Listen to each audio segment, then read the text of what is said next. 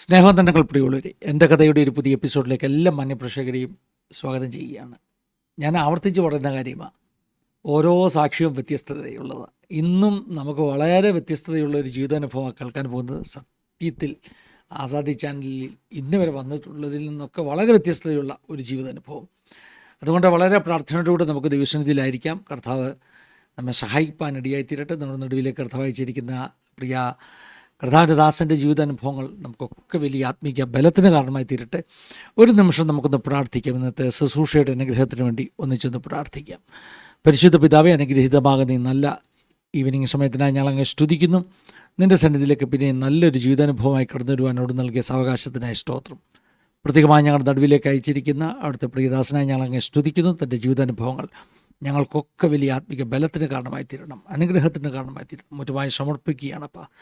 അവിടുന്ന് വൻകാര്യങ്ങളെ ചെയ്യാൻ പോകുന്നത് കൊണ്ട് സ്തോത്രം. ഞങ്ങളുടെ കുറവശങ്ങളെ ക്ഷമിച്ച് ദൈവമഹത്വം ഞങ്ങളിലൂടെ വെളിപ്പെടണം. ഞങ്ങളുടെ സിസ്റ്റർ നെറ്റ്വർക്ക് എല്ലാം കരങ്ങളിലേക്ക് ഏൽപ്പിക്കുന്നു. പ്രാർത്ഥിച്ച് ആരംഭിക്കുന്ന ഈ സമയം മുതൽ ഞങ്ങളുടെ ആശീർവാദ പ്രാർത്ഥന വരെ പ്രത്യേക അവിടുത്തെ അനുഗ്രഹങ്ങൾ ഉണ്ടാകണം. അങ്ങനെ അവിടുന്ന് ചെയ്തിരിക്കുന്ന കൃപയ്ക്കായി സ്തോത്രം. യേശു മൂലം ഞങ്ങൾ താഴ്മയായി ചോദിക്കുന്നു, കേൾക്കുമാറാകണമേ. ആമേൻ, ആമേൻ, ആമേൻ. ഒത്തിരി സന്തോഷമുണ്ട്. ഇന്ന് നമുക്ക് വളരെ അനുഗ്രഹിക്കപ്പെട്ട ഒരു ജീവിതാനുഭവം കേൾക്കുവാനുള്ള ഒരു സാഹചര്യം കർത്താവ് ഒരുക്കി. വയനാട്ടിൽ നിന്ന് പ്രിയപ്പെട്ട കർത്താവിൻ്റെ ദാസൻ പാസ്റ്റർ അർജുനാണ് നമ്മളോടൊപ്പം ജോയിൻ ചെയ്തിരിക്കുന്നത്. വളരെ സ്നേഹത്തോടുകൂടെ ആദരവോടുകൂടെ പ്രിയ കർത്താവിൻ്റെ ദാസനെ നമ്മുടെ ഈ പ്രോഗ്രാമിലേക്ക് വെൽക്കം ചെയ്യാണ്. Welcome pastor. Praise Lord. Praise Lord. എനിക്ക് തോന്നുന്നു വയനാട്ടിൽ നിന്നൊക്കെ വളരെ കുറവ് ആളുകളാണ് നമ്മുടെ ടെസ്റ്റിമണി സെഷനിൽ വന്നിട്ടുള്ളത്. അപ്പോൾ അതിനൊരു പ്രത്യേകതയുണ്ട് പാസ്റ്ററെ. ഈ ആഴ്ച നമുക്ക് മൺഡേയിൽ തിങ്കളാഴ്ച നമുക്ക് വി വിറ്റ്നസിൽ വന്നത് കണ്ണൂരിൽ നിന്നാണ്. ഈ ആഴ്ച നമുക്ക് വി വിറ്റ്നസിൽ ഒരു ടെസ്റ്റിമണി വന്നത് കണ്ണൂരിൽ നിന്നാണ്. കേരളത്തിൻ്റെ വടക്കാണ്. അപ്പോൾ അതുപോലെ തന്നെ ഒരു സ്ഥലമാണ് വയനാട്, അല്ലേ? അതെ അതെ അതെ. അപ്പം അതിനൊരു ഒത്തിരി സന്തോഷമുണ്ട്. പാസ്റ്റർ വയനാട്ടുകാരനാണോ? അല്ല പാസ്റ്റർ, വയനാടല്ല. ഞങ്ങള് ആക്ച്വലി ഇത് ഞങ്ങളിവിടെ വയനാട്ടിലേക്ക് വന്നിട്ട് ഒരു 50 വർഷം അത്രേ ആയിട്ടുള്ളൂ. 50 വർഷം മുത്തശ്ശന്മാരുടെ കാലത്ത് വന്നതാണ്. ശരി. സ്ഥലം ഏതാണ്? വയനാട്ടിലേക്ക് വന്നിട്ട് പ്രോപ്പറായിട്ട് ഒരു 50 വർഷമായിട്ടുള്ളൂ. 50 ഇയർ ആയിട്ടുള്ളൂ. എവിടെ നിന്നാ? അത് അറിയില്ല എവിടെ നിന്നാന്ന്. അറിയില്ല. ഓ, അതൊരു വലിയ കഥയാണല്ലോ അങ്ങനെയൊക്കെ പറയുമ്പോ. അതെ അതെ. ഇപ്പൊ എവിടെ താമസിക്കുന്നതെന്ന് അറിയാം, പക്ഷെ അന്നത്തെ കഥയൊന്നും അല്ലേ? അതെ അതെ അതെ. അങ്ങനെ ഒരു ജീവിതമായിരുന്നു. അതെ അതെ അതെ. ഇപ്പം ഇപ്പൊ വയനാട്ടിൽ വയനാട് ജില്ലയിൽ കമ്പളക്കാട് എന്ന് പറഞ്ഞ സ്ഥലത്തിലാണുള്ളത്. എന്ന് പറഞ്ഞ സ്ഥലത്തിലാണ് ഇപ്പോൾ ആയിരിക്കുന്നത്. ശരി. അവിടെയാണ് കർത്താവിന്റെ വേലയോട് ചേർന്നിരിക്കുന്നത്. അത് ഏത് നിയോജക മണ്ഡലമാ? അത് ശരിക്കും പറഞ്ഞാൽ കൽപ്പറ്റ, വയനാട് ജില്ലയിൽ കൽപ്പറ്റ അല്ലെങ്കിൽ വൈത്തിരി താലൂക്കിനോട് ചേർന്നിട്ടുള്ള ഒരു പ്രദേശമാണ് ഈ കമ്പളക്കാട് എന്ന് പറയുന്നത്. ശരി. വയനാട്ടിൽ വന്നവർ മെയിനായിട്ട് കൽപ്പറ്റയാണ് ഇറങ്ങുക. കൽപ്പറ്റയിൽ നിന്ന് മാനന്തവാടി റൂട്ടാണ്. ശരി. ആ പേരൊക്കെ ഞാൻ ആദ്യമായിട്ടാണ് കേൾക്കുന്നത് കേട്ടോ. സ്തോത്രം. പാസ്റ്റർക്ക് ഒന്ന് പരിചയപ്പെടുത്താം, കുടുംബത്തെ കുറിച്ചൊക്കെ ഒന്ന് പറയാം, മാതാപിതാക്കളെ കുറിച്ചൊക്കെ ഒന്ന് പറയാം. എന്റെ ഫാദറിന്റെ വീട്, അച്ഛന്റെ വീട് ശരിക്കും തലശ്ശേരിയാണ് അച്ഛന്റെ വീട്. അമ്മയുടെ വീട് വയനാട് എന്നേ പറയാൻ പറ്റുള്ളൂ, വയനാടാണ്. അച്ഛന്റെ കാലഘട്ടത്തിൽ അവരവിടെ ഭക്തരാണ്, വന്നു കൂടിയവരാണ് അവിടെ. അപ്പൊ അതുപോലെ എന്റെ മമ്മിയും അതുപോലെ മമ്മിയുടെ പപ്പയും ഇവരൊക്കെ ഏകദേശം ഒരു 50 ഇയറിന് മുമ്പ് അവര് വന്നു കൂടിയതാണ് വയനാട്. അപ്പോ അങ്ങനെ വന്നിട്ടാണ് ഇവിടെ നിന്നാണ് എന്റെ പപ്പയും മമ്മിയൊക്കെ കല്യാണം കഴിക്കുന്നത്. കല്യാണം കഴിഞ്ഞ് അങ്ങനെയാണ് വയനാട്ടിൽ നിന്നാണ് ശരിക്കും പറയണമെങ്കിൽ ഞാൻ ജനിച്ചത് വയനാടല്ല, വയനാട് പുറത്താണ് ഞാൻ ജനിച്ചത്. പക്ഷെ വയനാട്ടിലാണ് ഞങ്ങൾക്ക് ഇന്ന് പറയാൻ പറ്റുന്ന സ്ഥലം വയനാടാണ്. അപ്പൊ പാസ്റ്റർ ജനിച്ച എവിടെയാ? ഞാൻ ജനിച്ചത് എവിടെന്നാന്ന് അറിയില്ല. ഭയങ്കര സസ്പെൻസ് ആണല്ലോ പാസ്റ്ററെ. പാസ്റ്റർ തുടങ്ങുമ്പോൾ തന്നെ വൈഫിനെ കുറിച്ചൊക്കെ ഒന്ന് പറഞ്ഞാലോ, പാസ്റ്റർ കുടുംബത്തെ കുറിച്ചൊന്ന് പറഞ്ഞാലോ. അതെ അതെ, വൈഫിനെ കുറിച്ചാണ് പാസ്റ്റർ ചോദിക്കുന്നത്? അല്ല, ഇപ്പൊ ഞാൻ ചോദിച്ചത് പാസ്റ്റർ കുടുംബത്തെ കുറിച്ച്, വൈഫിനെ കുറിച്ചും പാസ്റ്ററുടെ ചർച്ചിനെ കുറിച്ചും ശുശ്രൂഷയെ കുറിച്ചും ഒന്ന് പറഞ്ഞിട്ട് പിന്നെ നമുക്ക് സാക്ഷ്യത്തിലേക്ക് കയറാം. ഓക്കെ പാസ്റ്ററെ. എന്റെ വൈഫിന്റെ വീട് വയനാട് തന്നെയാണ്. അവരും കാസർഗോഡ് നിന്ന് ഇതുപോലെ ശരിക്കും നാടോടി വിവാദത്തിൽപ്പെട്ട ജനമാണ് ഞങ്ങൾ മൊത്തത്തില്. അപ്പൊ അങ്ങനെ അവര് നാടോടികളായി താമസിച്ച് വൈഫ് അങ്ങനെ കറങ്ങി വയനാട്ടിൽ മീനങ്ങാടി എന്ന് പറഞ്ഞ സ്ഥലത്തിൽ വന്ന് അവർ പെട്ടു. അവിടെ നിന്ന് അവർ പുൽപ്പള്ളി എന്ന് പറഞ്ഞ സ്ഥലത്ത് വീട് മേടിച്ച് അവിടെ താമസിക്കുകയായിരുന്നു. അപ്പോഴാണ് ഞാൻ എൻ്റെ വൈഫിനെ പെണ്ണ് കാണാൻ വേണ്ടി പോവുകയും അങ്ങനെയാണ് ഞങ്ങൾ കല്യാണം കഴിച്ചത്. കല്യാണം കഴിച്ച് ഇപ്പൊ ഞങ്ങൾ ആയിരിക്കുന്നത്, ഞാനും എനിക്ക് ദൈവം രണ്ട് മക്കളെ തന്നിട്ടുണ്ട്. ഇപ്പൊ മൂന്നാമത്തെ ഒരാള് ദൈവം തന്നുകൊണ്ടിരിക്കുന്നു. അപ്പോൾ തന്നെ ഞാനും എൻ്റെ വൈഫും കർത്താവിന്റെ ഇലയോട് സംബന്ധിച്ച് കമ്പളക്കാട് ദേശത്ത് പറളിക്കുന്ന് പറഞ്ഞ സ്ഥലത്ത് ഒരു ഗ്രാമത്തിൽ വർക്ക് ചെയ്തുകൊണ്ടിരിക്കുന്നു. കർത്താവിന്റെ വേലയിലായിരിക്കും. ദൈവത്തിന് ശ്രദ്ധ. അപ്പോൾ ഈ ഒരു നാടോടി പശ്ചാത്തലം ഉള്ളത് കൊണ്ടായിരിക്കും ഒരുപക്ഷെ പാസ്റ്റർ പറഞ്ഞത് ഇവിടെ ജനിച്ചെന്ന് അറിയത്തില്ലെന്നല്ലേ? അതെ, തീർച്ചയായും. ഓ അതെ.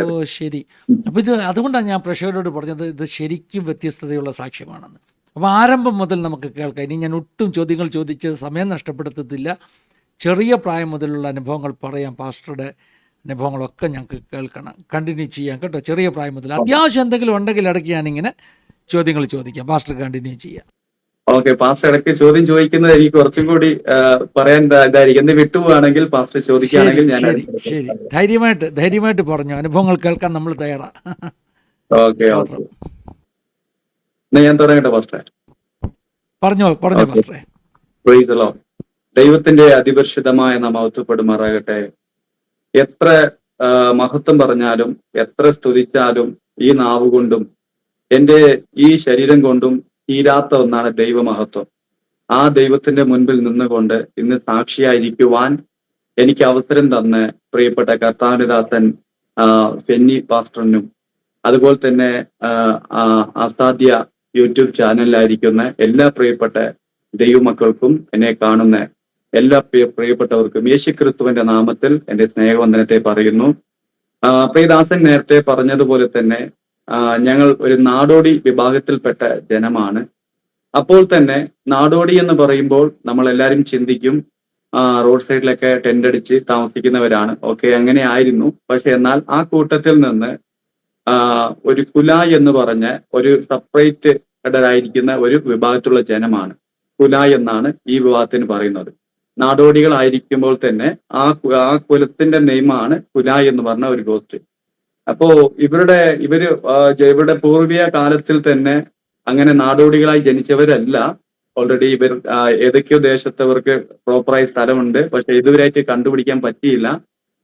ഇന്ത്യയിൽ പല സ്ഥലങ്ങളിലേക്ക് പോയി ഞാൻ സർവേ ചെയ്തപ്പോൾ, ഞാൻ പല സ്ഥലങ്ങളിലേക്ക് പോയപ്പോൾ അവിടെയെല്ലാം ഞങ്ങളുടെ ഈ കമ്മ്യൂണിറ്റിയുള്ള നാടോടിയായിരിക്കുന്ന ജനങ്ങൾ വളരെ സ്റ്റാൻഡേർഡായി വളരെ വീടുകളും അതുപോലെ താമസവും പിന്നെ വലിയ വലിയ കെട്ടിടങ്ങളൊക്കെ പണിത് വളരെ ലക്ഷറീസ് ആയിരിക്കുന്ന ഒത്തിരി ആൾക്കാരുണ്ടായിരുന്നു. പക്ഷെ അതിൽ നിന്ന് ഈ ഒരു ഗ്രൂപ്പ് മാത്രം, ഈ നാടോടി എന്ന് പറഞ്ഞ ഇങ്ങനത്തെ ഒരു ഗ്രൂപ്പായി ഞങ്ങൾ മാറി തീർന്നത് എന്തുകൊണ്ടെന്ന് ഞാൻ അന്വേഷിച്ച് അതിന്റെ പുറകിൽ പോയപ്പോഴാണ് ശരിക്കും അതിന്റെ കാര്യങ്ങളെ കുറിച്ച് എനിക്ക് മനസ്സിലാവാനിടയായത്.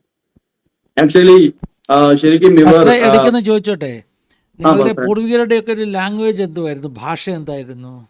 അതന്നെ, ആ ഭാഷയാണ് കുലായ് എന്ന് പറഞ്ഞ ഭാഷ. അതൊരു ഭാഷയാ? മലയാളം ഭാഷ അല്ല. അത് കുല എന്ന് പറയുന്നത് ഒരു ഗോത്രമല്ല, അതൊരു ഭാഷയാണ്. ഭാഷയുടെ ഒരു പറയാൻ ഞങ്ങളുടെ ആ കമ്മ്യൂണിറ്റിയെ പറയുന്നത് കുല എന്നാണ് അറിയപ്പെടുന്നത്. കുല. ആ ഭാഷ ഇപ്പോഴും പാസ്റ്റർക്കൊക്കെ അറിയാമോ? ഓ, ഇപ്പോഴും ഞങ്ങൾ വീട്ടിൽ സംസാരിക്കുന്ന ഞങ്ങൾ മദർ ടങ് ലാംഗ്വേജ് അതന്നെയാ. അത് ശരി. ഇപ്പോഴും ഞങ്ങൾ വീട്ടിൽ അതന്നെയാണ് സംസാരിക്കുന്നത്. അതുമല്ലാതെ ഇപ്പോൾ ഞങ്ങൾ കർത്താവിന്റെ തിരുവചനം ആ ലാംഗ്വേജിൽ ട്രാൻസ്ലേഷൻ ചെയ്തുകൊണ്ടിരിക്കുകയാണ് ഒരു വലിയൊരു ഗോസ്റ്റിക്ക്. അപ്പോൾ അങ്ങനെ ചെയ്തുകൊണ്ടിരിക്കുന്നു. അപ്പോൾ തന്നെ ഞങ്ങൾ ഇവിടെ ഈ മൂന്ന് ഗ്രൂപ്പല്ല, ഇങ്ങനെ കുറച്ച് പേർ നാടോടികളായി തീർന്നപ്പോ ഞങ്ങൾ അതിന്റെ പുറകിൽ ഒത്തിരി സർവേയും കാര്യങ്ങളൊക്കെ ചെയ്തപ്പോഴാണ് ഒരു കാര്യം മനസ്സിലാകുവാനിടയായത്. ഈ കുല എന്ന് പറഞ്ഞ വിഭാഗം ശരിക്കും ഒരു 3 വിഭാഗത്തിൽ തിരിക്കുവാൻ പറ്റും. 3 വിഭാഗത്തിൽ. അതിൽ ഒരു കൂട്ടർ നല്ല രീതിയിൽ നല്ല കൃഷികളൊക്കെ ചെയ്ത് നല്ല മാന്യമായി പല ഗ്രാമങ്ങൾ, കർണാടകയിൽ പോയി കഴിഞ്ഞാൽ ഇന്ത്യയിൽ പല സ്ഥലങ്ങൾക്ക് വ്യാപരിച്ചിട്ടുണ്ട് ഈ ജനങ്ങൾ ഇന്ത്യയിൽ പല സ്ഥലങ്ങളിൽ വ്യാപരിച്ച് കിടക്കുന്നുണ്ട്. ഞാൻ സർവേ ചെയ്തപ്പോൾ ഏകദേശം 1 കോടി ജനമുണ്ടെന്നാണ് എനിക്ക് മനസ്സിലാക്കുവാനിടയായത്. അപ്പൊ ഈ 1 കോടി ജനങ്ങളുണ്ട്. അപ്പോൾ തന്നെ ഇവർ 3 കാറ്റഗറിയായി തിരിക്കാൻ പറ്റും. 3 കാറ്റഗറിയെ തിരിച്ചു കഴിഞ്ഞാൽ അതിൽ ഒരു കൂട്ട ജനം കൃഷികളൊക്കെ ചെയ്ത് മാന്യമായി അവർക്ക് പ്രത്യേകത ഗോത്രങ്ങളും അതേപോലെ പ്രത്യേകത കുടുംബക്ഷേത്രവും അതുപോലെ ഒരു ഗ്രാമങ്ങളും അങ്ങനെ അവർ അവിടെ ആ ഗ്രാമങ്ങളിൽ വളരെ ഡീസന്റ് ആയി താമസിക്കുന്ന ഒരു കൂട്ടരുണ്ട്. അപ്പോൾ തന്നെ ഒരു കൂട്ടർ സിറ്റി ജീവിതം ജീവിക്കുന്നവരുണ്ട്. സിറ്റി ജീവിതം ജീവിക്കുന്നവർ അവരുടെ കൂട്ടത്തിൽ തന്നെ പോലീസുകാരുണ്ട്, അതുപോലെ തന്നെ കളക്ടറേറ്റുകളുണ്ട്, പിന്നെ അതുപോലെ തന്നെ നല്ല ഓഫീസർമാർ, എഞ്ചിനീയർമാർ, അങ്ങനെ ഒത്തിരി ഒത്തിരി നല്ല സ്റ്റാറ്റസ് ആയിരിക്കുന്ന ആൾക്കാർ ഈ കുല കമ്മ്യൂണിറ്റിയിൽ തന്നെ ഒത്തിരി ആൾക്കാരുണ്ട്. അപ്പൊ ഇതെല്ലാം കണ്ട ശേഷം അത് ഈ രണ്ട് കമ്മ്യൂണിറ്റിയിൽ നിന്ന് ഈ ഒരു ഞാൻ പറയുന്ന ഈ നാടോടി ഭാഗത്തിൽപ്പെട്ട ഈ കമ്മ്യൂണിറ്റിക്ക് ഒരു സ്പെഷ്യൽ ഉണ്ട്. ഈ കമ്മ്യൂണിറ്റി എന്താ ചെയ്തതെന്ന് വെച്ചാൽ ഇവർ ആ ഒരു മുത്തശ്ശന്മാരുടെ, എന്റെ അറിവിൽ ഏകദേശം എന്റെ മുത്തശ്ശന്റെ കാലം മാത്രമേ എനിക്ക് അറിയുള്ളൂ. എന്റെ മമ്മിയുടെ മുത്തശ്ശന്റെ കാര്യം മാത്രമായിരുന്നു. പപ്പയുടെ മുത്തശ്ശന്റെ കാലത്തെ കുറിച്ച് എനിക്ക് അറിയില്ല. ആ കൂട്ടത്തിൽ നിന്ന് എന്റെ പപ്പയൊക്കെ അങ്ങനെ ഉണ്ടായിരുന്ന ആളാണ്. ഇപ്പോൾ അദ്ദേഹം എല്ലാം ജീവനോടെല്ലാം മരിച്ചുപോയി. എന്റെ പപ്പയും കൂടെ ഉണ്ടായിരുന്നു. എന്റെ മമ്മി തന്നെയാണ് ജോലി. അങ്ങനെ ഇരുന്നപ്പോൾ ഞങ്ങൾ 7 മക്കളാണ് ഞങ്ങൾ. എന്റെ പപ്പയ്ക്ക് 3 ഭാര്യയാണ്. അതിൽ രണ്ടുപേർക്ക് ഒരാൾക്ക് 7 മക്കളും ഒരാൾക്ക് 2 മക്കളുണ്ട്.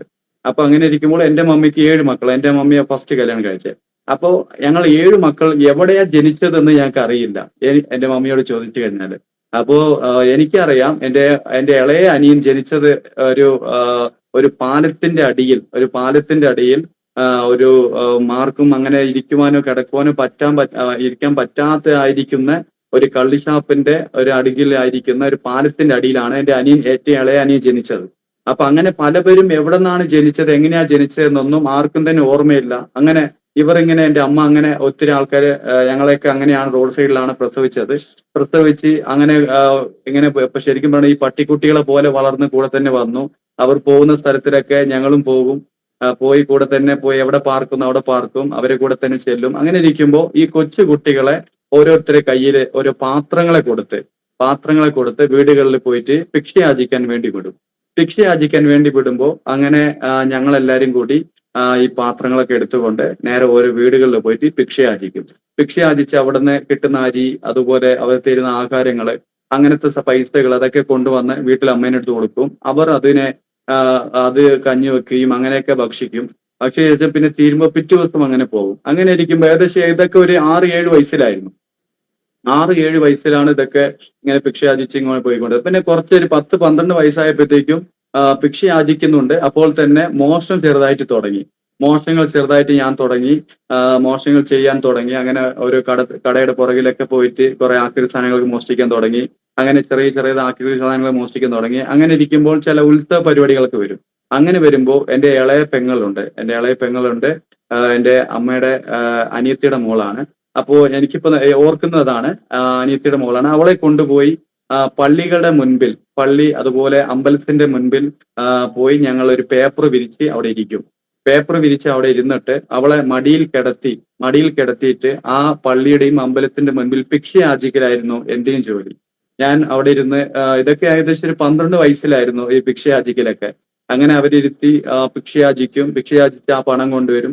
എന്നിട്ട് അത് കൊണ്ടുപോയി അമ്മയെടുത്ത് കൊടുക്കും. പിന്നെ ഒരു 10 വയസ്സ് കഴിഞ്ഞ് 12 വയസ്സായപ്പോഴത്തേക്കും ആ പൈസ ഞാൻ കൊടുക്കാതെ പിന്നെ ഞാൻ സ്വയമായി ഉപയോഗിക്കാൻ തുടങ്ങി. അതെങ്ങനെ ഉപയോഗിക്കാൻ തുടങ്ങി വെച്ചാൽ, ഒരു ദിവസം ഞാനിങ്ങനെ ഭിക്ഷയൊക്കെ അയച്ചിങ്ങനെ പോയിക്കൊണ്ടിരിക്കുമ്പോൾ റോഡ് സൈഡിൽ ഒരു കുറ്റിബീഡി കണ്ടു. അപ്പൊ പലവരും ബീഡി വലിക്കും. അപ്പോൾ ഞാൻ അതൊക്കെ കണ്ട് എന്താണ് സംഭവം എന്നൊക്കെ ചിന്തിക്കും. പക്ഷെ 12 വയസ്സായില്ല, അതിനെക്കുറിച്ചൊന്നും അറിയില്ല. അങ്ങനെ എടുത്ത് ഞാൻ യാത്ര ചെയ്ത് ഇങ്ങനെ പോയിക്കൊണ്ടിരുമ്പോൾ ഒരു കുറ്റിബീഡി കണ്ടു. അതെടുത്ത് കത്തിച്ച് ഞാൻ വലിച്ചു നോക്കണം. അത് വലിച്ചു നോക്കിയപ്പോൾ അതിന്റെ പുക വളരെ സുഖം തോന്നി. പിന്നെ അത് റെഗുലറായി വലിക്കാൻ തുടങ്ങി. പിന്നെ ബീഡി വലിക്കാൻ തുടങ്ങി. പിന്നെ സിഗരറ്റ് വലിക്കാൻ തുടങ്ങി. പിന്നെ അതങ്ങനെ ഓരോന്ന് വലിക്കണം. അപ്പൊ അങ്ങനെ പൈസയൊക്കെ ഞാൻ ഭിക്ഷയെടുത്ത് കിട്ടുന്ന പൈസയൊക്കെ കൊണ്ടുവന്നിട്ട് സിഗരറ്റും ബീഡിയൊക്കെ വാങ്ങിച്ച് വലിക്കും. അങ്ങനെ മമ്മീന്റെ അടുത്ത് കൊടുക്കുന്നില്ല. അപ്പോൾ തന്നെ എന്റെ പപ്പയൊക്കെ ചെയ്യുന്നത് വെച്ചാൽ, പപ്പ ഇതുപോലെ മോഷണത്തിന് വേണ്ടി പോകും. എന്റെ മമ്മിയും മോഷണത്തിന് വേണ്ടി പോകും. ഞങ്ങളൊക്കെ കൊണ്ടുപോയി വർക്ക്ഷോപ്പിന്റെ ഒക്കെ ഒരു സൈഡിലേക്ക് ഞങ്ങൾ ഈ കടയുടെ സൈഡിലൊക്കെ ഇട്ടേച്ച് അവര് പോകും. അപ്പോൾ അവര് ഇട്ടേച്ച് പോയി കഴിഞ്ഞാൽ ഞങ്ങൾ ആ വർക്ക്ഷോപ്പിന്റെ മുൻപിൽ ഇരിക്കുന്ന ഗ്രീസും ഓയിലും അതെല്ലാം മേത്ത് തേച്ച് കണ്ടു കഴിഞ്ഞാൽ ശരിക്കും പറയുകയാണെങ്കിൽ ഒരു പന്നിക്കുട്ടികളെ പോലെ തോന്നും. ഈ പന്നികളൊക്കെ ചെളിയിൽ മുങ്ങി വന്നു കഴിഞ്ഞാൽ എങ്ങനെയായിരിക്കുന്നോ അതുപോലത്തെ അവസ്ഥയായിരിക്കും. പുറമേ നിന്ന് ആൾക്കാരൊക്കെ വന്ന് കണ്ടിട്ട് അവർക്ക് മനസ്സലിവ് തോന്നി അവർ പല ആഹാരങ്ങളൊക്കെ കൊണ്ടുവന്ന് തന്നു കഴിഞ്ഞാൽ അത് കഴിക്കും. എന്തെങ്കിലും വസ്ത്രങ്ങളൊക്കെ തന്നു കഴിഞ്ഞാൽ ആ വസ്ത്രങ്ങൾ ഉടുത്ത് ഇരിക്കും. അങ്ങനെ കുളിക്കാനൊന്നും പറ്റില്ല. ആഴ്ചക്ക് ഒരു ദിവസമൊക്കെ കുളിക്കുള്ളൂ. കുളിക്കാനൊന്നും പറ്റാതെ അങ്ങനെ വളർന്നു വന്നപ്പോൾ ശരിക്കും ഏകദേശം ഒരു 14 വയസ്സായപ്പോഴത്തേക്കും എന്റെ പപ്പ ഈ ആ, ഒരു ടി.ബിയുടെ അസുഖം പിടിക്കപ്പെട്ടു. ടി.ബിയുടെ അസുഖം പിടിക്കപ്പെട്ടു.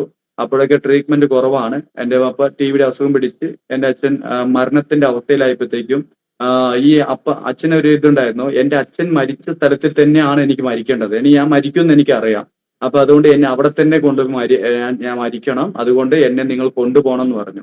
അപ്പൊ ഞാനൊരു 12 വയസ്സേ ഉള്ളൂ. എന്റെ മമ്മിയെയും കൂട്ടി എന്റെ ഇളയമ്മയെ കൂട്ടിക്കൊണ്ട്, ഞങ്ങൾ അമ്മ എന്നാ പറയാ ഇളയമ്മേനെ, അച്ഛന്റെ രണ്ടാമത്തെ ഭാര്യനെ, ഇളയമ്മയെ കൂട്ടിക്കൊണ്ട് ഞാനും എന്റെ ഇളയമ്മയും ഞാനും എന്റെ അച്ഛനും, അങ്ങനെ ഞങ്ങൾ തമിഴ്നാട് തഞ്ചാവൂർ എന്ന് പറഞ്ഞ സ്ഥലത്താണ് എന്റെ അച്ഛനെ അടക്കം ചെയ്തത്. അങ്ങോട്ടേക്ക് ഞങ്ങൾ പോയി. അങ്ങോട്ട് ഞങ്ങൾ പോയിട്ട് അവിടെ പോയി ഏകദേശം ഒരാഴ്ച അവിടെ പോയി ഞങ്ങൾ പാർത്ത ശേഷം ഒരു വ്യക്തി വന്ന് പറഞ്ഞു, നിന്റെ അച്ഛൻ ഈ മരണാവസ്ഥയിലായിരിക്കേണ്ട കാരണം വേറെ ഒന്നുമല്ല, അത് ഞങ്ങൾ ചില കാര്യങ്ങൾ ചെയ്തത് കൊണ്ടാന്ന് പറഞ്ഞു. അപ്പൊ എന്താണ് കാര്യം എന്ന് നോക്കിയപ്പോഴത്തേക്കും പണ്ടൊക്കെ ഈ അമ്പലങ്ങളിലൊക്കെ പോയിട്ട് ഈ കൂടോത്രങ്ങളൊക്കെ ചെയ്യും. ഈ കൂടോത്രം, മന്ത്രവാദം, അങ്ങനെ കാര്യങ്ങളൊക്കെ ചെയ്യും. അപ്പൊ ഈ തമിഴ്നാട്ടിൽ ഇങ്ങനെ പറയും, സൈവന എന്ന് പറയും. സൈവന പാസ്റ്റർ കേട്ടിട്ടുണ്ട്? സൈവന എന്ന് പറഞ്ഞ തമിഴ് ലാംഗ്വേജ് സൈവന എന്ന് പറയും. അപ്പൊ അങ്ങനെ ആ ഒരു ഭാഗത്തിലുള്ള സൈവന വെച്ചിട്ട് ശരിക്കും പറഞ്ഞാൽ ആ ഒരു ഹൈന്ദവ പ്രകാരമുള്ള ആ സൈവന വെച്ചിട്ട് അവിടുത്തെ ആ കുലദൈവം അച്ഛനെ അടിച്ചതാണെന്ന് പറഞ്ഞിട്ട് ആ മരണ അവസ്ഥയിലായിരിക്കുമ്പോൾ അദ്ദേഹം പറഞ്ഞു, ഇപ്പോ കൊണ്ടുപോയിട്ട് ആ അമ്പലത്തിന്റെ മുൻപിൽ കിടത്തുകയാണെങ്കിൽ അദ്ദേഹത്തിന് ജീവൻ വരും, നിങ്ങൾ കൊണ്ടുപോയിക്കൊന്നിട്ട് വലിയൊരു ഭദ്രകാളിയുടെ ആ ഒരു അമ്പലത്തിന്റെ അവിടേക്ക് കൊണ്ടുപോയി എന്റെ അച്ഛനെ. ഞാനും എന്റെ മമ്മിയും കൂടി ഓട്ടോറിക്ഷ കയറ്റി ഞങ്ങൾ എന്റെ അച്ഛനെ അങ്ങോട്ട് കൊണ്ടുപോയിട്ട് അവിടെ അവർ എന്തൊക്കെയോ മന്ത്രങ്ങൾ ചെയ്തു, എന്തെല്ലോ ചെയ്തു നോക്കി. പക്ഷെ എന്നിട്ട് അദ്ദേഹത്തെ തിരിച്ചു കൊണ്ടുവരാൻ പറ്റിയില്ല. വളരെ ബലമുള്ള ഒരു വ്യക്തിയാണ്. ശരിക്കും പറയണമെങ്കിൽ 2-3 പേരെയൊക്കെ പുള്ളി അടിച്ചു വീഴ്ത്തിയിടും. അതുപോലെ എവിടേക്ക് പോയി കഴിഞ്ഞാൽ ഒറ്റയ്ക്ക് മാത്രമേ മോഷണത്തിന് പോവുള്ളൂ. പോയി കഴിഞ്ഞാൽ ആരും പിടിക്കാൻ പറ്റൂല. അത്രയ്ക്ക് ബലവാനായിരുന്ന ആള് ഈ ഒരു രോഗം വന്ന ശേഷം അദ്ദേഹം മരണാവസ്ഥയിലായപ്പോഴത്തേക്കും അദ്ദേഹം ഒരു സ്ഥലത്തിൽ ഇരിക്കുവാനിടയായി. എന്റെ ഈ പറഞ്ഞ പോലെ അമ്പലത്തിൽ കൊണ്ടുപോയിട്ട് ഈ കൂടോത്രം എടുത്തേക്ക് അദ്ദേഹത്തെ രക്ഷപ്പെടുത്താന്ന് പറഞ്ഞിട്ടാണ് കൊണ്ടുപോയത്. അങ്ങനെ കൊണ്ടുപോയിട്ട് ആ സ്ഥലത്തിൽ ഈ പറഞ്ഞ ഒരു കാളി അമ്പലത്തിന്റെ അവിടെ കൊണ്ടുപോയി അദ്ദേഹം താഴെ ഇരുന്നതിന് ശേഷം അദ്ദേഹത്തെ കൊണ്ട് എഴുന്നേൽക്കാൻ പറ്റുന്നില്ല. പപ്പയെ കുറിച്ച് ഞാൻ പറയുന്നത്, എന്റെ പപ്പയെ എഴുന്നേൽക്കാൻ പറ്റുന്നില്ല പപ്പയ്ക്ക്. അപ്പൊ അങ്ങനെ എഴുന്നേൽക്കാൻ പറ്റാത്തപ്പോ ഞാൻ പോയി കൈ പിടിച്ച് പൊക്കി. എനിക്ക് 12 വയസ്സേ ഉള്ളൂ. പപ്പയെ പൊക്കാൻ പറ്റിയില്ല.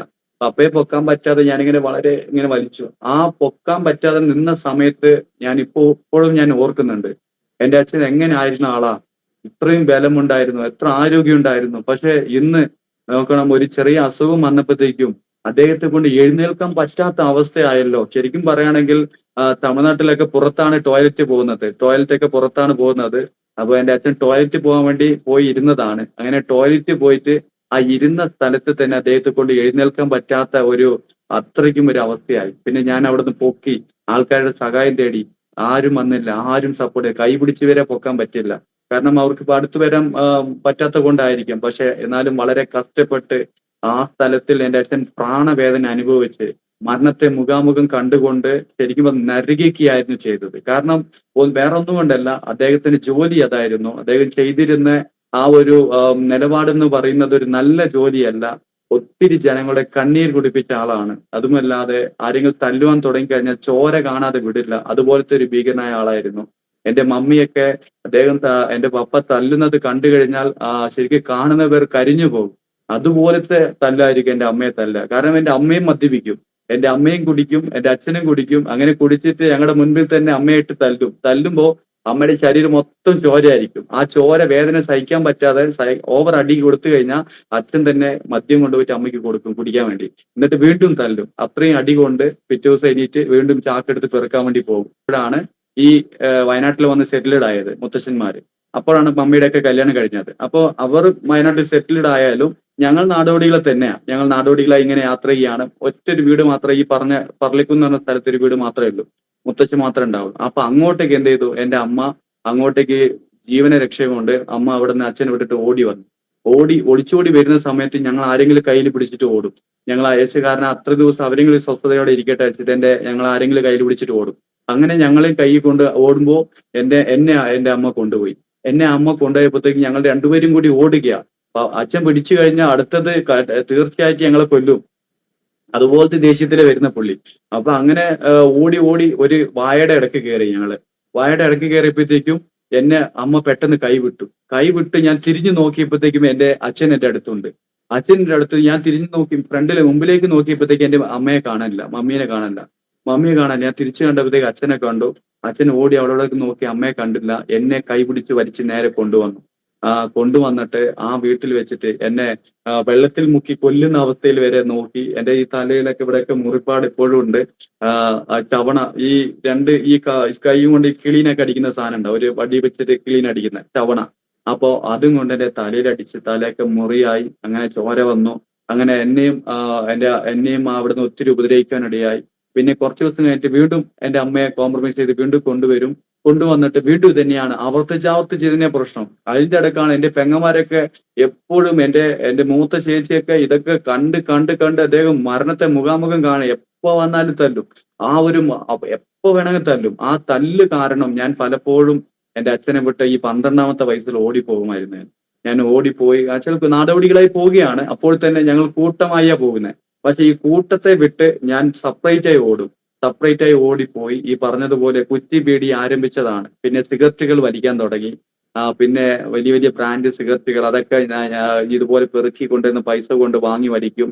പിന്നെ പോയി കടത്തിണ്ണുകളിലൊക്കെ കിടന്നുറങ്ങും. സ്ഥിരമായിട്ട് ഉറങ്ങുന്നത് വീടൊന്നും ഉണ്ടാവില്ല, റൂമൊന്നും ഉണ്ടാവില്ല. ഇന്നത്തെ പോലെ ഈ സൗകര്യങ്ങളൊന്നും ഉണ്ടാവില്ല. ഇന്നൊക്കെ നല്ല വാടകയ്ക്ക് നല്ല അടിപൊളി വീടൊക്കെ ഉണ്ട്. പക്ഷെ എന്നാലും അന്നൊന്നും അതുപോലത്തെ ഒരു കാര്യങ്ങളേ ഇല്ല. ഓടി ചെന്നിട്ട് കിടക്കുന്നത് ഈ റോഡ് സൈഡിലൊക്കെ ഉള്ള കടകളുടെ സൈഡിലാണ് കിടന്നുറങ്ങുന്നത്. ആ കടകളിൽ കിടന്നുറങ്ങും. കിടന്ന് മേലെ പോത്തുവാൻ ഒന്നും ഉണ്ടാവില്ല. ആ സമയത്ത് കാർഡ്ബോർഡും പേപ്പറൊക്കെ ഉണ്ടാവും.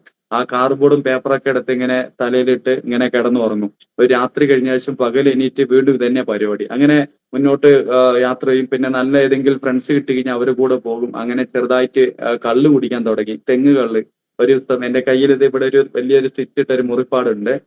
ഇങ്ങനെ തെങ്ങുകളിൽ അറിയാതെ തോട്ടത്തിൽ കയറി ഞാൻ തെങ്ങുകളെടുത്ത് കുടിച്ച് അതിന്റെ രുചി അറിഞ്ഞ ശേഷം ആ കള്ള് പിന്നെ മട്ടയുള്ളത് കുടിക്കാൻ തുടങ്ങി. പിന്നെ ബീറ് കുടിക്കാൻ തുടങ്ങി. പിന്നെ മദ്യം കുടിക്കാൻ തുടങ്ങി. പിന്നെ വലിയ വലിയ ഈ പട്ടച്ചാരങ്ങളുണ്ട്, അതൊക്കെ കുടിക്കാൻ തുടങ്ങി. ഇതൊക്കെ ശരിക്കും പറഞ്ഞാൽ 12 വയസ്സിൽ ഇങ്ങനെ ആരംഭിച്ച് ഇങ്ങനെ മുന്നോട്ട് പോകുക. ഇങ്ങനെ ഓരോ മദ്യങ്ങൾ ഇങ്ങനെ രുചിച്ച് പല കൂട്ടുകാരുമൊപ്പം കൂടി പല സ്ഥലങ്ങളിലേക്ക് പോയി, പല സ്ഥലങ്ങളിൽ നിന്ന് അങ്ങനെ മദ്യപിച്ച് അതുപോലെ കിട്ടുന്ന പെറുക്കുന്നത് കൊണ്ട് അങ്ങനെ ഒരു എന്ന് പറയുന്ന ഒരു നാടോടി കുടുംബത്തിൽ തന്നെ ഒരു റൗഡിയായി തീരുന്ന ഘട്ടത്തിലേക്ക് ഞാൻ പോയിക്കൊണ്ടിരിക്കുക. ഒരു സ്ഥലത്ത് നിലപാടില്ല. അങ്ങനെ പോയിക്കൊണ്ടിരുന്നപ്പോ വീണ്ടും എന്റെ മമ്മിയുടെ അടുത്ത് വരും, അച്ഛനെ കാണും.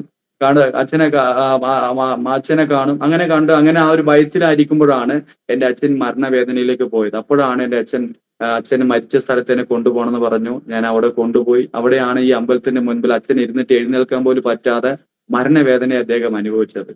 ആ മരണവേദന അനുഭവിച്ചപ്പോൾ ഞാൻ അവിടെ ആലോചിച്ച് നോക്കി, ഇത്രയും ക്രൂരനായിരുന്നിട്ടും ഇത്രയും ബലമിരുന്നിട്ടും എന്റെ ചെറിയച്ഛന്മാരൊക്കെ ഇത്രയും വലിയ കല്ലെടുത്ത് എന്റെ ചെറിയച്ഛന്റെ കാലിലിട്ട് കാല് 2 മടങ്ങ് ഉടഞ്ഞുപോയി. അതുപോലെ അത്രയ്ക്ക് ഭീകരനാണ്ടായിരുന്ന മനുഷ്യൻ ഇന്ന് അദ്ദേഹത്തിന്റെ സ്വന്തം ശരീരത്തിൽ എഴുന്നേൽക്കാൻ പറ്റാത്ത അവസ്ഥയായല്ലോ എന്നുള്ള കുറച്ചു നേരം ഞാൻ ചിന്തിച്ച് അദ്ദേഹത്തെ കുറിച്ച് ആലോചിക്കുവാനിടയായി. ആലോചിച്ച് പിന്നെ എന്റെ അച്ഛൻ ചില ദിവസങ്ങൾക്ക് ശേഷം മരണപ്പെടുവാനിടയായി.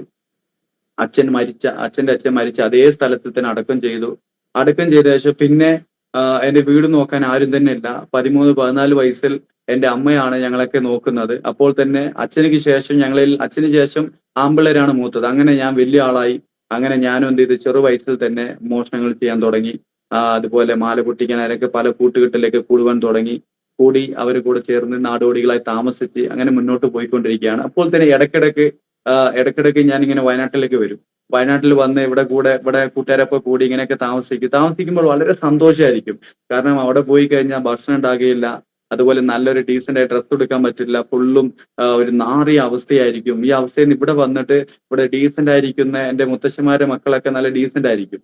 അപ്പോ ഇവരെ വയനാട്ടിലേക്ക് വന്ന് അവരോട് കൂടെ ഇങ്ങനെ സംസാരിക്കുമ്പോൾ എനിക്ക് ഒത്തിരി സന്തോഷമായിരിക്കും. അങ്ങനെ അവരെ കൂടെ ചേർന്ന് കളിക്കും. അങ്ങനെ ഇടയ്ക്കിടയ്ക്ക് ഞാൻ ഇവിടെ വരുമ്പോഴൊക്കെ ഇങ്ങനെ ഒരു കരാട്ടെ ക്ലാസ് ഒക്കെ പഠിക്കാൻ തുടങ്ങി. പക്ഷെ എനിക്ക് സ്കൂളിൽ പോകാനുള്ള ഒരു അവസരമൊന്നും ലഭിച്ചിട്ടില്ല. സ്കൂളിൽ പോകാൻ ഞാൻ 3 ജില്ലയിലാണ് 2ാം ക്ലാസ് പഠനം പഠിച്ച് പൂർത്തീകരിച്ചത്. വേറെ 3 ജില്ലയിലായിട്ട് വയനാടും അതുപോലെ കണ്ണൂര്, കോഴിക്കോട് 3 ജില്ലയിലാണ് 2ാം ക്ലാസ് എന്നെ പഠിച്ച് അവിടെ വെച്ച് നിർത്തുവാനിടയായത്. ഈ 2ാം ക്ലാസ് പഠിച്ചെന്ന് പറയുമ്പോൾ അത് ഏത് പ്രായത്തിലാണ്? 12 വയസ്സിന് മുമ്പാണോ അതോ 12 വയസ്സിന് മുമ്പേ 12 വയസ്സിന് മുൻപേ 2ാം ക്ലാസ് വരെ പഠിച്ചത്? അതെ. ഈ പിന്നെ പോക്കൊക്കെ പഠിത്തമൊന്നുമില്ല? ഇല്ലല്ല. അതിന് ഈ മുത്തശ്ശന്മാര് ഇവിടെ വയനാട്ടിൽ വന്ന് താമസിച്ചുകൊണ്ടിരുന്ന സമയത്ത് ഞാൻ ഇടയ്ക്കിടയ്ക്ക് ഇങ്ങോട്ട് വരും. ഇങ്ങോട്ട് അമ്മയൊക്കെ ഇങ്ങനെ പോയതുകൊണ്ട് അമ്മയൊക്കെ അച്ഛനെ പേടിച്ചിട്ട് ഇങ്ങോട്ട് വയനാട്ടിലേക്ക് വരുത്തുണ്ട്. അങ്ങനെ വരുമ്പോഴാണ്, അപ്പോഴൊക്കെ ചെറുതാ, ഞങ്ങള് ചെറിയ പ്രായമുള്ളൂ, ആ ടൈമിന് കൊണ്ടുവന്നിട്ടാണ് ഇവിടെ നിന്നാണ്, അങ്ങനെയാണ് ഈ 2ാം ക്ലാസ്സൊക്കെ ഞങ്ങൾ കുറച്ച് ദിവസം ചേർത്ത് വിട്ടു. ഇവിടെ നിന്നാണ് ഞങ്ങൾ 2ാം ക്ലാസ്സൊക്കെ പഠിക്കുവാനിടയായത്. 2ാം ക്ലാസ് തന്നെ 3 ജില്ലയിലാണ്, ഇങ്ങനെ ഓരോ സ്ഥലത്ത് കൊണ്ട് പഠിപ്പിച്ച് അവസാനം പഠിത്തം തന്നെ വെറുത്തു പോയി. ശരിക്കും പഠിക്കാൻ ഒരു ആഗ്രഹമുള്ള ഇങ്ങനെ കൊതിച്ച് നിൽക്കുമായിരിക്കും, ഇങ്ങനെ എങ്ങനെയെങ്കിലും പഠിക്കണമെന്നുള്ള ഒരു ആഗ്രഹം ഉണ്ടാവും. പക്ഷെ പഠിക്കാൻ ഒരു അവസരം ഉണ്ടാകുകയില്ല. ഒരു നിവൃത്തിയില്ലാതെ അങ്ങനെ കൊണ്ടുപോയി പല സ്ഥലങ്ങളിലായിട്ട് ഇങ്ങനെ താമസിച്ച് മാറി. ഒടുവിൽ എന്റെ അച്ഛൻ മരിച്ച ശേഷം പിന്നെ ഞാൻ എന്റെ കുടുംബത്തിന്റെ എല്ലാ ചുമതലകൾ ഏറ്റെടുത്ത ശേഷം പിന്നെ എന്റെ മമ്മിയുടെ കൂടെ ഞാൻ യാത്ര ചെയ്യാൻ തുടങ്ങി. യാത്ര ചെയ്തു. പൈസയുടെ ആവശ്യം വരുമ്പോൾ മോഷണത്തിലേക്ക് പോകും, മോഷണം ചെയ്യും, പിന്നെ നേരെ വരും. പിന്നെ അങ്ങനെ ഒരു ദിവസം എന്നെ പോലീസ് പിടിക്കുവാനിടയായി. മോഷണം ചെയ്ത് മുന്നോട്ട് പോയിക്കൊണ്ടിരുന്നപ്പോൾ പോലീസ് ഒരു ദിവസം പിടിച്ച് കൊണ്ടുപോയി ജയിലിൽ കൊണ്ടുപോയിട്ടു. ജയിലിൽ കൊണ്ടുപോയിട്ട് ശേഷം ജയിലിൽ ഞാൻ പോയ പ്രായം എന്ന് പറയുന്നത് ഏകദേശം 17 വയസ്സേ ഉള്ളൂ ഞാൻ ജയിലിലേക്ക് പോയത്. എന്നെ 17 വയസ്സിൽ 19 വയസ്സെന്ന് പറഞ്ഞിട്ട് ജൂനിയർ ജയിലിലാണ് കൊണ്ടുപോയിട്ടത്. ജൂനിയർ ജയിലിൽ കൊണ്ടുപോയിട്ടു. ജയിൽ ഏകദേശം പോയത് ഞാൻ അന്ന് ആ ഒറ്റ പ്രാവശ്യം പോയപ്പോൾ തന്നെ ഏകദേശം പാലക്കാട് ചിറ്റൂര്, അതുപോലെ തന്നെ പെരിന്തൽമണ്ണ, പിന്നെ ആലുവ, അതുപോലെ പാലക്കാട് കോട്ട ജയിൽ, ഇന്ന് അതൊരു പാർക്ക് പോലെ ആക്കി വെച്ചിരിക്കുക പാലക്കാട് കോട്ട ജയില്.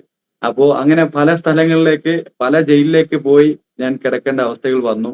അങ്ങനെ അവസാനം ആലുവയിലെത്തി. ആലുവ ജയിലിലായിരുന്നപ്പോ അവിടെ ഒരു ദിവസം എന്റെ ശരീരത്തിന് വല്ലാണ്ട് ഈ പറയുകയാണെങ്കിൽ ഈ ശരീരം മൊത്തം ചെറിയ ചെറിയ കുരു വന്നിട്ട് ഇങ്ങനെ ഒരു ചൊറി പോലെ എന്റെ ശരീരം മൊത്തം വന്നു. ചൊറി പോലെ മൊത്തം വന്നിട്ട് എന്റെ ശരീരം മൊത്തം പൊട്ടി ഒഴിക്കുവാൻ തുടങ്ങി. പൊട്ടിയൊഴിച്ച് എന്റെ ശരീരത്തെ തന്നെ എനിക്ക് താങ്ങാൻ പറ്റാത്ത ലെവലിൽ അത് നാറിയ ഒരവസ്ഥയായിരുന്നു. അപ്പോ അകത്ത് ഇന്നർ ഇടാൻ പറ്റില്ല, അകത്തുള്ള വസ്ത്രം ഇടാൻ പറ്റാത്ത തരത്തിലുള്ള ഒരു വലിയ ഒരു അവസ്ഥയുടെ നടുവിൽ കടന്നുപോയപ്പോൾ ഞാൻ പെട്ടെന്ന് ആ ജയിൽ സൂപ്പർവൈസറിനെ വിളിച്ച് പറഞ്ഞു, എന്റെ ശരീരം ഇത്രമാത്രം വീക്കായിരിക്കുന്നു, എനിക്ക് ഇരിക്കാൻ പറ്റുന്നില്ല, എനിക്ക് ഉറങ്ങാൻ പറ്റുന്നില്ല, എന്റെ ശരീരം മൊത്തം ഇതുപോലെ നാറിയിരിക്കുന്നു, എനിക്ക് എങ്ങനെയെങ്കിലും ഒരു ഓയിൽമെന്റ് മേടിച്ചു തരണം എന്ന് പറഞ്ഞപ്പോ ആ ജയിൽ സൂപ്പർവൈസർ പറഞ്ഞു, ഓക്കെ, ഞാൻ എങ്ങനെയും മേടിച്ചു തരാമെന്ന് പറഞ്ഞു. പിറ്റേ ദിവസം അയാൾ കൊണ്ടുവന്ന് തന്നില്ല. അപ്പോ പിറ്റേ ദിവസം ആ ജയിൽ സൂപ്പർവൈസർ വന്നപ്പോൾ ഞാൻ അവരോട് പറഞ്ഞു, എനിക്കൊരു ഓയിൽമെന്റ് ചോദിച്ചു, എന്റെ അകത്ത് ഇന്നറിടുന്ന സ്ഥലം മൊത്തം ഫുള്ളും അഴുകി പോയിരിക്കുകയാണ്, എനിക്ക് ഒത്തിരി ബുദ്ധിമുട്ടാണ്, എനിക്കൊരു ഓയിൽമെന്റ് മേടിച്ചു തരണം എന്ന് പറഞ്ഞപ്പോഴത്തേക്കും അദ്ദേഹം പെട്ടെന്ന് ദേഷ്യപ്പെട്ടിട്ട്, നിനക്ക് ഓയിൽമെന്റ് അല്ല, നിന്നെ ഞാൻ ഇപ്പോൾ തന്നെ ജയിലിൽ നിന്ന് ശരിയാക്കി തരും എന്ന് പറഞ്ഞിട്ട് ദേഷ്യപ്പെട്ട് എന്നെ ശരിക്കും പറഞ്ഞാൽ അടിക്കുവാൻ വരെ അദ്ദേഹം വന്നു. അപ്പോൾ ഞാൻ ഭയന്നിട്ട് ഓയിൽമെന്റ് വരെ ഇടാതെ അകത്തിരുന്ന് ആ ഒരു ചീർത്ത് ശരീരം മൊത്തം അഴുകിയ അവസ്ഥയിൽ ഞാൻ അങ്ങനെ തന്നെ അതിന്റെ ഉള്ളിലിരുന്ന് അവിടുന്ന് നരകിച്ച് കരയായിരുന്നു. ഞാൻ അപ്പോൾ ഇങ്ങനെ ഓർക്കുവാനിടയായി, തീർച്ചയായും ഇത് നമ്മൾ ചെയ്ത നന്മയ്ക്കുള്ള പ്രതിഫലമല്ല, ഇത് നമ്മൾ ചെയ്ത തിന്മയ്ക്കായുള്ള പ്രതിഫലമാണ്. കാരണം നാം ചെയ്ത വാളെടുത്തവൻ വാളാൽ വീഴുമെന്ന് പഴഞ്ചൊല്ല് ഞാൻ ഒത്തിരി പ്രാവശ്യം കേട്ടിട്ടുണ്ട്. അതുപോലെ നാം ചെയ്ത പാപത്തിനുള്ള പരിഹാരമാണ് ഇന്ന് നമ്മൾ ആ ഓരോ കാര്യങ്ങൾ അനുഭവിച്ചുകൊണ്ടിരിക്കുന്നത്. അങ്ങനെ ചിന്തിച്ചുകൊണ്ടിരുന്നപ്പോൾ ചില ഉപദേശിമാർ ജയിലിന്റെ ഉള്ളിൽ വന്ന് ട്രാക്ട് കൊടുക്കുകയും അതുപോലെ ചില ഉപദേശങ്ങളൊക്കെ പറയുകയൊക്കെ ഇടയാകും. അപ്പൊ ഞാൻ ആശ്വാസത്തിന് പോയി അവിടെ ഇരുന്നിട്ട് വരും. അങ്ങനെ ഒരു ദിവസം ഞാൻ ഓർക്കുന്നു, അങ്ങനെ ഒരു ദിവസം ഞാൻ ആശ്വാസത്തിന് പോയി അവിടെ ഒരു കൂട്ടായ്മ ജയിലിന്റെ ഉള്ളിൽ വെച്ചപ്പോൾ ഞാൻ പോയി വെറുതെ ഇരുന്നിട്ട് വന്ന ശേഷം ഞാൻ ഈ പറയപ്പെട്ടതുപോലെ ഈ ചൊറികളൊക്കെ ഓട്ടോമാറ്റിക്കായി ഡെലിവറൻസ് ആയി. ഞാൻ അങ്ങനെ ഒരു കൂട്ടായ്മയ്ക്ക് പോയിരുന്നു, വന്ന ശേഷം ഓട്ടോമാറ്റിക് ഡെലിവറൻസ് അതിന്റെ ശരീരം മൊത്തം ആ ഒരു ചൊറിയൊക്കെ മാറുവാൻ തുടങ്ങി. ഞാൻ വളരെ സന്തോഷത്തിൽ ഞാൻ ഈ ചൊറിയൊക്കെ മാറിയപ്പോൾ, അങ്ങനെ ആയിരുന്നപ്പോൾ ഒരു ജയിലിലായിരുന്ന ഒരു വ്യക്തി എന്നോട് തെറ്റായി പെരുമാറുവാൻ തുടങ്ങി. നോക്കണം, ജയിലിൽ 20 വയസ്സിലും മേലിൽ ഇരിക്കുന്നവരെ കൊണ്ടുപോയിടേണ്ട ജയിലിൽ ഒരു 17 വയസ്സുള്ള ചെറിയ ഒരു ചെക്കനെ കൊണ്ടുപോയിട്ട് അവിടുത്തെ അവസ്ഥ എന്തായിരിക്കും എന്ന് നിങ്ങൾക്ക് തന്നെ അറിയാം. അവിടെ ഉള്ളവരൊക്കെ ഒത്തിരി ലൈംഗികമായി പീഡിപ്പിക്കുവാൻ വേണ്ടി എന്നെ ഒത്തിരി ബുദ്ധിമുട്ടുകൾ ചെയ്യുവാൻ തുടങ്ങി. ആ ചെറും പ്രായത്തിൽ ഞാൻ എന്ത് ചെയ്യണമെന്ന് അറിയാതെ പലതിനും വണങ്ങിക്കൊടുക്കേണ്ടത് വരെ വന്നാലും ഞാൻ പലതും എതിർക്കുവാൻ തുടങ്ങി.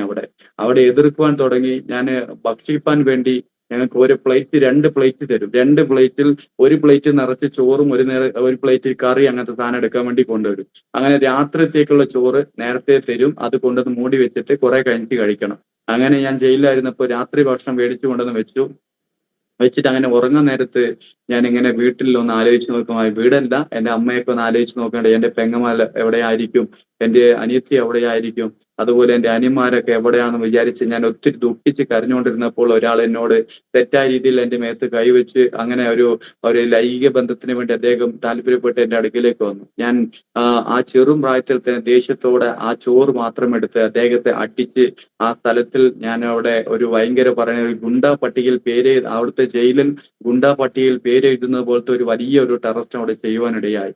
അങ്ങനെ ആ വ്യക്തിയെ ഞാൻ തല്ലിയപ്പോഴത്തേക്കും ആ വ്യക്തി അടി സഹിക്കാൻ പറ്റാതെ ഓടിപ്പോയി ജയിലിന്റെ കല്ല് ആ ജയിലിന്റെ സെല്ലിന്റെ വാതിൽ പിടിച്ചുകൊണ്ട് സാറേ സാറേ എന്ന് നിലവിളിച്ചു.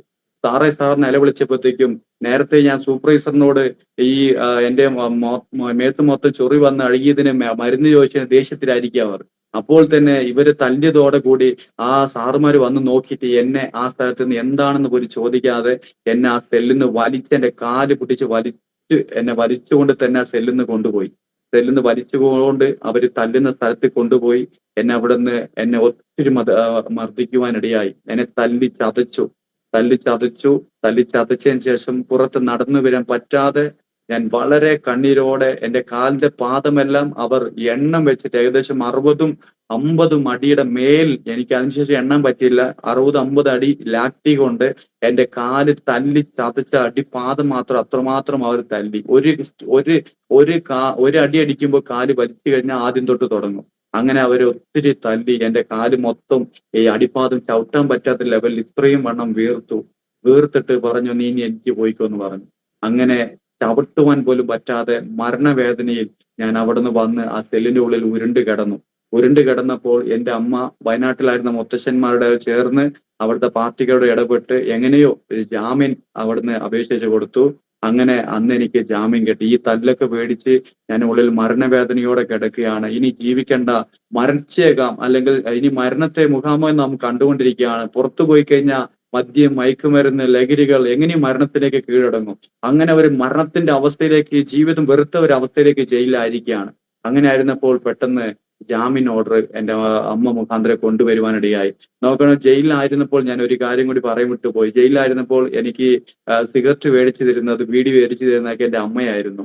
കാരണം ഇന്ന് നമുക്കറിയാം നമ്മുടെ അമ്മമാരൊക്കെ എത്ര സ്നേഹിച്ച് നമ്മുടെ ഓരോ കുഞ്ഞുങ്ങളെ നമ്മൾ വളർത്തിക്കൊണ്ടിരിക്കുന്നു. ഇന്ന് എനിക്ക് ദൈവം 2 പൈതല് തന്നിട്ടുണ്ട്.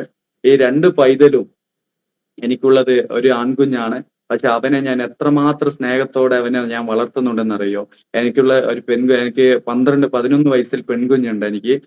അവളെയും ഞാൻ വളരെ സ്നേഹത്തോടെ വളർത്തി. അങ്ങനെ ഇരിക്കുമ്പോൾ ഒരു അപ്പനോ ഒരു അമ്മയ്ക്കോ തന്റെ മക്കൾക്ക് ശരിക്കും പറയണമെങ്കിൽ ആ ഒരു മദ്യത്തെയോ സിഗരറ്റോ കൊടുക്കാൻ പറ്റില്ല. കാരണം അത്രയും സ്നേഹമുള്ളതാ അച്ഛൻ എന്ന് പറഞ്ഞു കഴിഞ്ഞാൽ. പക്ഷെ എൻ്റെ അമ്മ എനിക്ക് അവിടെ ബീഡി മേടിച്ചുകൊണ്ട് തരുവാണ്. പക്ഷെ നിവൃത്തിയില്ലാതെ അതിൻ്റെ ഉള്ളിൽ ആൾക്കാർ തല്ലുന്നു എന്ന് പറഞ്ഞപ്പോൾ എനിക്ക് ഒരു ബണ്ടിലായിട്ട് ബീഡി കൊണ്ട് തരും. ആ ബീഡി കൊണ്ടുവന്ന് അത് വലിച്ച് അതിന്റെ ആസ്വാദം കൂടി ഞാൻ അതിലിത് അനുഭവിക്കായിരുന്നു. അങ്ങനെ ഇരുന്നപ്പോഴാണ് പോലീസുകാർ തല്ലി എന്നെ അങ്ങനെ ജാമ്യം ചീട്ടോടെ എൻ്റെ അമ്മ വന്നു. അങ്ങനെ എന്നെ അവിടെ നിന്ന് പുറത്ത് കൊണ്ടുവന്നു. ഞാൻ പുറത്ത് വന്ന ശേഷം എല്ലാവരും വിചാരിക്കും ജയിലിൽ നിന്ന് വന്നു കഴിഞ്ഞാൽ എല്ലാവരും നന്നായി ജീവിക്കുന്നതാണ്. പക്ഷെ അതൊരു തെറ്റാണ്. ശരിക്കും പറയുകയാണെങ്കിൽ ഒരു പിക്ക് പോക്കറ്റ് അടിക്കുന്നവനാണെങ്കിലും ഒരു കൊലപാതകം ചെയ്തവനാണെങ്കിലും എന്ത് തെറ്റ് ചെയ്യുന്നവനാണെങ്കിലും ജയിലിൽ പോയി കഴിഞ്ഞാൽ അവൻ ഒരു തെറ്റ് ചെയ്യുന്നവനാണെങ്കിൽ അവൻ 4 തെറ്റ് ചെയ്യും. ശരിക്കും പറയുകയാണെങ്കിൽ ഈ ഗുളികകളുണ്ട്, സിഗരറ്റിലിട്ട് വലിക്കുന്ന ഒരു സൈസ് ഗുളികകളുണ്ട്, മയക്കുമരുന്ന് പോലത്തെ ഗുളികകൾ. ഈ ഗുളികയും കഞ്ചാവൊക്കെ ഞാൻ അധികം പഠിച്ചത് ജയിലിൽ നിന്നാണ് പഠിച്ചത്. ഈ ഗുളികയൊക്കെ സിഗരറ്റിലിട്ട് വലിക്കുന്നതൊക്കെ ഞാൻ ജയിലിൽ നിന്നാണ് സിഗരറ്റൊക്കെ വലിക്കുക. അപ്പൊ അങ്ങനെ ഒത്തിരി ലഹരികൾ സുലഭമായി ജയിലിൽ കിട്ടുമായിരുന്നു. അങ്ങനെ പുറത്തിറങ്ങുമ്പോൾ ഞാൻ ഒരു ടെററിസ്റ്റ് പോലെയാണ് പുറത്തിറങ്ങി വന്നത്. വീണ്ടും ഞങ്ങൾ പോയി വീണ്ടും ഇതുപോലെ നാടോടികളായി പല സ്ഥലത്ത് താമസിക്കാൻ തുടങ്ങി. താമസിച്ചതിന് ശേഷം വീണ്ടും ഞാൻ അവിടെ നിന്ന് വയനാട്ടിലേക്ക് പോയി. അപ്പൊ എൻ്റെ മുത്തശ്ശനും അമ്മയും കൂടിയിട്ട് വാടാ ഒരു സ്ഥലത്തേക്ക് പോവാന്ന് പറഞ്ഞിട്ട് ഞങ്ങളെ കൂട്ടിക്കൊണ്ടുപോയി. അങ്ങനെയാണ് ഞാൻ ആദ്യമായിട്ട് പുൽപ്പള്ളി ദേശത്ത് എൻ്റെ ഭാര്യയെ ഞാൻ കാണുന്നത്. എൻ്റെ വൈഫിനെ ഞാൻ ആദ്യമായിട്ട് പുൽപ്പള്ളിയിൽ വെച്ച് കാണുന്നു.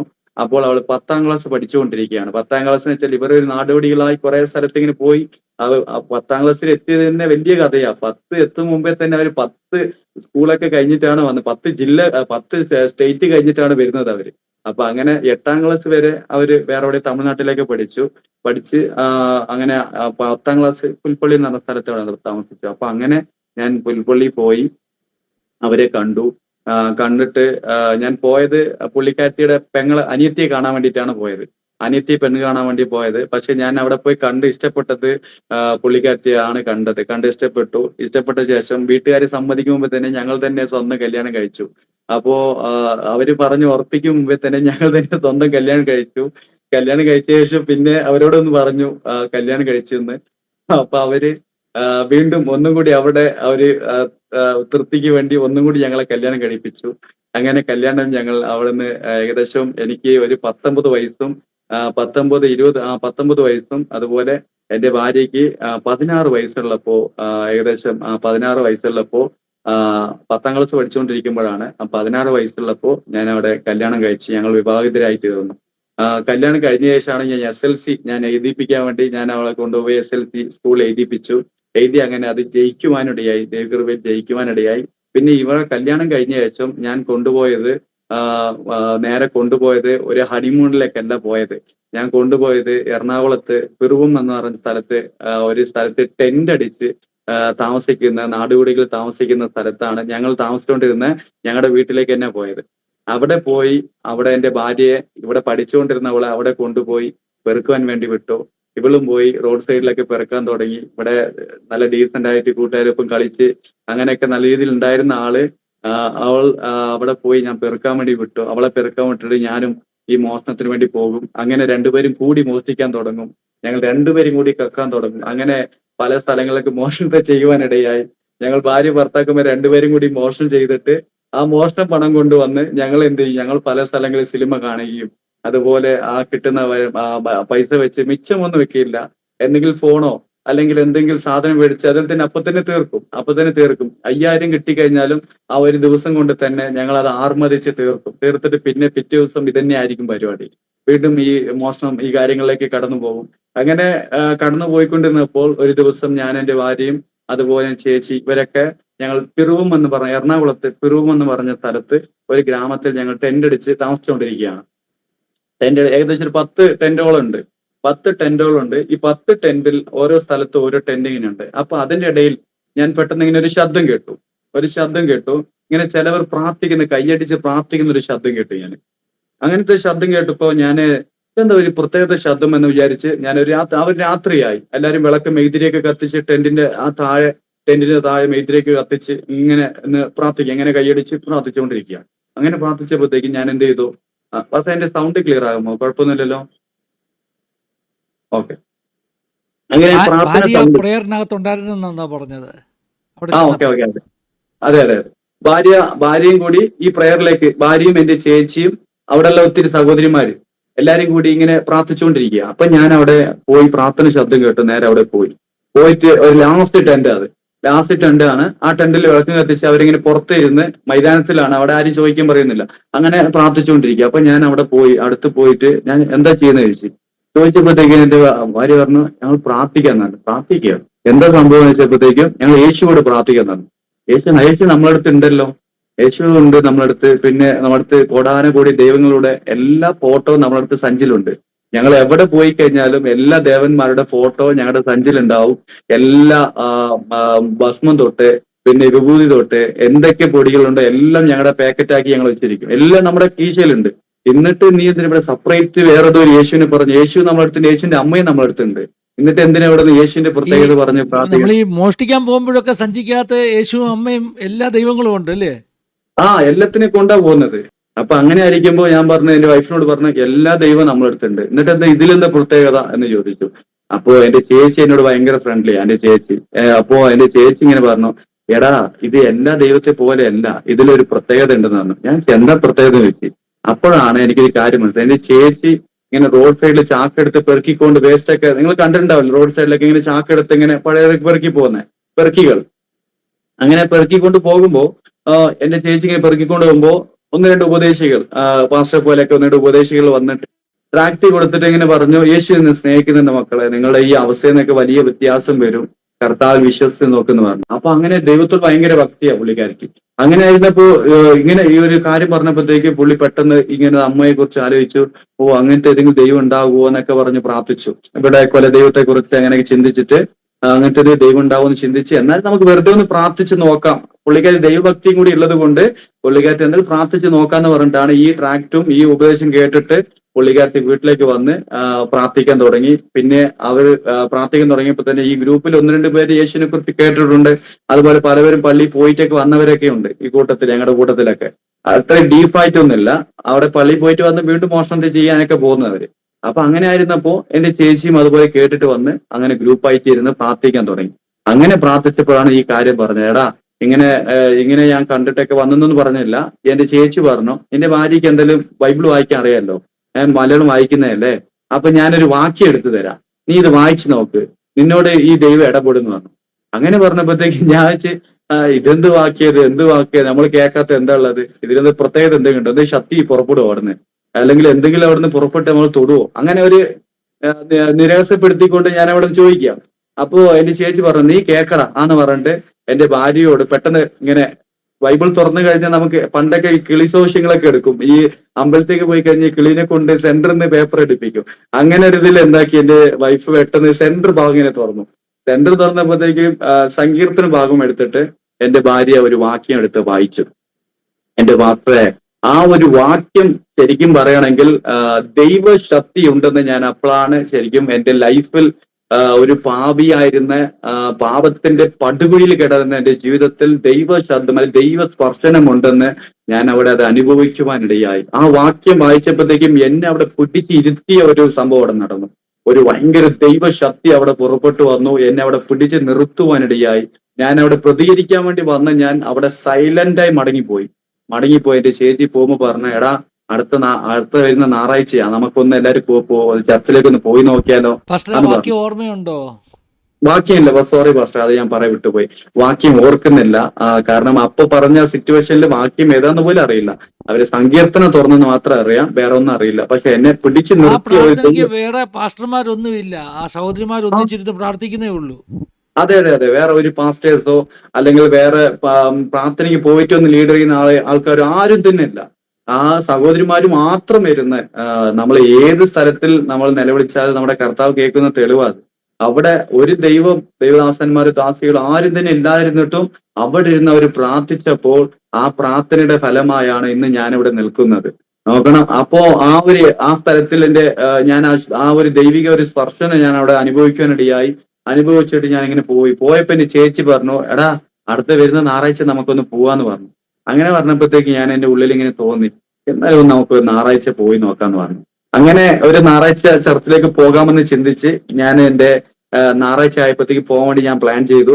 ഞാൻ എന്റെ വൈഫിനോട് പറഞ്ഞു, നമുക്ക് ഞായറാഴ്ച പോയേക്കാം എന്നൊക്കെ പറഞ്ഞു. എന്റെ വൈഫ് നേരത്തെ പ്രാർത്ഥനയ്ക്ക് പോയിട്ടുണ്ട്, അവളും പ്രാർത്ഥനയ്ക്ക് പോയിട്ടുണ്ട്, ഒന്ന് സ്ഥലത്തേക്ക് പോയിട്ടുണ്ട്. സ്നാനം വരെ പെട്ടിട്ടുണ്ട്, പക്ഷെ രക്ഷിക്കപ്പെട്ടില്ല. നേരത്തെ സ്നാനപ്പെട്ട ആളാ, പക്ഷെ രക്ഷിക്കപ്പെടാതെയൊക്കെ ഇരിക്കുന്ന ആളാ എന്റെ വൈഫ്. അപ്പോ അങ്ങനെയൊക്കെ ഇരുന്നപ്പോ ഞങ്ങള് ഞായറാഴ്ച ആയപ്പോഴത്തേക്കും ഞങ്ങൾ അവിടുന്ന് ബസ്സിൽ കയറി. ഞങ്ങൾ എറണാകുളം ടൗണിൽ പാപ്പുംപടി എന്ന് പറഞ്ഞ സ്ഥലത്ത് ഒരു സ്ഥലത്ത് corner stone church, pastor Rajesh ആണ് ഇപ്പോ. അപ്പോഴും രാജേഷ് പാസ്റ്റർ അറിയോ പാസ്റ്ററിന്? ഒരു 2000 പേരോളമുള്ള വലിയൊരു ചർച്ച അത്. ആ ചർച്ചിലേക്ക് ഞങ്ങൾ അവിടെ പോയി ഇറങ്ങി എല്ലാവരും ഒരു ടീമായിട്ട് ഇങ്ങനെ പോവുകയാണ്. പോയപ്പോ ആൾക്കാരൊക്കെ ഇങ്ങനെ നോക്കിയാ, കാരണം ഇത് എവിടുന്നേക്കും ഒരു ആദിവാസി ശരിക്കും പറയുന്നത് അവിടെ ആദിവാസി സഹോദരന്മാർ വളരെ ഡീസന്റ്, വളരെ അവരെ കാണുമ്പോൾ ഞാനിപ്പോഴും പ്രവർത്തിക്കുന്നത് അവിടെയാണ്. എന്റെ കൂട്ടുകാരന്മാർ അവിടെ ഉണ്ട്, എന്റെ കൂടെ പഠിച്ച് എന്നോട് കൂടെ വർക്ക് ചെയ്യുന്ന ദേവദാസന്മാരുണ്ട്, അവരെ ഞാൻ വളരെ ബഹുമാനിക്കുന്നു. പക്ഷെ എന്നാലും അവരുടെ കൂട്ടത്തിലും കാണുന്നത് പോലത്തെ ഒരു കാഴ്ച അവിടെ നിന്ന് കാണുക, ആൾക്കാരൊക്കെ ഇങ്ങനെ നോക്കിയാ. അങ്ങനെ ഞാൻ ഇറങ്ങി ഉള്ള ഒരു മുഷിഞ്ഞ വസ്ത്രം ഉടുത്ത് ഒരു നല്ലൊരു ഇതൊന്നുമില്ലാതെ ഇങ്ങനെ ഉള്ളിലേക്ക് പോകുക. ആ ചർച്ചിലേക്ക് പാസ്റ്റർ പോയിട്ടുണ്ടോ നേരത്തെ? ഇല്ലല്ലേ? പക്ഷെ അത് എനിക്കറിയാം, ആ ചർച്ചിനെ അറിയാം, എനിക്കറിയാം. പോയിട്ടില്ല, പക്ഷെ എനിക്കറിയാം. ഓക്കെ വളരെ ഭംഗിയുള്ള, ശരിക്കും ഉള്ളിൽ കയറുമ്പോൾ തന്നെ വൈറ്റ് കളർ ഫ്ലവറും പിന്നെ അതുപോലെ ഗ്രീൻ ടൈപ്പ് പുല്ലൊക്കെ വെച്ച് നല്ല സൂപ്പർ ആയിരിക്കുന്ന, ശരിക്കും ഒരു ഏദൻ തോട്ടം പോലെ അവര് അടിപൊളിയാക്കി വെച്ചിരിക്കുന്ന സ്ഥലം. അപ്പൊ അങ്ങനെ ഞാൻ ഉള്ളിലേക്ക് പോയപ്പോഴത്തേക്കും ആ സ്ഥലമൊക്കെ കണ്ടപ്പോഴത്തേക്ക് ഞാൻ പേടിച്ചു. ഇതെന്ത് ഇത്ര ഭംഗിയുള്ള സ്ഥലം, അങ്ങനത്തെ സ്ഥലത്ത് ഞങ്ങൾ പോകാറില്ല. ഞങ്ങൾ പോകാത്ത ഭംഗിയുള്ള സ്ഥലം സിനിമ തിയേറ്ററാ. പിന്നെ അടുത്ത ഭംഗിയുള്ള സ്ഥലം ഏതെങ്കിലും കല്യാണം ആയിരിക്കും, അല്ലെങ്കിൽ ഏതെങ്കിലും ഒരു കളിഷാപ്പായിരിക്കും, അതല്ലാതെ വേറെ ബാറായിരിക്കും. അത് നല്ല ഭംഗിയുള്ള സ്ഥലം. അങ്ങനെ ഇരുന്നപ്പോ ഞാൻ അവിടെ പോയപ്പോ വളരെ വ്യത്യാസം. അപ്പൊ ഞാൻ അവിടെ കുറച്ചു ദൂരം നടന്നിട്ട് ഒറ്റ ഓട്ടം പുറകോട്ട് ഓടി ഞാൻ റോഡിൽ പോയി നിന്നിട്ട് ഇനി മുന്നോട്ട് പോയാൽ ശരിയാവില്ല, നമുക്ക് പോകണ്ട ആന്ന ചിന്തയായി. നമുക്ക് എന്നിട്ട് പറ്റുന്ന സ്ഥലമല്ലെന്ന് തോന്നി, അല്ലയോ? അതെ നമുക്ക് ഇത് പറ്റില്ലെന്ന് തോന്നി. ഇതെന്തോ ഒരു പാസ്റ്ററെ, പ്രത്യേകിച്ചും നമ്മുടെ വേഷവിധാനങ്ങള്, നമ്മള് ഒരു നാടോടികളായിട്ട് വഴിയിൽ ഇങ്ങനെ തമ്പടിച്ച് കഴിയുന്നു. അങ്ങനെ ഒരു ഗ്രൂപ്പ് പെട്ടെന്ന് ചെല്ലുമ്പോൾ ആളുകളും നമ്മളെ നോക്കി കാണും അല്ലേ? അതെ അതെ അതെ അതെ ഇവരെവിടുന്ന് അതെ വന്നു? അതെ അതെ അതെ. ആൾക്കാരൊക്കെ ഒരു വ്യത്യസ്തപരമായി നോക്കുകയാണ്. ഇതെന്താ സംഭവം ഇതിങ്ങനെ? അവരൊക്കെ ഞങ്ങളാൾക്ക് ഭയങ്കര ശബ്ദത്തിൽ സംസാരിക്കും ആൾക്കാര്. ഇങ്ങനെ ബാ ബോ എന്നൊക്കെ പറഞ്ഞ് സംസാരിക്കും. അങ്ങനെ ആയിരിക്കുമ്പോ ആൾക്കാര് സംസാരിച്ചുകൊണ്ട് പോവുകയാണ്. ഞാൻ പെട്ടെന്ന് പുറകിൽ ഓടി. ഞാനിങ്ങനെ നിന്നു. അപ്പോൾ തന്നെ ഒരു കൂടെ വന്ന ഒരു സഹോദരൻ, "വാ എന്തായാലും നമുക്ക് ഇത്രയും ദൂരം വന്നതല്ലേ. ഒന്ന് പോയി നോക്കാം വാ." ആന്ന് പറഞ്ഞപ്പോഴത്തേക്കും പോയേക്കല്ലാന്ന് വെച്ചിട്ട് നേരെ പോയി. കാരണം ഉടുത്തിരിക്കുന്ന ഡ്രസ്സൊക്കെ അങ്ങനത്തതാ. അപ്പൊ അങ്ങനെ പോയി. അങ്ങനെ ഉള്ളിലേക്ക് നേരെ പോയി. ഉള്ളില് ഉള്ളില് വെച്ചാ അത് ശരിക്കും ഒരു ഓപ്പൺ എയർ ചർച്ച അത്. ഓപ്പൺ എയർ ചർച്ച അത്. ഒരു കടപ്പുറത്തോട് ചേർന്ന് കടപ്പുറമല്ല ഒരു കായലിനോട് ചേർന്നിട്ടുള്ള ചർച്ച. അപ്പോ കായലിന്റെ ഏറ്റവും അറ്റത്ത് ഏറ്റവും മൂലയ്ക്ക് പുറത്തുള്ള ഏറ്റവും മൂലയ്ക്ക് ഒരു ചെറിയ കസേരയിൽ പോയിട്ട് ഞാൻ എന്ത് ചെയ്തു? മൂലയ്ക്ക് പോയിട്ട് അവിടെ മാറിപ്പോയി ഇരുന്നു. ആരും തൊട്ടടുത്ത് പോകണ്ട. ചിലപ്പോ എന്തെങ്കിലും കാണാണ്ട് പോയിട്ടുണ്ടെങ്കിൽ നമ്മളെ പൊക്കിക്കൊണ്ട് പോവുള്ളൂ. കാരണം അതുപോലത്തെ ഡ്രസ്സിങ്ങും എല്ലാ കാര്യങ്ങളായിരിക്കും. അപ്പൊ അതുകൊണ്ട് നമ്മളെ പിടികൊടുക്കണ്ട രീതിയിൽ ഞാൻ എന്ത് ചെയ്തു? ഏറ്റവും മൂലയ്ക്ക് പോയിട്ട് അവിടെ ഇങ്ങനെ പമ്മി ഇങ്ങനെ നിൽക്കുക. അങ്ങനെ ഇരിക്കുമ്പോ സഹോദരിമാരൊക്കെ അവിടെ സഹോദരിമാരുടെ കൂട്ടത്തിലേക്ക് പോയി വളരെ സ്നേഹത്തോടെ അവരിങ്ങനെ ചേർത്ത് പിടിച്ചു. അവരവിടെ പോയത്തേക്കും ആൾക്കാരൊന്നും എന്നെ ഒരു ഡിസ്റ്റർബൻസ് ആയി കണ്ടിട്ടേ ഇല്ല ആൾക്കാർ. എല്ലാവരും ഇങ്ങനെ വളരെ സന്തോഷത്തോടെ വന്ന് കൈതരുന്നു അങ്ങനെയൊക്കെ തരുന്നു. ഞാൻ അവിടെ പേടിച്ച് വിറച്ച് ആ സൈഡിൽ പോയി ഞാൻ അങ്ങനെ നിന്നു. നിന്ന ശേഷം അവിടെ ഇങ്ങനെ ആരാധന സ്റ്റാർട്ട് ചെയ്തു. ആരാധന സ്റ്റാർട്ട് ചെയ്തപ്പോഴത്തേക്കും കുറച്ച് കുറച്ച് ആരാധന സ്റ്റാർട്ട് ചെയ്ത് പാട്ടൊക്കെ പാടാൻ തുടങ്ങിയപ്പോഴത്തേക്കും ഞാനിങ്ങനെ കണ്ട കാഴ്ച വലിയ വലിയ ഓടി കാറിലെ ആൾക്കാർ വന്ന് ഇറങ്ങുന്നു. BMW വന്ന് ഇറങ്ങുന്നു. വലിയ വലിയ ലക്ഷറീസ് ഇപ്പോഴത്തെ വണ്ടികളിലൊക്കെ വന്ന ആൾക്കാർ ഇങ്ങനെ എക്സിക്യൂട്ടീവാ വന്ന് ഇറങ്ങി നേരെ ചർച്ചിന്റെ ഉള്ളിലേക്ക് വരികയാണ്. വന്നിട്ട് ഒരാൾക്കും ഒരു ഉയർന്ന സ്ഥാനമോ ചെറിയ സ്ഥാനമോ ഒന്നുമില്ല. എല്ലാവരും ഈക്വലായി വന്നിരിക്കുകയാണ്.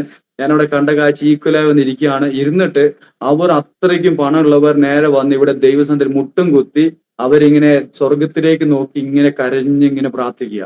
ഇങ്ങനെ വർഷിപ്പ് നടന്നുകൊണ്ടിരിക്കുക. അവര് തുള്ളുകയാണ്, പാടുകയാണ്, കൈയടിക്കുകയാണ്, എന്തൊക്കെയോ ചെയ്യുന്നു. അപ്പൊ ഞാനത് കണ്ടിട്ട് ഒരു വ്യത്യാസം തോന്നി. ഇതെന്താ സംഭവം ഇവിടെ സംഭവിക്കുന്നത്? മുമ്പിൽ നോക്കിയപ്പോ ഒന്നും തന്നെയല്ല. ഒരു പ്രതിമയോ അല്ലെങ്കിൽ ഒരു ഫോട്ടോയോ അതുപോലെ ഒരു പൂജയോ ആരും തന്നെയല്ല. ഒരു ലേഡിയാണ്, അന്നൊരു മേഡമാണ് അവിടെ പ്രസംഗിച്ചുകൊണ്ടിരുന്നത്. ഒരു സിസ്റ്റർ ആയിരുന്നു. ഒരു സിസ്റ്ററാണ് അവിടെ പ്രസംഗിച്ചുകൊണ്ടിരുന്നത്. പക്ഷെ ഒന്നും തന്നെ ഇല്ല. പക്ഷെ ഇവിടെ ജനം ആത്മാവിൽ ആരാധിക്കുകയാണ്. എല്ലാവരും കൈകൾ ഉയർത്തി സന്തോഷത്തോടെ കൈയടിച്ച് ഫുള്ള് യൗവനക്കാര് അതുപോലെ വയസ്സായവര് അതുപോലെ വയസ്സായ അമ്മച്ചിമാര് എല്ലാവരും ഇങ്ങനെ സന്തോഷത്തോടെ ആടി പാടി ആർമാദിച്ച് പ്രാർത്ഥിക്കുക. ഇങ്ങനെ പ്രാർത്ഥിക്കുകയാണ്. പാട്ടിന്റെ ഇടയ്ക്ക് തന്നെ ഓരോരുത്തരും ഇങ്ങനെ കണ്ണുനീരൊഴുകി ഇങ്ങനെ ദൈവത്തെ ധ്യാനിക്കുകയാണ്. ഇതൊക്കെ കണ്ടപ്പോ എനിക്ക് എന്തോ ഒരു പുതുമ തോന്നി. എനിക്ക് ഇതെന്താ സംഭവം എന്നെ ശരിക്കും പറയണമെങ്കിൽ എന്നെ അവിടുന്ന് ഒത്തിരി ചോദ്യം എനിക്ക് ഉള്ളിൽ വന്നു. അങ്ങനെ ഒത്തിരി നേരം ഇങ്ങനെ സൈലന്റ് ആയിരുന്നു. ഇങ്ങനെ അവരിങ്ങനെ കൈയടിക്കുമ്പോൾ ഞാനിങ്ങനെ വെറുതെ കൈയൊക്കെ അടിക്കും. ഇങ്ങനെ കുറച്ചു നേരം മാറി നിന്നപ്പോഴത്തേക്കും ആ ദിവസം എല്ലാ ആഴ്ചയും കർത്തൃമേശ ഉണ്ട് അവിടെ. പക്ഷെ അന്ന് അവിടെ കർത്തൃമേശ ഉണ്ടായിരുന്നു. കർത്തൃമേശ സമയത്ത് എല്ലാവരും കുറച്ചേരം സൈലന്റ് ആയിരുന്നു. അപ്പോ എല്ലാവരുടെ മുൻപിൽ കർത്തൃമേശയുടെ ആ ബോക്സും കൊണ്ട് ഇങ്ങനെ വന്നു. അങ്ങനെ വന്നപ്പോ ഞാൻ അങ്ങനെ നോക്കിയപ്പോഴത്തേക്കും കർത്തൃമേശ ബോക്സ് ഇങ്ങനെ കൊണ്ടുവന്നപ്പോ ഓരോരുത്തരും ഓരോ ട്രേ ആണ്. ചെറിയ അപ്പം പോലത്തെ സാധനം ട്രേ എടുത്തിട്ട് അവർ ആ ഒരു ബോക്സ് ചെറിയ ചെറിയ ട്രേ പോലത്തെ സാധനം എടുത്ത് കയ്യിൽ വെച്ചു. അപ്പം എടുത്ത് കയ്യിൽ വെച്ചിട്ട് അവരിങ്ങനെ വിറയിലോടെ ഇങ്ങനെ കയ്യും കാലം വിറച്ചിട്ട് ഇങ്ങനെ കണ്ണീരോടെ അവിടെ പാപങ്ങൾ ഏറ്റുപറഞ്ഞ് വിറയിലോടെ ഇങ്ങനെ പിടിച്ചുകൊണ്ടിരിക്കുക. ആരാന്നറിയോ ഇതൊക്കെ BMW ഓടിയിലും അതുപോലെ ലക്ഷറീസ് ആയ കാറിലൊക്കെ വന്ന് ഇറങ്ങിയ ഒത്തിരി കോടീശ്വരന്മാര് പണക്കാരെ വന്ന് ഇവിടെ ഇങ്ങനെ കയ്യും കാലൊക്കെ വിറച്ചുകൊണ്ട് ഇങ്ങനെ ഈ അപ്പങ്ങളൊക്കെ വാങ്ങുന്നത് ഞാൻ അവിടെ കാണും. അങ്ങനെ അത്രയ്ക്കും ഒരു അവസ്ഥയിൽ അവർ വാങ്ങുന്ന മുമ്പ് ഞാനിങ്ങനെ ചിന്തിച്ചു, ഇവർക്ക് എന്താ കുറവ്? ഇവരുടെ ഡ്രസ്സിങ്ങും അതുപോലെ ഇവിടെ വണ്ടിയും ഇതൊക്കെ വെച്ച് കണ്ടു കഴിഞ്ഞാൽ ഏകദേശം 2 രൂപയുടെ വില വരുന്ന ഈ ഒരു അപ്പം ഒരു വീഞ്ഞും അവർക്ക് പുറത്ത് വാങ്ങി കഴിക്കാൻ പറ്റാത്തതുകൊണ്ടാണോ ഇവിടെ വന്നിട്ട് ഇത്രയും വിറയിലോടെ ഈ സാധനം എടുത്ത് ഇങ്ങനെ കഴിക്കാൻ വേണ്ടി ഇങ്ങനെ പേടിക്കുന്നത് ആന്ന് ചിന്തിച്ചു. അപ്പോഴാണ് എനിക്കൊരു കാര്യം മനസ്സിലാകുവാനിടയായത്. 2000 വർഷങ്ങൾക്ക് മുൻപേ നമ്മുടെ കർത്താവ് യേശു ക്രിസ്തു മനുഷ്യനായി ഈ ഭൂമിയിലേക്ക് ജനിക്കപ്പെട്ടു. ഒരു ശിശുവായി താൻ ജനിച്ചു. താൻ 30 വർഷക്കാലം തന്റെ വീട്ടിൽ ഒരു നല്ല പൈതലായി വളർന്നു. വളർന്ന ശേഷം 3.5 വർഷത്തെ ശുശ്രൂഷ ചെയ്തു. ആ 3.5 വർഷം കഴിഞ്ഞ ശേഷം അദ്ദേഹം മരിക്കപ്പെട്ടു. മരിച്ചു ഉയർത്തെഴുന്നേറ്റതോടെ അതോടെ തീർന്നില്ല. ഈ 3.5 വർഷത്തിന്റെ ഈ ജനനത്തിന്റെ ഇടയിൽ അദ്ദേഹം ചെയ്ത ഒത്തിരി കാര്യമുണ്ടായിരുന്നു. അത് നിസ്സാരപ്പെട്ട കാര്യമല്ല. അത് ഈ ലോകത്തിൽ ഒരു ദൈവം ചെയ്ത് തീർക്കുവാൻ പറ്റാത്ത, ഒരു ദൈവം ചെയ്യാത്ത ഒരു വലിയ വ്യത്യസ്തപരമായുള്ള ഒരു കാര്യമാണ് യേശു ചെയ്തത്. ലോകത്തിലായിരിക്കുന്ന സകല മാനവ രക്ഷയ്ക്ക് വേണ്ടി സ്വന്തം ജീവനെ താൻ ത്യാഗമായി കൊടുത്തു. സ്വന്തം രക്തത്തെ താൻ ത്യാഗമായി കൊടുത്തു. ലോകത്തിലായിരിക്കുന്ന കൊടും പാപികളുടെ രക്ഷകൾക്ക് വേണ്ടി യേശു ക്രിസ്തു പാപമില്ലാതെ ഇരുന്നിട്ടും, തന്റെ ജീവിതത്തിൽ പാപമില്ലാതെ ഇരുന്നിട്ടും പാപികൾക്ക് വേണ്ടി സ്വന്തം ജീവനെ കൊടുത്ത ദൈവം. അപ്പൊ ഞാനത് നോക്കിയപ്പോൾ സ്വന്തം ജീവനെ കൊടുത്ത ദൈവം, കൊടുത്തിട്ട് അവൻ മരിച്ചു, ഉയർത്തെഴുന്നേറ്റ ശേഷം വീണ്ടും അവൻ തിരികെ വരുമെന്ന് പറഞ്ഞിട്ടുണ്ട്. വീണ്ടും തിരികെ വരുന്നത് ആർക്കു വേണ്ടിയാ? ഈ രക്തത്തിൽ പങ്കാളിത്തമാകുന്നവർക്ക് വേണ്ടിയാണ് അവൻ തിരികെ വരുന്നത്. അപ്പൊ ഈ രക്തത്തിൽ പങ്കാളിത്തമാകുന്നവർക്ക് മാത്രമേ ഈ നിത്യമായ സ്വർഗരാജ്യത്തിലേക്ക് പോകാൻ പറ്റുകയുള്ളൂ. ഈ രക്തത്തിൽ പങ്കാളിയാകാത്ത ഏത് വ്യക്തിക്കും നിത്യമായ നരകമാണ്. ഈ രക്തത്തിൽ പങ്കാളിയമാകുന്ന വ്യക്തിക്ക് മാത്രമാണ് നിത്യമായ സ്വർഗം ലഭിക്കുന്നത്. ആ ഒരു കാര്യം കേട്ടപ്പോൾ എന്റെ ജീവിതത്തിൽ ഞാൻ എന്നെ തന്നെ ഒന്ന് തിരിഞ്ഞു നോക്കുവാനിടയായി. ഞാൻ എന്നെ തിരിഞ്ഞു നോക്കിയപ്പോൾ ലോകത്തിന്റെ പാപത്തിന്റെ പടുകുഴിയിൽ കിടന്ന് ഇന്ന് മരിച്ചു കഴിഞ്ഞാൽ നാളെ നിത്യ നരകത്തിലേക്ക് പോകുവാൻ ഒരു തടസ്സമില്ലാത്തൊരു വ്യക്തിയെ ഞാൻ. അങ്ങനെ ഇരിക്കുമ്പോൾ ഞാൻ തിരിഞ്ഞു നോക്കി, എനിക്ക് രക്ഷപ്പെടാൻ എന്താണ് മാർഗം? എനിക്ക് രക്ഷപ്പെടാൻ എന്ത് മാർഗമാണുള്ളത്? എനിക്ക് രക്ഷപ്പെടുവാൻ ഒരേ ഒരു മാർഗം മാത്രമേ ഉള്ളൂ എന്ന് ദേവദാസൻ പറയുവാനിടയായി. നീ രക്ഷപ്പെടുവാൻ യേശു ക്രിസ്തു മാത്രമാണ് ഒരേ മാർഗം. ആ യേശു ക്രിസ്തുവിനെ നീ സ്വന്തം രക്ഷിതാവും പിതാവുമായി ഏറ്റുകൊണ്ടാൽ നിന്റെ ജീവിതത്തിൽ നീ ചെയ്ത സകല പാപങ്ങളെ അവൻ ക്ഷമിച്ച് നിന്നെ ഒരു നല്ല പൈതലാക്കി നിന്നെയും നിത്യജീവനിലേക്ക് കൊണ്ടുപോകാൻ അവകാശിയാക്കി തീർക്കുമെന്ന് പറഞ്ഞു. ഞാൻ ഓടിച്ചെന്ന് എന്റെ യേശുവിനെ ആദ്യമായിട്ട് അവിടെ സ്വന്തം രക്ഷിതാവും പിതാവുമായി അന്ന് ഞാൻ ഏറ്റുകൊള്ളുവാനിടയായി. ആ ഗ്രൗണ്ട്, ആ ഒരു ഹാളിൽ ഏറ്റവും മൂലയ്ക്ക് ഇരുന്ന് ഞാൻ യേശുവിനെ കുറിച്ച് കേട്ടു. പക്ഷെ ഏറ്റവും അകത്തു പോയി, ഏറ്റവും അപ്പുറത്തുള്ള വക്കിൽ ഞാൻ യേശുവിനെ സ്വന്തം രക്ഷിതാവായി സ്വീകരിച്ചു. എന്നാൽ കർത്താവ് ചില കാലഘട്ടത്തിന് ശേഷം വീണ്ടും ആ സ്റ്റേജിനോട് ചേർന്ന് നിന്ന് അതേ ദൈവത്തെ ഉയർത്തുവാനും ദൈവം അവിടെ എന്നെ നിർത്തുവാനിടയാക്കി. ഏകദേശം 2000 ജനമോളുള്ള ആ സ്ഥലത്തിൽ തന്നെ ദൈവം എന്നെ സാക്ഷിയായി കൊണ്ടുപോയി സംസാരിപ്പിക്കുവാനും ദൈവം എന്നെ സഹായിക്കുവാനിടയായി. ഞാൻ അവിടെ കർത്താവിനെ ഏറ്റുകൊണ്ടതിന് ശേഷം ഞാൻ ഇങ്ങനെ പ്രകാരം ചിന്തിക്കുന്നു.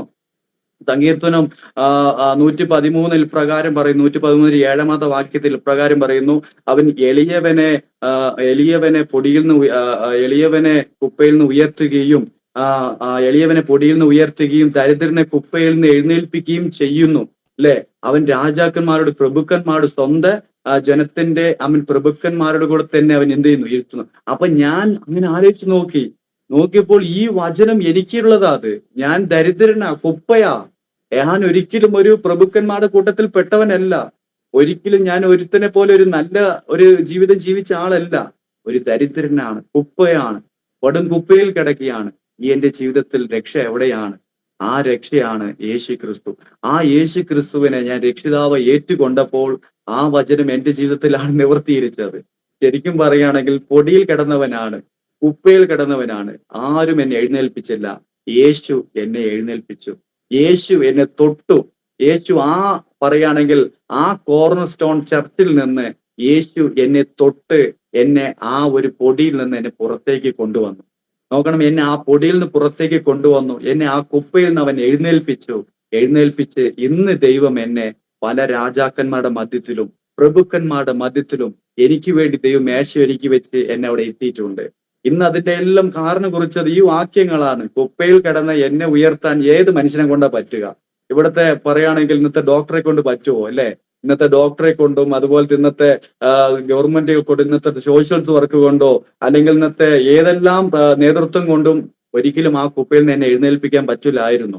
പക്ഷേ യേശു ക്രിസ്തു എന്നെ കണ്ടതുകൊണ്ട്, കർത്താവിന്റെ സ്നേഹത്തെ ഞാൻ അറിഞ്ഞതുകൊണ്ട്, ആ ക്രൂശിലെ മരണം എന്റെ പാപത്തെ ശുദ്ധീകരിക്കുമെന്ന് ഞാൻ അറിഞ്ഞതുകൊണ്ട്, കൃപയാൽ നോക്കണം, രൂത്ത് ബോബസിന്റെ വയലിലേക്ക് എത്തിപ്പെട്ടതുപോലെ ഞാനും യേശു ക്രിസ്തുവിനെ അന്ന് കൃപയാൽ ഏറ്റുകൊള്ളുവാനിടയായി. ഏറ്റുകൊണ്ടതിന് ശേഷം ഞാനും എന്റെ ഭാര്യയും, അന്ന് ശരിക്കും എന്റെ ഭാര്യയും അന്നാണ് രക്ഷിക്കപ്പെടുന്നത്. അന്ന് ഞങ്ങൾ രണ്ടുപേരും കൂടി ചേർന്ന് ഞങ്ങൾ പുറത്തു പോയി എന്ത് ചെയ്യണമെന്ന് അറിയില്ല. വീണ്ടും പഴയ ആ ഒരു പെറുക്കുന്ന തൊഴിൽ തന്നെ ചെയ്യാൻ തുടങ്ങി. കാരണം വേറെ തൊഴിലൊന്നും അറിയില്ല. വീണ്ടും ആ പഴയ പെറുക്കുന്ന തൊഴിൽ ചെയ്തു.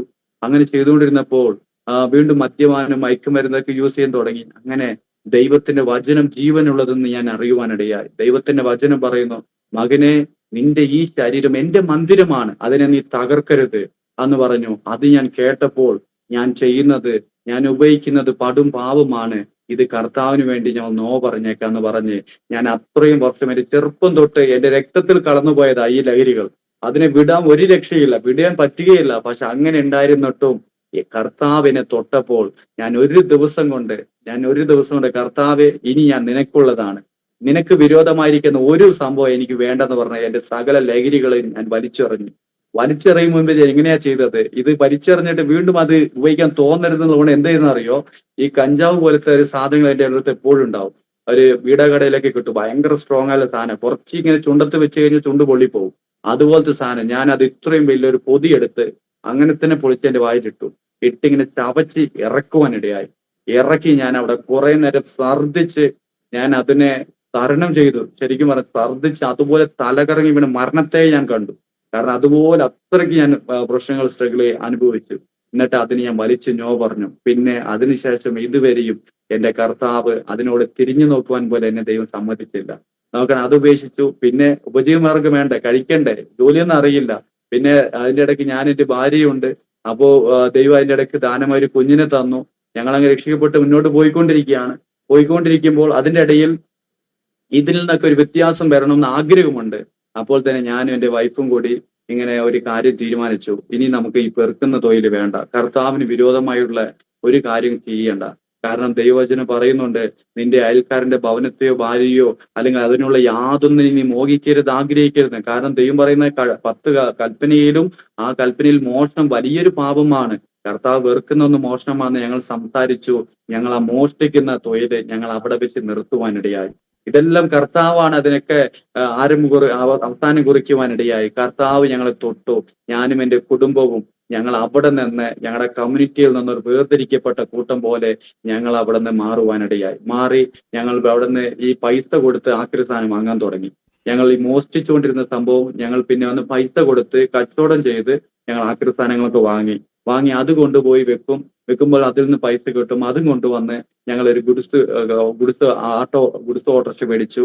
ഓട്ടോറിക്ഷ ഓടിച്ച് ഇങ്ങനെ ഓട്ടോറിക്ഷ മുഖാന്തരം ഞങ്ങൾ ഓട്ടോറിക്ഷ തന്നെ ഞങ്ങളുടെ ജീവിതം മൊത്തം അതിലേക്ക് ഇങ്ങനെ കഴിച്ചു കൂട്ടി ഇങ്ങനെ പോകാൻ തുടങ്ങി. പിന്നെ അങ്ങനെ പോയപ്പോഴത്തേക്കും അതും യോഗ്യമെല്ലാം തോന്നി. പിന്നെ അത് വിട്ടിട്ട് ഈ മിഷൻ കൊണ്ട് കാട് വെട്ടുന്ന അങ്ങനെ ഒരു മിഷൻ മേടിച്ച് അങ്ങനെ മിഷൻ കൊണ്ട് പണിയെടുക്കാൻ തുടങ്ങി. മിഷൻ കൊണ്ട് പണിയെടുത്തോണ്ടിരുന്നപ്പോൾ പാസ്റ്റർ ഇതിന്റെ ഇടയ്ക്ക് പിന്നെ ചർച്ചിലൊക്കെ പോകും അല്ലേ? അതന്നെ, ഇതിന്റെ ഇടയ്ക്ക് ചർച്ചിലേക്ക് പോകും. ലഹരി വിട്ടു, മദ്യം വിട്ടു. പക്ഷെ എന്നാലും ചർച്ചിലേക്ക് ഞങ്ങൾ അവിടെ റെഗുലറായിട്ട് തന്നെ പോകും. നമ്മുടെ രാജേഷ് പാസ്റ്റർ ചർച്ചിൽ തന്നെ, കോർണർ സ്റ്റോണിൽ ഇല്ല തന്നെ. ഇല്ല ഇല്ല, രാജേഷ് പാസ്റ്റർ ചർച്ചിൽ ഫസ്റ്റ് ഞാൻ രക്ഷിക്കപ്പെട്ട് അന്നത്തോടെ പിന്നെ ഞങ്ങൾ അടുത്ത നാടുകളിലേക്ക് പോവുക. ഇങ്ങനെ പോയിക്കൊണ്ടിരിക്കുക. ഞങ്ങൾ പിന്നെ അവിടെ താമസിക്കുന്നില്ല. അവിടുന്ന് മാറി വേറെ പോകുന്ന സ്ഥലത്തിൽ എവിടെയെങ്കിലും ചർച്ച ഉണ്ടെങ്കിൽ പോകും. അങ്ങനെ പോയി എന്നാൽ ദൈവമായി വലിയ ബന്ധത്തിലേക്ക് പോയിക്കൊണ്ടിരിക്കുകയാണ്. അപ്പോഴാണ് ഈ മദ്യത്തെയും മയക്കുമരുന്നൊക്കെ വിട്ടിട്ട് ഞങ്ങൾ അവിടുന്ന് വാടകയ്ക്ക് വീടെടുത്ത് അങ്ങനെ ഒരു അന്തസ്സായി ഞങ്ങൾ അവിടെ കച്ചവടമൊക്കെ ചെയ്ത് അങ്ങനെ രീതിയിൽ ഞങ്ങളുടെ ജീവിത ശൈലി മാറ്റുവാനിടയായി. അങ്ങനെയാണ് കാട് വെട്ടുന്ന പണിക്കൊക്കെ ഞങ്ങൾ പോകാനിടയായി. അതിന്റെ ഇടയിൽ 2014 ഞങ്ങൾ വയനാട്ടിൽ വെച്ചിട്ട് ഞങ്ങൾ അവിടെ രാജേഷ് ഭക്ഷണം വന്നിട്ട് വയനാട്ടിൽ വന്നു. അവിടെ ജോലിയൊക്കെ ചെയ്ത് ഇവിടെ വന്ന് നിൽക്കുമായിരുന്നു. അതിന്റെ ഇടയിൽ എന്റെ മമ്മി മുത്തശ്ശിമാരുടെ കൂടെ നിൽക്കുമ്പോൾ തന്നെ വയനാട്ടിൽ ഒരു വീടൊക്കെ മേടിച്ചിരുന്നു. അവിടെ ഞങ്ങൾ ഇടയ്ക്കിടയ്ക്ക് വീട് മേടിച്ചിട്ടും കാര്യമില്ല, ഞങ്ങൾ അവിടെ വീട്ടിൽ നിൽക്കില്ല. വീട് അവിടെ ഉണ്ടാവും, പക്ഷെ ഞങ്ങൾ പുറത്തേക്ക് പോകും. അങ്ങനെ വീട്ടിൽ വന്ന ശേഷം ഇവിടെ നിന്ന് ഞങ്ങൾ ഇവിടെ ഒരു ചർച്ചിലേക്ക് കൂടി പോകാൻ തുടങ്ങി. അവിടെ 2014 ഞാൻ സ്നാനപ്പെട്ടു. ഞാൻ എന്റെ കുടുംബവും അന്ന് ഞങ്ങൾ ഏകദേശം 6 പേരോളം ഞങ്ങൾ സ്നാനപ്പെട്ടു. സ്നാനപ്പെട്ടതിൽ ഞാനും ഒരാൾ സ്നാനപ്പെട്ട ശേഷം എല്ലാവരുടെ ജീവിതത്തിലും സ്നാനപ്പെട്ട് കഴിഞ്ഞാൽ എന്താണ് ഒരു പുതുമ എന്ന് വിചാരിക്കും. പക്ഷെ ശരിക്കും പറയുകയാണെങ്കിൽ സ്നാനപ്പെട്ട ശേഷമാണ് എന്റെ ജീവിതത്തിൽ ഒരു ആത്മീയ ഉണർവിന്റെ ദിവസം നടന്നത്. അത് ഞാൻ എന്തുകൊണ്ടാണ് ഇങ്ങനെ പറയാ വെച്ചാൽ, ഞാൻ സ്നാനപ്പെടുവാൻ വേണ്ടി പോയി, സ്നാനപ്പെട്ട് വന്ന ദിവസം തന്നെ ഒരാളുടെ കാല് ഞാൻ തല്ലി ഒടിച്ചു. കാരണം അതുപോലത്തെ ഒരു പ്രശ്നത്തിലേക്ക് പെട്ടു.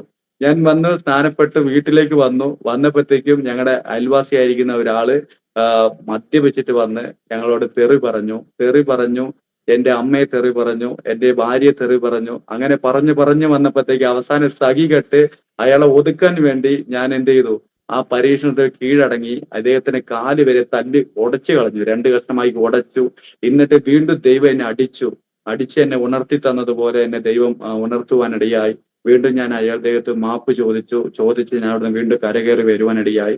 അവിടെ ആയിരുന്നപ്പോൾ സ്നാനപ്പെട്ട് പിന്നെ ഞാൻ അവിടുന്ന് കൊടക് ദേശത്തിലേക്ക് കാട് വെട്ടുന്ന പണിയുമായി സംബന്ധിച്ച് ഞാൻ കൊടക് ദേശത്തിലേക്ക് പോയി. കൊടക് ദേശത്തിലേക്ക് പോയപ്പോ ഞാൻ എന്റെ ഭാര്യയും ഞങ്ങളൊക്കെ കൂടി പോവുകയാണ്. പോയി ശരിക്കും ഇവിടെ പ്രാർത്ഥനയ്ക്ക് പോകുന്നുണ്ട്. പക്ഷെ എന്നാൽ ഒരു ആത്മാവിന് ഉണർവില്ല. ഇങ്ങനെ ചെയ്യരുത് ഇങ്ങനെ ചെയ്യരുത് എന്നുള്ള ആഗ്രഹമുണ്ട്. പക്ഷെ ഒരു ആത്മാവിന്റെ പരിശുദ്ധാത്മാവിന്റെ നിറവോ അങ്ങനത്തെ ഒരു ഉണർവിന് വേണ്ടി ആഗ്രഹിക്കുന്നില്ല. പക്ഷെ അതൊന്നും കിട്ടുന്നില്ല. അങ്ങനെ ആയിരുന്നപ്പോൾ ഞാൻ കർണാടക ദേശത്ത് കടന്നുപോയി. അവിടെ കർണാടകയിൽ പ്രസംഗിക്കുന്ന ഒരു ദേവദാസനെ കണ്ടു. ഞാൻ അദ്ദേഹത്തോട് കൂടെ ആ ചർച്ചിലേക്ക് പോകാൻ തുടങ്ങി. പോയപ്പോഴത്തേക്കും അവിടെ ഒത്തിരി സന്തോഷമായിരുന്നു. കാരണം അവിടെ പോയി കർണാടകയിലാ പ്രസംഗിക്കുന്നത്, ഒന്നും അറിയില്ല. പക്ഷെ അദ്ദേഹം കാണിച്ച സ്നേഹം എന്നെ വല്ലാണ്ട് എന്നെ പിടിച്ചു നിർത്തുവാനിടയായി.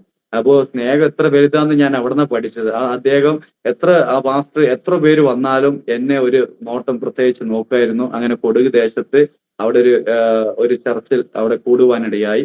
കൂടി ആ ചർച്ചയോട് ചേർന്ന് ഞാൻ അവിടെ കാടുവിടുന്ന പണിക്ക് പോകുമ്പോഴൊക്കെ ഒരു 5 വർഷത്തോളം അവിടെ ഇരുന്നു. കർണാടകയൊക്കെ പഠിച്ചു. അങ്ങനെ ഭാഷയും പഠിച്ച് അവിടെ നിന്നുകൊണ്ടിരിക്കുമ്പോൾ തന്നെ ഞാൻ വയനാട്ടിലെ വീട്ടിലേക്ക് വരുമ്പോൾ വീട്ടിൽ നിന്ന് എന്നെ ദേവദാസൻ പറഞ്ഞു, നിന്നെ കർത്താവിന്റെ വേലയ്ക്ക് വേണ്ടി വിളിക്കുന്നു എന്ന് പറഞ്ഞു. അങ്ങനെ പറഞ്ഞപ്പോ ഞാൻ കർത്താവിന്റെ വേലയ്ക്ക് വേണ്ടി വിളിക്കുകയോ? സോറി പാസ്റ്റർ, അതിന്റെ ഇടയ്ക്ക് ഒരു കാര്യം വിട്ടുപോയി. ഞാൻ വീട്ടിലേക്ക് വന്നപ്പോ വീട്ടിൽ വന്ന് അങ്ങനെ വീട്ടിൽ വന്നപ്പോ പാസ്റ്റർ എന്നെ വിളിച്ചു. പാസ്റ്റർ വിളിച്ചിട്ട് ഇങ്ങനെ പറഞ്ഞു, അർജുനെ ബൈബിൾ കോളേജ് ആരംഭിച്ചിട്ടുണ്ട്, നീ വരുന്നുണ്ടോ എന്ന് പറഞ്ഞു. ചോദിച്ചപ്പോ ബൈബിൾ കോളേജോ?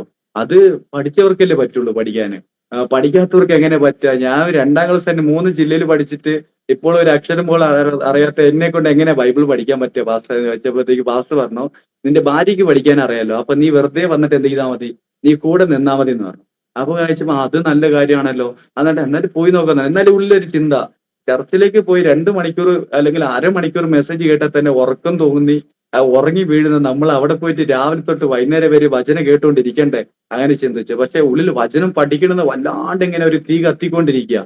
അങ്ങനെ ഇരുന്നപ്പോൾ ഞാൻ പറഞ്ഞു, പാസ്റ്റർ പേരാ ഞാൻ എന്റെ ഭാര്യ എന്ന് പറഞ്ഞിട്ട് ഞാൻ എന്റെ വൈഫും കൂടി ചേർന്ന് ഞങ്ങൾ ഒരു ബൈബിൾ കോളേജിലേക്ക് IPCയോട് ചേർന്നിട്ടുള്ള ഒരു ബൈബിൾ കോളേജ്, സാധാരണ ചെറിയ ബൈബിൾ കോളേജ്, അറിയപ്പെടാത്ത ചെറിയ ബൈബിൾ കോളേജാണ്. അപ്പൊ അവിടേക്ക് മീനങ്ങാടി മേപ്പേരിക്കുന്ന എന്ന സ്ഥലം, വയനാട്ടിൽ മീനങ്ങാടി എന്ന സ്ഥലത്ത് മേപ്പേരിക്കുന്ന സ്ഥലം, അവിടേക്ക് ഞാൻ എന്റെ വൈഫും കൂടി പോയി അവിടെ പോയി ബൈബിൾ കോളേജിൽ പോയി ഏകദേശം പഠിക്കാൻ തുടങ്ങി. എല്ലാവരും പഠിക്കുകയാണ്, എല്ലാവരും ഇത് എഴുതുകയാണ്, എല്ലാവരും വായിക്കുകയാണ്, എല്ലാവരും ക്വസ്റ്റ്യൻ അസൈൻമെന്റ് കൊടുക്കും. അവരൊക്കെ നല്ല മനോഹരമായി ചിത്രമൊക്കെ വരച്ച് കൊണ്ടത് കൊടുക്കും, നല്ല മാർക്ക് വാങ്ങും, കയ്യടി വാങ്ങും.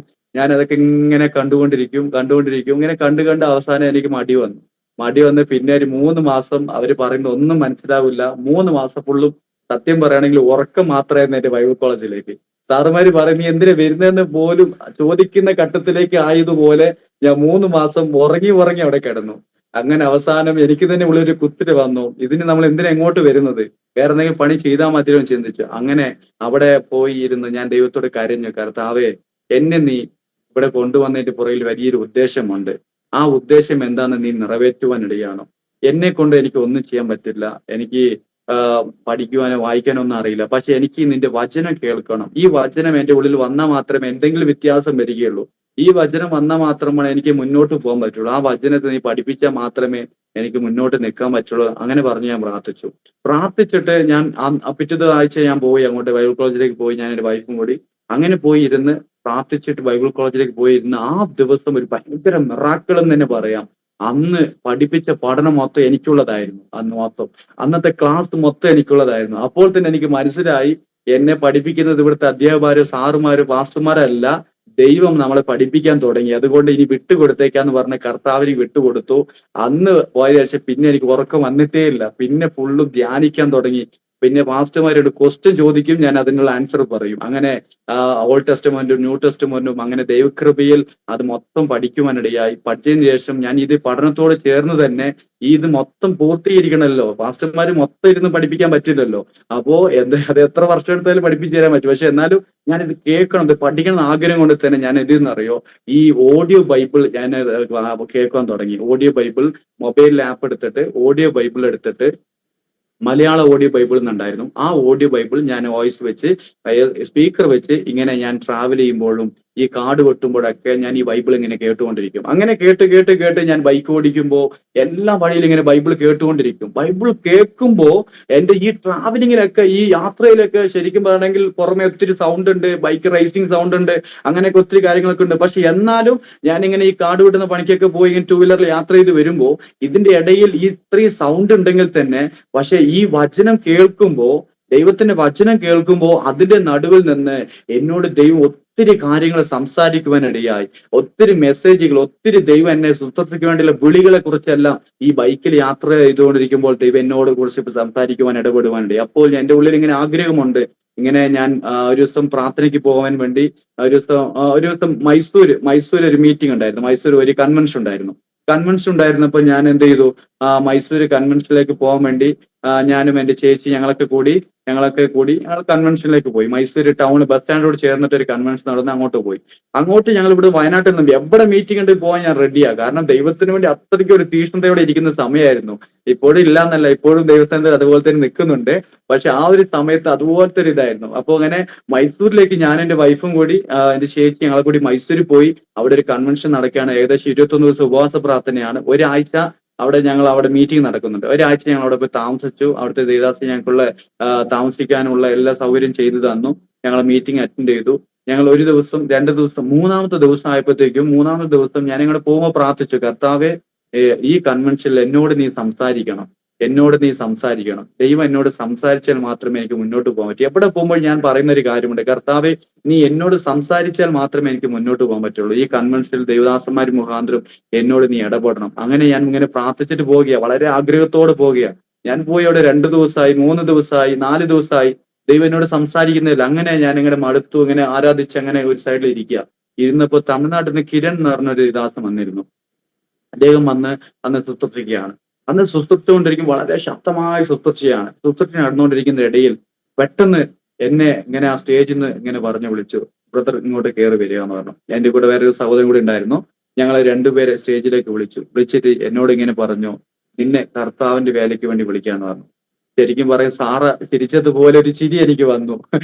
പ്രായം ചെന്നു, ഇനി എനിക്ക് എങ്ങനെയാണ് ഈ ഒരു ഗർഭം ധരിക്കാൻ പറ്റുക എന്നുള്ള ഒരു പുഞ്ചിരി പോലെ എന്നെ ഞാൻ തിരിഞ്ഞു നോക്കി. ഒരു പഠനം അറിയാത്ത, ഒരു വായിക്കാൻ അറിയാത്ത, എഴുതാൻ അറിയാത്ത, ഒരു സ്കൂളിൽ പോലും പോകാൻ പറ്റാത്ത ഈ എന്നെ കൊണ്ട് ഇത്രയ്ക്ക് ശ്രേഷ്ഠമേറിയ ദേവദാസന്മാരെ ശുശ്രൂഷിക്കുന്നത് പോലെ എനിക്ക് നിന്ന് ശുശ്രൂഷിക്കാൻ പറ്റുമോ എന്നുള്ള ഉള്ളിൽ ഇങ്ങനെ പുഞ്ചിരിച്ച് ഞാൻ ചിരിക്കുവാനിടയായി.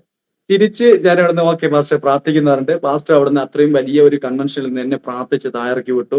ഫസ്റ്റ് ടൈം ആയിട്ടാണ് ഞാൻ ആ ഒരു സ്റ്റേജിലേക്ക് കയറുന്നത്. പ്രാർത്ഥിച്ചു വിട്ട് വന്നു. അങ്ങനെ ബൈബിൾ കോളേജ് ഇങ്ങനെ തുടർമാനമായി ഇങ്ങനെ പഠിച്ചുകൊണ്ടിരുന്നു. പക്ഷെ ഈ പ്രവചനമൊക്കെ ഞാൻ അന്നത്തോടെ വിട്ടു. കാരണം ഇത് നമ്മളിൽ നടക്കാത്ത കാര്യമാണ്. വചനം പഠിക്കുക, പഠിപ്പിക്കുക എന്നൊക്കെ പറയുന്നത് അതൊക്കെ ആലോചിച്ചും പോലും നോക്കാൻ പറ്റാത്ത കാര്യമാണ്. അങ്ങനെ ഇരുന്നപ്പോൾ ഒരു ദിവസം ഞാനിങ്ങനെ ഭജനം പഠിച്ചുകൊണ്ടിരുന്നപ്പോൾ ഞാൻ എന്റെ ഭാര്യയും കൂടി ഈ കാട് വെട്ടുന്ന പണി ഇല്ലാത്തപ്പോൾ, സീസൺ ഉണ്ടാവുള്ളൂ, ആ പണി ഇല്ലാത്തപ്പോൾ ഞങ്ങൾ ഈ ഒരു 4 വീലർ വണ്ടി മേടിച്ചിരുന്നു, ഒരു കൊട്ട വണ്ടി മേടിച്ചിട്ട് ഈ ഗുഡ്സ് വാങ്ങിച്ചു. പിന്നെ 4 വീൽ മേടിച്ചു. അങ്ങനെ മേടിച്ച ശേഷം ഞങ്ങള് 4 വീൽ മേടിച്ചിട്ട് തമിഴ്നാട് തിരുപ്പൂർ എന്ന സ്ഥലത്ത് പോകും. തിരുപ്പൂർ സ്ഥലത്ത് ഞാൻ കുടുംബമായിട്ട് പോവുക, എന്റെ ഭാര്യയും കൂട്ടി തന്നെ എവിടെ പോവാണെങ്കിലും. അങ്ങനെ ഞാൻ എന്റെ ഭാര്യയും കൂട്ടിയിട്ട് ഞങ്ങൾ തിരുപ്പൂർ എന്ന സ്ഥലത്ത് പോയി. അവിടെ പോയി കല്ല്, ഈ ആട്ടുകല്ല്, അമ്മിക്കല്ലൊക്കെ നിങ്ങൾക്ക് അറിയായിരിക്കും. ആട്ടുകല്ല്, അമ്മി, ഓൾഡ് കല്ലുകൾ, അതൊക്കെ പുതിയത് മെഷീനിൽ ചെയ്ത കല്ലുകളാണ്. അപ്പൊ ആ കല്ലുകളൊക്കെ പൈസ കൊടുത്ത് ആ വണ്ടിയിലേക്ക് പാക്ക് ചെയ്ത് വാങ്ങി പുതിയത് കൊണ്ട് ലൈനിൽ വെക്കും. വീടുകളിൽ തമിഴ്നാട്ടിൽ തന്നെ, കർണാടകയിൽ തന്നെ പോയിട്ട് കർണാടക ലൈനിലൊക്കെ വെക്കും. അവിടുത്തെ ഗ്രാമങ്ങളിലൊക്കെ ആൾക്കാർ വാങ്ങും. അങ്ങനെ ഞാൻ എന്റെ ഭാര്യയും കൂടി കല്ലിന്റെ ബിസിനസ് തുടങ്ങി. അങ്ങനെ പോയി കല്ലിന്റെ ബിസിനസ് ചെയ്തുകൊണ്ടിരിക്കുമ്പോൾ ഒരു ദിവസം നെഞ്ചങ്കോട് എന്ന് പറഞ്ഞ സ്ഥലമുണ്ട്, ഗുണ്ടൽപേട്ട കഴിഞ്ഞിട്ടുള്ള സ്ഥലമാണ്. അവിടെ നെഞ്ചങ്കോട് എന്ന് പറഞ്ഞ സ്ഥലത്ത് ഞാൻ എന്റെ ഭാര്യയും കൂടി പോയി ഒരു വണ്ടി പാർക്ക് ചെയ്തിട്ട് ഞങ്ങളുടെ കൂടെ കുറച്ച് ആൾക്കാരുണ്ട്. ഞങ്ങൾ വണ്ടിയിൽ തന്നെയാണ് കിടന്നുറങ്ങുന്നത്. വണ്ടിയിൽ തന്നെ കിടന്നുറങ്ങുന്നു. വണ്ടിന്റെ മുകളിൽ ഒരു താർപ്പായി വലിച്ചു കെട്ടിയിട്ട് വണ്ടിന്റെ ഉള്ളിൽ തന്നെ, കല്ലിന്റെ മുകളിൽ തന്നെ കിടന്നുറങ്ങും. അങ്ങനെ ആയിരുന്നപ്പോൾ പെട്ടെന്ന് അന്നൊരു ദിവസം ഞാൻ അവിടെ പ്രാർത്ഥിക്കാൻ വേണ്ടി ഇരുന്നപ്പോൾ പെട്ടെന്ന് എനിക്ക് ഉള്ളിലൊരു കരച്ചിൽ പോലെ പെട്ടെന്ന് വന്നിട്ട് ഞാൻ പെട്ടെന്ന് താഴെ ഇറങ്ങിയിട്ട് ഒരു രാത്രി 10 മണിയായിട്ടുണ്ടാവും. 10 മണിക്ക് ഞാൻ ആ വണ്ടിയിൽ താഴെ ഇറങ്ങിയിട്ട് ഞാൻ അവിടെ ഒരു വലിയൊരു മൈതാനാണ്. ആ മൈതാനത്തിൽ ഞാൻ ഇങ്ങനെ നടന്ന് കരഞ്ഞു പോയി പ്രാർത്ഥിച്ചുകൊണ്ടിരിക്കുകയാണ്. കരഞ്ഞു പ്രാർത്ഥിച്ചുകൊണ്ട് പോയി, കർത്താവേ, എന്റെ ഇത്രയും ജനം, എന്റെ ഇത്രയും വലിയ കമ്മ്യൂണിറ്റി, ഇത്രയും പാപത്തിന്റെയും മയക്കുമരുന്നിന്റെയും അതുപോലെ മോഷണത്തിലും പലതിനാൽ പിടിക്കപ്പെട്ട ഈ കമ്മ്യൂണിറ്റിയെ വിടുവിക്കുവാൻ എന്നെ എങ്ങനെയാ കർത്താവിന് ഉപയോഗിക്കാൻ പോകുന്നത്? 2 അക്ഷരം പോലും വായിക്കാൻ അറിയാത്ത ഈ എന്നെ എങ്ങനെയാണ് നീ ദേശത്തിന് കർത്താവിന്റെ വേലയ്ക്ക് വേണ്ടി കർത്താവദാസൻ പറഞ്ഞതുപോലെ എങ്ങനെ നിർത്തും എന്ന് പറഞ്ഞ് ഞാൻ വളരെ ദുഃഖിച്ച് കരഞ്ഞു പോകാനിടയായി. അങ്ങനെ കരഞ്ഞു പോയപ്പോൾ നോക്കണം, അന്ന് രാത്രി ദൈവം എന്നോട് ഇടപെടുവാനിടയായി. ആ ഒരു നെഞ്ചുകോട് പ്ലാറ്റ്ഫോമിൽ വെച്ച് ഞാൻ എന്റെ ഭാര്യയും വണ്ടിയിൽ താമസിച്ചുകൊണ്ടിരുന്നപ്പോൾ അന്ന് രാത്രി ദൈവം എന്നോട് സംസാരിച്ചു. ഒരു വലിയൊരു കൺവെൻഷൻ നടക്കുകയാണ്. ആ കൺവെൻഷനിൽ എന്റെ പേര് പറഞ്ഞ് അർജുൻ മുകളിലേക്ക് കയറി വരിക, നിന്നെ കർത്താവിന്റെ വേലയ്ക്ക് വേണ്ടി വിളിക്കുന്നു എന്ന് പറഞ്ഞ് കർത്താവ് എന്നെ ആ ഒരു കൺവെൻഷൻ സ്റ്റേജിലേക്ക് വിളിക്കുന്നതായിട്ട് ഞാൻ ഒരു സ്വപ്നം കാണുവാനിടയായി. ആ സ്വപ്നം കണ്ട് ഉണർന്നപ്പോഴത്തേക്ക് എനിക്ക് വളരെ ഒരു സന്തോഷം തോന്നി. എനിക്ക് അത്ര ദിവസം മനുഷ്യരിലും പല പേരിലുള്ള ആശ്രയങ്ങളായിരുന്നു. എങ്ങനെ നടക്കും, അങ്ങനെ പ്രാർത്ഥിക്കാൻ പറ്റും, എങ്ങനെ പ്രാർത്ഥിക്കും. പക്ഷെ ഈ സ്വപ്നം കണ്ടതിന് ശേഷം എനിക്ക് വളരെ ഒരു കോൺഫിഡൻസ് കിട്ടി. എനിക്ക് അവിടുന്ന് ഞാൻ വളരെ സന്തോഷത്തോടെ എഴുന്നേറ്റു. കർത്താവ് നമ്മളെ കർത്താവിന്റെ വേലയ്ക്ക് വേണ്ടി വിളിച്ചിട്ടുണ്ട്. അപ്പൊ അതിനുവേണ്ടി നമ്മൾ പ്രയോജനപ്പെടണമെന്ന് ചിന്തിച്ച് ഞാൻ അന്ന് തന്നെ ആ ജോലികളൊക്കെ, ഞങ്ങൾ ആ കല്ലിന് ബിസിനസ് ഒക്കെ വിട്ടിട്ട് ഞാനും എന്റെ ഭാര്യയും കൂടി ഞങ്ങൾ അവിടുന്ന് നേരെ വീട്ടിലേക്ക് പോയി. ഞങ്ങൾ അവിടുന്ന് പുൽപ്പള്ളി എന്ന് പറഞ്ഞ സ്ഥലത്ത് പോയി. ഞങ്ങൾ അവിടെ ഒരു ചെറിയൊരു ഓടിട്ട വീട് ഞങ്ങൾ വാടിച്ചു. അവിടെ ഞങ്ങൾ താമസിച്ചുകൊണ്ടിരുന്നപ്പോൾ അവിടെ ഇങ്ങനെ പ്രാർത്ഥിച്ചുകൊണ്ടിരിക്കുകയാണ്. കർത്താവ് നിന്റെ വേലയ്ക്ക് വേണ്ടി വിളിച്ചു, ഇനി എങ്ങനെ മുന്നോട്ട് പോകണം. ബൈബിൾ ക്ലാസ് പഠിച്ചുകൊണ്ടിരിക്കുക. ബൈബിൾ ക്ലാസ് പഠിക്കുന്നത് എങ്ങനെയാണെന്നറിയോ? ബൈബിൾ ക്ലാസ് പഠിക്കുന്ന ആഴ്ചക്ക് 3 ദിവസം ക്ലാസ്സാ. അത് ഞങ്ങൾ വരുന്നത് കർണാടകയിൽ നിന്ന് ഞാൻ ബസ് കയറി ഇങ്ങോട്ട് വരും. കർണാടകയിൽ നിന്നും അതുപോലെ തമിഴ്നാട്ടിൽ നിന്നൊക്കെ ഞാൻ ബസ് കയറി വന്നിട്ട് ആഴ്ചക്ക് 3 ദിവസം ബൈബിൾ ക്ലാസ് പഠിച്ച്, അങ്ങനെ പഠിച്ചിട്ട് പഠനത്തോടുള്ള കൊതി കൊണ്ട് അങ്ങനെ പഠിച്ചിട്ട് വീണ്ടും അങ്ങോട്ട് ജോലി സ്ഥലത്തേക്ക് പോകും. അങ്ങനെ വരികയും പോവുകയും അങ്ങനെയൊക്കെ ചെയ്തുകൊണ്ടിരുന്നിട്ടാണ് ബൈബിൾ ക്ലാസ് പഠിക്കുവാനിടയായത്. അങ്ങനെ പഠിച്ചുകൊണ്ടിരുന്നപ്പോൾ എന്റെ ഉള്ളിൽ പഠിക്കുന്നു, പക്ഷെ എന്നാൽ ഉള്ളിൽ പരിശുദ്ധാത്മാവിന് ഒരു ഉണർവ് വരുന്നില്ലല്ലോ എന്നുള്ള വലിയൊരു ദുഃഖം എന്റെ ഉള്ളിലുണ്ടായിരുന്നു. അങ്ങനെ ഇരുന്നപ്പോൾ ഒരു ദിവസം ഇങ്ങനെ ഒരു കാര്യം കേട്ടു. ചെന്നൈ എന്ന് പറഞ്ഞ പട്ടണത്തിൽ ഒരു മീറ്റിംഗ് നടക്കുന്നുണ്ട്. അങ്ങോട്ട് പോവുകയാണെങ്കിൽ അവിടെ ഭയങ്കര ദൈവ സാന്നിധ്യമുള്ള സ്ഥലമാണ്. അവിടെ പോയി പ്രാർത്ഥിച്ച ദൈവത്തിന് പരിശുദ്ധാത്മ കിട്ടുന്നുള്ള ഒരു പ്രേരണയോടെ ഞാൻ എന്ത് ചെയ്തു, ഞാനും അവിടെ ഒരു ബൈക്ക് ഉണ്ടായിരുന്നു. ഞങ്ങൾ അവിടെ നിന്ന് പണിയൊക്കെ എടുത്ത് ഞങ്ങൾക്ക് പൈസയൊക്കെ കിട്ടി കുറച്ച്. അങ്ങനെ ആ പൈസ കൊണ്ടൊക്കെ ഞങ്ങൾ ബൈക്ക്, ഒരു 2 വീലർ, ഒരു ബുള്ളറ്റൊക്കെ മേടിച്ചു. ആ ബുള്ളറ്റും കൊണ്ട് ഞങ്ങൾ അവിടെ താമസിച്ചു. അങ്ങനെ ആ ബുള്ളറ്റും കൊണ്ട് ഞാൻ എന്റെ വൈഫ് രണ്ടുപേരും കൂടിയിട്ട് ഞങ്ങൾ അവിടുന്ന് ചെന്നൈ പട്ടണത്തിലേക്ക് ഞങ്ങൾ ബൈക്കിൽ യാത്ര ചെയ്യുകയാണ്. ബൈക്കിൽ ഇങ്ങനെ ദൂരെ യാത്ര, ഞാൻ എന്റെ വൈഫും കൂടി ബൈക്ക് ചെന്നൈയിലേക്ക് പോയി. എന്തിനു വേണ്ടിയാ പോകുന്ന അറിയോ? പരിശുദ്ധാത്മാവിന്റെ അഭിഷേകം പ്രാപിക്കാൻ വേണ്ടി ചെന്നൈയിലേക്ക് പോവുകയാണ്. ചെന്നൈ താമരം എന്ന് പറഞ്ഞ സ്ഥലത്ത് TPM ചർച്ചുകാരുടെ ഒരു വലിയ സെന്ററാ അത്. താമരം എന്ന് പറഞ്ഞാൽ അറിയാലോ, താമരം. അപ്പൊ അവിടേക്ക് ഞങ്ങൾ ഇവിടെ പോവുകയാ. അവിടെ പോയി അവിടെ 3 ദിവസം, അവിടെ ഒരാഴ്ചയാണ്. അവിടെ ഇവിടുന്ന് ഞങ്ങൾ ബൈക്കിൽ യാത്ര ചെയ്ത് നേരെ അവിടെ പോയി ഞങ്ങൾക്ക് താമസിക്കാനുള്ള സൗകര്യങ്ങളൊക്കെ തന്നു. ഞങ്ങൾ അവിടെ താമസിക്കുകയാണ്. പോയി ഒരു ദിവസമായി, ഇങ്ങനെ പോയി കൂട്ടായ്മയിൽ കൂടുന്നു, പ്രാർത്ഥിക്കുന്നു, വരുന്നു. 2-ാമത്തെ ദിവസമായി, 3-ാമത്തെ ദിവസമായി, 4-ാമത്തെ ദിവസമായപ്പോഴത്തേക്ക് എനിക്ക് മനസ്സിലായി ഇവിടെയും പരിശുദ്ധാത്മാവ് കിട്ടില്ല എന്ന് മനസ്സിലായി. ആ 4-ാമത്തെ ദിവസം അവിടെ നിർത്തിയിട്ട് പിന്നെ അവിടുന്ന് ഞങ്ങൾ ബൈക്ക് എടുത്ത് ഞങ്ങൾ വീണ്ടും അവിടുന്ന് വരുവാനിടയായി. പ്രാർത്ഥനയിൽ ആഗ്രഹമായിരുന്നു, പ്രാർത്ഥിച്ചു. ആത്മാവിൽ ഞങ്ങൾ വളരെ സാന്നിധ്യങ്ങളൊക്കെ അനുഭവിച്ചിട്ടാണ് പോയത്. പക്ഷെ അവിടെ നിന്ന് ഫീൽ ചെയ്യാത്തത് കൊണ്ട് അവിടെ തിരിച്ച് ഞങ്ങൾ വന്നു. തിരിച്ചു വന്നിട്ട് ഞങ്ങൾ ആ വരുന്ന വഴിയിൽ ഞങ്ങൾ യാത്ര ചെയ്ത് ഞങ്ങൾ തിരിച്ചു വരുന്ന വഴിയിൽ ഊട്ടി വന്ന് ഞങ്ങൾ അവിടെ ഒരു ദിവസം താമസിക്കാനിടയായി. ഞങ്ങൾ ആ ചെന്നൈയിൽ നിന്ന് ബൈക്കിൽ യാത്ര ചെയ്ത് വന്നു. ഊട്ടിയിൽ സ്റ്റേ ചെയ്തപ്പോഴത്തേക്കും അവിടെ ഒരു സ്ഥലത്ത് ഞങ്ങൾ താമസിച്ചുകൊണ്ടിരിക്കുമ്പോൾ അങ്ങനെ താമസിച്ചുകൊണ്ടിരുന്നപ്പോൾ പെട്ടെന്ന് വീട്ടിൽ കുട്ടി ഉണ്ടായിരുന്നു. കുട്ടി അമ്മയുടെ അടുത്ത് വിട്ടിട്ടാണ് വന്നത് ഞങ്ങൾ. അപ്പൊ കുട്ടി കരഞ്ഞപ്പോഴത്തേക്ക് രാത്രിയാകുമ്പോഴാണ് കുട്ടി അവിടുന്ന് കരഞ്ഞത്. വേഗം വരണം പപ്പ എന്ന് പറഞ്ഞപ്പോഴത്തേക്ക് ഞങ്ങൾ താമസിക്കാൻ വേണ്ടിയ റൂം എടുത്തത്. പക്ഷേ കുട്ടി കരഞ്ഞത് കാരണം ഞങ്ങൾ അവിടുന്ന് രാത്രി തന്നെ എല്ലാ ലഗേജ് പാക്ക് ചെയ്ത് ഞങ്ങൾ അവിടുന്ന് വാഹന യാത്ര ചെയ്യാൻ തുടങ്ങി. വാഹന യാത്ര ചെയ്ത് മുന്നോട്ട് പോയി ഞങ്ങൾ പോകുന്ന വഴി തന്നെ ഞങ്ങൾ ഇങ്ങനെ യാത്ര ചെയ്ത് വീട്ടിലേക്ക് പോകാൻ വേണ്ടി പോയി. 8 മണിയൊക്കെ ആയപ്പോഴത്തേക്ക് ഞങ്ങൾ രാത്രി ഊട്ടിന്ന് വണ്ടി സ്റ്റാർട്ട് ചെയ്ത് ഞങ്ങൾ ബൈക്കിൽ യാത്ര ചെയ്ത് പോയിക്കൊണ്ടിരിക്കുക. ശരിക്കും യാത്ര ചെയ്ത് ഇങ്ങനെ പോയിക്കൊണ്ടിരിക്കുമ്പോൾ പാട്ടവയിൽ എന്ന് പറഞ്ഞ സ്ഥലം എത്തി. പാട്ടവയിൽ നിന്ന് സ്ഥലം എത്തിയപ്പോഴത്തേക്കും ആ പാട്ടവയിൽ നിന്ന് സ്ഥലം കുറച്ച് അങ്ങോട്ടേക്ക് ഒരു ചെറിയ കാടുണ്ട്. ഈ കാട്ടിന്റെ ഇടയിൽ ഒരു ഒത്തിരി ആൾക്കാരെ, ഈ വന്യമൃഗങ്ങളൊക്കെ ഇറങ്ങുന്ന സ്ഥലമാണ്. അപ്പൊ ഈ കാട്ടിന്റെ ഇടയിൽ ഒത്തിരി ആനകളൊക്കെ ഇറങ്ങി ഒത്തിരി പേരെ ചവിട്ടി കൊന്ന സ്ഥലമാണ്. അങ്ങനെ ഇരുന്നപ്പോൾ ഞങ്ങൾ എന്ത് ചെയ്തു, ആ സമയം ഒരു 10 മണിയൊക്കെ ആയി. ആ സമയം ഇങ്ങനെ യാത്ര ചെയ്ത് ഇങ്ങനെ പോയിക്കൊണ്ടിരിക്കുക. ആ കാട് എത്തിയപ്പോഴത്തേക്കും ഈ ആൾക്കാരെ ചവിട്ടിക്കൊന്ന സ്ഥലത്ത് ഒരു വലിയൊരു ആനക്കൂട്ടം ഇറങ്ങി ഞങ്ങൾ അവിടെ നിന്ന് റോഡ് ഇങ്ങനെ പാസ് ചെയ്ത് ഇങ്ങനെ പോയിക്കൊണ്ടിരിക്കുകയാണ്. പോകുമ്പോ ഫസ്റ്റ് ഒരു 2 ആന റോഡ് സൈഡിൽ കണ്ടു. അത് കണ്ടിട്ട് അതിനെ കണ്ട് ഞങ്ങൾ ബൈക്കിൽ പേടിച്ച് യാത്ര ചെയ്ത് കുറച്ച് മുന്നോട്ട് പോയപ്പോഴത്തേക്കും ഏകദേശം ഒരു 7 ആനകൾ. 7 ആന എന്ന് പറയുമ്പോൾ ഉത്സവപ്പറമ്പിലൊക്കെ ഉള്ളത് പോലത്തെ വലിയ സൈസിലുള്ള വലിയ ആനകൾ, ഒരു 7 എണ്ണം. ഒരു ചെറിയ റോഡാണ്. ആ ചെറിയ റോഡിൽ നിരന്ന് നിൽക്കുകയാണ്. ഞാൻ നിരന്ന് നിൽക്കുന്ന ആനകളെ കണ്ടിട്ട് വണ്ടി തിരിക്കാന്ന് വിചാരിച്ചിട്ട് വണ്ടി തിരിച്ചു നോക്കിയപ്പോഴത്തേക്കും അവിടെ കണ്ട 2 ആന റോട്ടിലിറങ്ങി. എനിക്ക് അങ്ങോട്ടും പോകാൻ പറ്റില്ല, ഇങ്ങോട്ടും പോകാൻ പറ്റില്ല. മുൻപിൽ ചെങ്കടലും പുറകിൽ ഫറവോന്റെ സൈന്യം എന്ന് പറഞ്ഞതുപോലെ ആ റോട്ടിൽ മുന്നോട്ടും പോകാൻ പറ്റുന്നില്ല, പുറകോട്ടും പോകാൻ പറ്റാത്ത അവസ്ഥയിൽ ഞങ്ങൾ അവിടെ ഇങ്ങനെ പതുക്കെ ബൈക്കിൽ യാത്ര ചെയ്ത് പോവാം. മുന്നോട്ട് പോയപ്പോഴേക്ക് ഒരു കാര്യം മനസ്സിലായി. ഇന്ന് ആന ചവിട്ടി ഞങ്ങളെ കൊല്ലും, ഇന്ന് മരണത്തെ നമ്മൾ കാണുകയാണ്. എന്റെ വൈഫ് അവിടെ മരിച്ചവളെ പോലെ ബാക്കിൽ ഇങ്ങനെ ഇരിക്കുകയാണ്. കാരണം ആനകൾ റോഡ് മൊത്തം നിരന്ന് കിടക്കുകയാ. 9 ആന എന്ന് പറയുമ്പോ നടക്കാൻ പോലും പറ്റില്ല അതില്. അങ്ങനെ ആയിരിക്കുന്ന സ്ഥലത്ത് ഞാൻ പതുക്കെ ആക്സിലേറ്റർ കൊടുത്ത് ഇങ്ങനെ പോവുകയാണ്. നിർത്താനും പറ്റില്ല, വണ്ടി ഓടിക്കാനും പറ്റില്ല. അങ്ങനെ ആയിരുന്നപ്പോൾ ആ സ്ഥലത്ത് പെട്ടെന്ന് ദൈവം ഞങ്ങൾക്ക് വേണ്ടി ഒരു ദൂതൻ അയച്ചതുപോലെ ഒരു കാറ് വരുവാനിടയായി. അവിടുന്ന് ഒരു കാറ് വന്ന്, ആ സമയം കാറൊന്നും വരില്ല ആ വഴിയിൽ. പക്ഷെ പെട്ടെന്ന് ഒരു കാറ് വരികയും ആ കാറിന്റെ ലൈറ്റ് കണ്ട്, ആ കാറിന്റെ ലൈറ്റ് കണ്ടിട്ട് പെട്ടെന്ന് ആനകൾ മൊത്തം ആ ലൈറ്റിലേക്ക് തിരിഞ്ഞ് ആ ലൈറ്റ് ഇങ്ങനെ ആകർഷിക്കാൻ തുടങ്ങി. റോഡ് മൊത്തം ആനകൾ നിറഞ്ഞു കിടക്കുക. ഞങ്ങളിങ്ങനെ ആനയെ തൊട്ട് വരതി, വാഹനം എടുത്തുകൊണ്ട് ഞങ്ങൾ കാട്ടാനകളെ തൊട്ട് വരുതി എന്ന് പറയാം. അങ്ങനെ ആ ഒരു വരുതലോടെ ചേർത്ത് വണ്ടിയെടുത്ത്, ശരിക്കും പറയുകയാണെങ്കിൽ ആത്മാവ് പത്രോസിനെ കാരകത്ത് നിന്ന് പുറത്തു കൊണ്ടുപോയതുപോലെ ഞങ്ങളെ ശരിക്കും ദൈവം ആ ആനയുടെ കൂട്ടത്തിൽ നിന്ന് ശരിക്കും ഞങ്ങൾ അവിടെ നിന്ന് ഇങ്ങനെ പുറത്ത് നേരെ കൊണ്ടുവന്ന് ആനയൊക്കെ കഴിഞ്ഞ് തിരിഞ്ഞു നോക്കിയപ്പോഴാണ് അറിഞ്ഞത് ആനയിൽ നിന്ന് രക്ഷപ്പെട്ടു.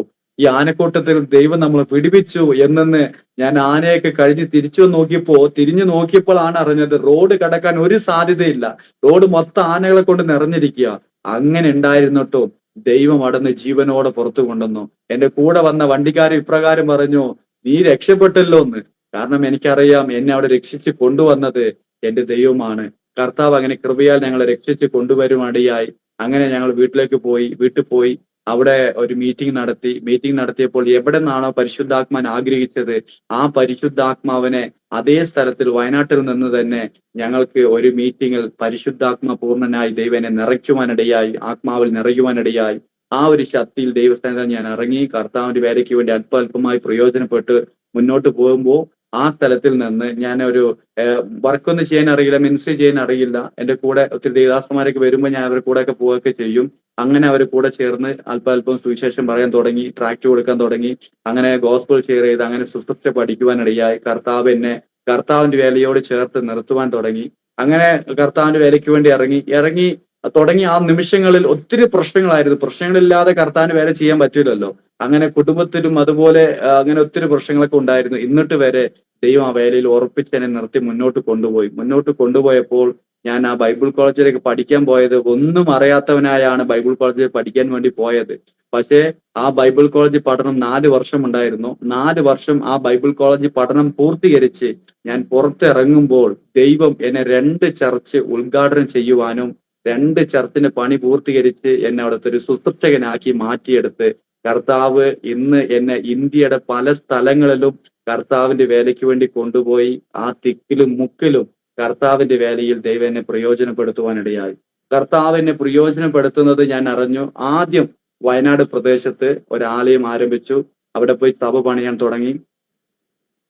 തുടങ്ങിയപ്പോൾ തന്നെ ഒത്തിരി പ്രശ്നങ്ങൾ വന്നിട്ട് അവിടെ സഭ നടത്താൻ പറ്റാത്ത സിറ്റുവേഷൻ വന്നു. പക്ഷെ എന്നാലും അവിടെ സഭ തുടങ്ങുവാനിടയായി. പറളിക്കുന്ന ഈ പറഞ്ഞ കമ്പളക്കാട് ദേശത്ത് സഭ അവിടെ ആരംഭിച്ചു. ദൈവം അവിടെ ഒരു കൂട്ട ആത്മാക്കളെ തന്ന് അവിടെ ദൈവം സഹായിച്ച് സഭ മുന്നോട്ട് പോന്നു. ഞങ്ങളുടെ കുടുംബത്തിൽ തന്നെ ഞങ്ങളുടെ സഹോദരിയുടെ സ്ഥലമായിരുന്നു. ആ സ്ഥലം ഞങ്ങൾക്ക് വാടക ഇല്ലാതെ നടത്തിക്കോളാൻ വേണ്ടി അവിടെ ആ സ്ഥലം ഞങ്ങൾക്ക് ആദ്യം ഒരു അടക്കളയായിരുന്നു. ആ അടക്കള പൊളിച്ച് ഞങ്ങൾ ഒരു ആലയമാക്കി, അവിടെ നിന്ന് ഒരു സഭയാക്കി. ഇന്ന് അവിടെ ഒരു കൂട്ടം ആത്മാക്കളെ ദൈവം തന്ന് ആരാധിച്ചു കൊണ്ടിരിക്കുകയാണ്. അതേ ഇയർ തന്നെ, ആ വർഷം തന്നെ ഞങ്ങൾ അവിടെ നിന്ന് ഞാൻ ഒറ്റയ്ക്ക് അവിടെ നിന്ന് ആ ശുശ്രൂഷയ്ക്ക് ഇറങ്ങിയ സമയത്തിന് എന്റെ ഭാര്യ ഈ പഴയ ആക്രി സാധനങ്ങളൊക്കെ എടുക്കുന്ന കച്ചവടം തന്നെയാണ് ചെയ്തുകൊണ്ടിരുന്നത്. വേറെ ജോലിയൊന്നും ഇല്ലായിരുന്നു. അവള് ഈ കാട് വെട്ടുന്ന പണി അറിയില്ല, കല്ല് വെക്കുന്ന ബിസിനസ് ഒന്നും അറിയില്ല. അതുകൊണ്ട് ഞാൻ ശുശ്രൂഷയ്ക്ക് ഇറങ്ങിയ ശേഷം ഒന്നുമില്ല, കയ്യിലില്ല. അപ്പൊ എന്തെങ്കിലും കഴിക്കണത് കൊണ്ട് അവൾക്ക് ഭയം തോന്നിയിട്ട് അവള് ഇങ്ങനെ ആക്രി സാധനങ്ങൾക്ക് കച്ചവടം ചെയ്യാൻ വേണ്ടി തുടങ്ങി. അതൊക്കെ കണ്ടത് പറഞ്ഞ നിന്നെ ദൈവം കൊണ്ടുവരും, അപ്പൊ നീ വന്നാ മതി എന്ന് പറഞ്ഞിട്ട് അവൾ അങ്ങനെ ഞങ്ങളുടെ കാര്യം നോക്കാൻ വേണ്ടി അവര് ആക്രി സാധനങ്ങളൊക്കെ എടുക്കാൻ വേണ്ടി തുടങ്ങി. ഞാനൊരു ഒരു ബൈക്ക് എടുത്തിട്ട് ഞാൻ എല്ലാ സ്ഥലങ്ങളിലേക്ക് ഞാൻ കമ്മ്യൂണിറ്റികളിൽ കടന്നുപോയി സുവിശേഷം പറയാൻ തുടങ്ങി. സുവിശേഷം പറഞ്ഞ് ഇങ്ങനെ യാത്ര ചെയ്തുകൊണ്ടിരിക്കുമ്പോൾ ഒരു സ്ഥലത്ത് ഞാൻ പോയി ഇങ്ങനെ വണ്ടി നിർത്തി. വണ്ടിയിൽ എണ്ണ ഒന്നും ഇല്ലായിരുന്നു, എണ്ണയൊക്കെ കാലിയായി. ഇനി മുന്നോട്ട് എണ്ണ അടിക്കാനും പൈസ 50 രൂപയ്ക്ക് അടിച്ച കുറെ ദൂരം ഓടും വണ്ടി. പക്ഷെ 50 രൂപ പോലും കയ്യിലെടുക്കാൻ പറ്റാത്ത സിറ്റുവേഷൻ വന്നു. ഞാൻ കർത്താവിന്റെ വേലയ്ക്ക് വന്ന ശേഷം അപ്പോൾ ഞാൻ ഒരു കല്ലിന്റെ സൈഡിലോട് ചേർന്ന് നിന്ന് കർത്താവിനോട് ഇങ്ങനെ പറഞ്ഞു, കർത്താവേ, ഞാൻ എവിടെയാ കിടന്നത്, ഏത് സ്ഥലത്തിലായിരുന്നു ഞാൻ. ഇപ്പൊ ഞാൻ തിരിഞ്ഞു നോക്കുകയാണെങ്കിൽ എന്റെ കണ്ണ് നിറയല്ലാതെ വേറെ ഒന്നുമില്ല. പക്ഷെ എന്നെ അവിടെ നിന്ന് കൊണ്ടുവന്നതിന്റെ പുറകിൽ നിന്റെ വലിയ ഉദ്ദേശമുണ്ട്. അത് ഞാൻ പരാജയപ്പെടുത്തുകയില്ല, മുന്നോട്ട് പോവുക തന്നെ ചെയ്യും. എന്നെ നീ മുന്നോട്ട് നടത്തണം. എന്നെ നടത്താൻ നിന്നെ കൊണ്ട് മാത്രമേ പറ്റുകയുള്ളൂ. ഒരു വാചകം പറഞ്ഞു. ദൈവം അന്ന് ആ സ്ഥലത്തിൽ നിന്ന് എനിക്ക് ദൈവം ഒരു പാട്ട് തരുവാനിടയായി. അത് ഞാൻ പാടുവാൻ ആഗ്രഹിക്കുന്നില്ല, കുറച്ച് ലോങ് ആണ്. ആ പാട്ട് ഞാൻ അവിടെ നിന്ന് കല്ലിൽ എഴുതി ഞാൻ ആ ഒരു സഭയിൽ തന്നെ ആ ഒരു പാസ്റ്ററെ സഭയിൽ പാടാമെങ്കിൽ ആ പാടാം, കാരണം പാട്ട് ഏതാന്ന് ആളുകൾക്ക് അറിയാൻ പറ്റുമല്ലോ. ഓക്കെ, സ്തോത്രം. ഞാൻ ആ കല്ലിൽ നിന്ന് ഇങ്ങനെ കരഞ്ഞ് ദൈവത്തോട് ഞാൻ അവിടെ ഇരുന്ന് ഒറ്റപ്പെട്ട്, ഒരു ശുശ്രൂഷകന്മാരില്ല, എന്റെ കൂടെ ശുശ്രൂഷിപ്പാൻ ആരുമില്ല. ഞാൻ ഒറ്റപ്പെട്ട അവസ്ഥയിൽ ഇരിക്കുകയാണ്. ശരിക്കും പറയുകയാണെങ്കിൽ ആഗാർ ആ മരുഭൂമിയിൽ വന്ന് തന്റെ മകനായ ഇസ്മായിലിനെ കൊണ്ടുപോയി മരിച്ചുപോയാൽ മതി, എന്റെ ബാലൻ മരിക്കുവാൻ കിടക്കുന്നു എന്ന് പറഞ്ഞ് മരണവേദന അനുഭവിച്ചതുപോലത്തെ അവസ്ഥയിൽ ഞാൻ അവിടെ നിന്ന് കരഞ്ഞ് ആ ഒരു ദൈവസ്ഥാനത്തിൽ ഇരുന്നപ്പോൾ ദൈവം എനിക്കൊരു പാട്ട് പ്രകാരം തന്നു. കർത്താവ്, ഞാൻ എങ്ങനെ മുന്നോട്ട് പോകുമെന്ന് ചിന്തിച്ചപ്പോൾ കർത്താവ് പറഞ്ഞു ഇങ്ങനെ, ഞാൻ എങ്ങനെ മുന്നോട്ട് പോയി ഈ ജനത്തെ എങ്ങനെ നടത്താൻ പറ്റും, കാരണം മൊത്തം ഹൈന്ദവ പ്രകാരം വളരെ വിഗ്രഹത്തിനാല് കെട്ടപ്പെട്ടിരിക്കുന്ന ഈ ജനത്തെ ഞാൻ എങ്ങനെ നടത്തും കർത്താവെ, മുന്നോട്ട് ഫുള്ള് തടസ്സമാ, മുന്നോട്ട് പോകാൻ ഒരു വഴിയില്ല എന്ന് പറഞ്ഞപ്പോ ദൈവം തമിഴിൽ എനിക്കൊരു വരികളെ തന്നു. ആ വരി ഇപ്രകാരമാണ്: നീ പോകും വഴികളിൽ തടை வரலாம், நீ போகும் பாதங்களிடறிடலாம், நீ போகும் வழிகளில் தடை வரலாம், நீ போகும் பாதங்களிடறிடலாம், தாங்கிடுவார் உம்மை தாங்கிடுவார், உள்ளம் கையால் உன்னை ஏந்திடுவார், தாங்கிடுவார் உம்மை தாங்கிடுவார், உள்ளம் கையால் உன்னை ஏந்திடுவார், சாத்தான் ஒரு வழி அடைத்திடும்போது என் தேவன் ஏழு வழி திறந்திடுவார், சாத்தான் ஒரு வழி அடைத்திடும்போது என் தேவன் ஏழு வழி திறந்திடுவார், அவர் திறந்திடுவார், ஒருவர் நாளும் அது அடைப்படாது, திறந்திடுவார், அவர் திறந்திடுவார், ஒருவர் നാളും അത് അടയ്പ്പെടാതെ.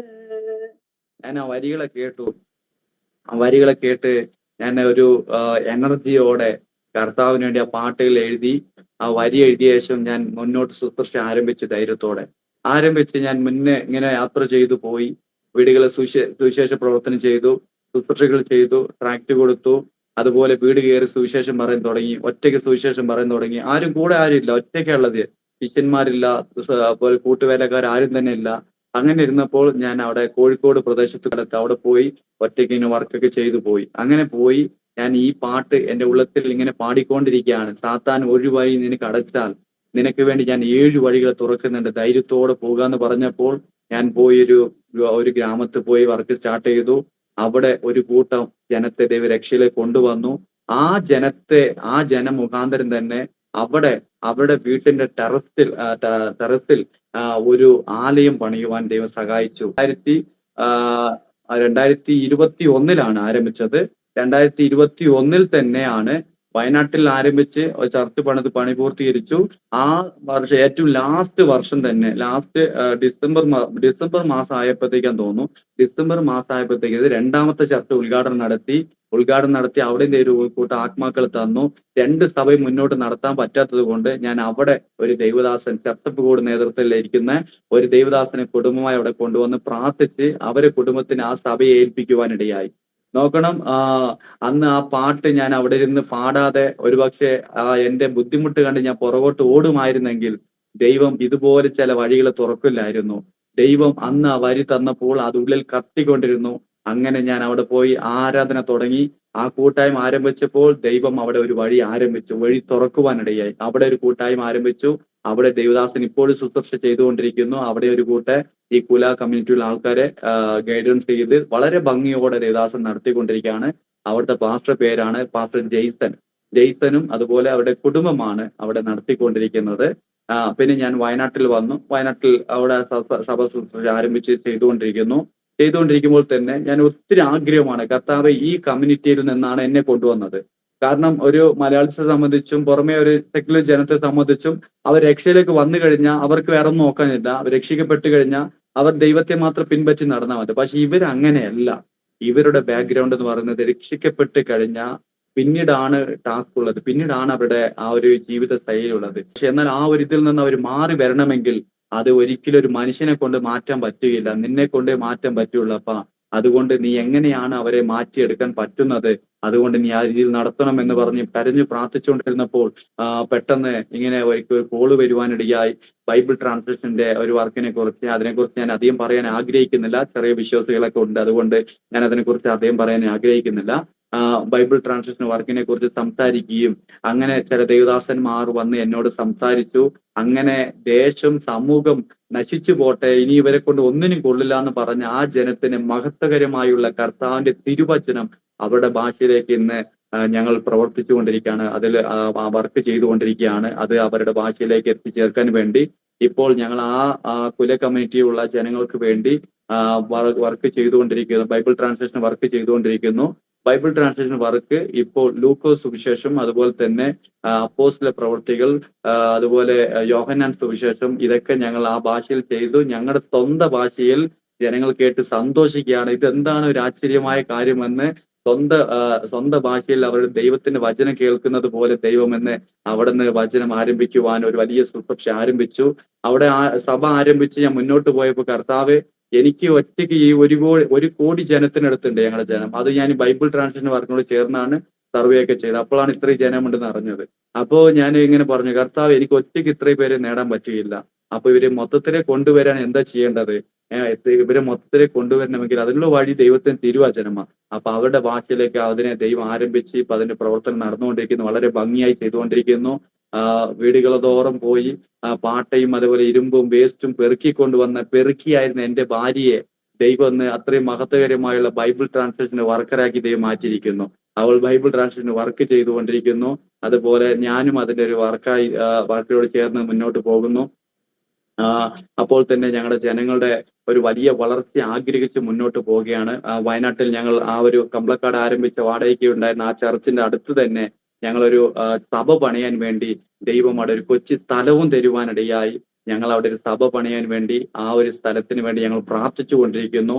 അവിടെ തന്നെ ഞങ്ങളുടെ കൂടെ ഒത്തിരി ശിഷ്യന്മാർക്ക് വേണ്ടി ഞാൻ പ്രാർത്ഥിച്ചു. അങ്ങനെ ആയിരുന്നപ്പോൾ ദൈവം ഞങ്ങളുടെ ആ ഒരു ചർച്ചിൽ ഒത്തിരി കൂടെ പ്രവർത്തിക്കാൻ പറ്റിയ ഞങ്ങളുടെ സഭയിൽ തന്നെ ഒത്തിരി കൂട്ടുവേലക്കാരെ ദൈവം എഴുന്നേൽപ്പിച്ചു തന്നു. ഇപ്പോഴും എൻ്റെ കൂടെ എവിടെ പോവുകയാണെങ്കിലും എപ്പോഴും ഒരു 4 പേര് കൂടെ ഉണ്ടാവും. കാരണം അവര് കർത്താവിന്റെ വേലയ്ക്ക് വേണ്ടി ഞാൻ അനുഭവിച്ച ആ അനുഭവത്തിന്റെ നടുവിൽ ഇപ്പോഴും കർത്താവിന്റെ വേലയ്ക്ക് വേണ്ടി ആരും കുറച്ച് കൂടെ നിന്ന് പ്രവർത്തിച്ചു കൊണ്ടിരിക്കുന്നു അവര്. അപ്പോൾ തന്നെ ഇപ്പോ ഈ ഈ ഒരു 2 മാസം മുൻപേ മാർച്ച് മാസം ലാസ്റ്റ് ഞങ്ങളുടെ സഭയിൽ നിന്ന് ഒരു ദൈവദാസനെ പ്രാർത്ഥിച്ച് ബാംഗ്ലൂര് ഒരു ചർച്ചിൽ അസിസ്റ്റന്റ് പാസ്റ്ററാക്കി ഞങ്ങൾ അവിടെ വിടുവാനിടയായി. അത് വേറെ ആരുമല്ല, എന്റെ അനിയനാണ്. അവനെ കുറിച്ച് പറയുകയാണെങ്കിൽ ചെറുപ്പത്ത് ഞാൻ എന്റെ ഈ കൈ കൊണ്ട് തന്നെ ഈ മൂക്കുപൊടി, ആൻസ്, ഇങ്ങനത്തെ സാധനങ്ങളൊക്കെ ഞങ്ങളുടെ അനിയന്മാർക്ക് കൊടുക്കുമായിരുന്നു. ഞാൻ കൊടുത്ത് അവന് വളർത്തിയതാ. പാൻബ്രാക്ക് അതൊക്കെ കൊടുത്ത് അങ്ങനെ വളർത്തുക. ചെറിയ പ്രായത്തിൽ തന്നെ അതൊക്കെ ഭക്ഷിച്ച് അവന് വളർന്നവനെ അവന്റെ ജീവിത സാഹചര്യങ്ങളിൽ വളർന്നു വന്നപ്പോൾ ദൈവത്തെ കണ്ടുമുട്ടിയത് കൊണ്ട് ഇന്ന് അവനും ഒരു ദൈവദാസനായി മാറുവാനിടയായി. ഇന്ന് ഈ കഴിഞ്ഞ ചില വർഷങ്ങൾ കൊണ്ട് തന്നെ ദൈവം ഈ കുല കമ്മ്യൂണിറ്റിയിലത്തെ മധ്യത്തിൽ ഈ നാടോടികളുടെ കൂട്ടത്തിൽ ദൈവം ഒരു വലിയ ഉണർവ് നടത്തുവാനിടയായി. അനേക ജനങ്ങൾ രക്ഷയിൽ വന്നുകൊണ്ടിരിക്കുന്നു.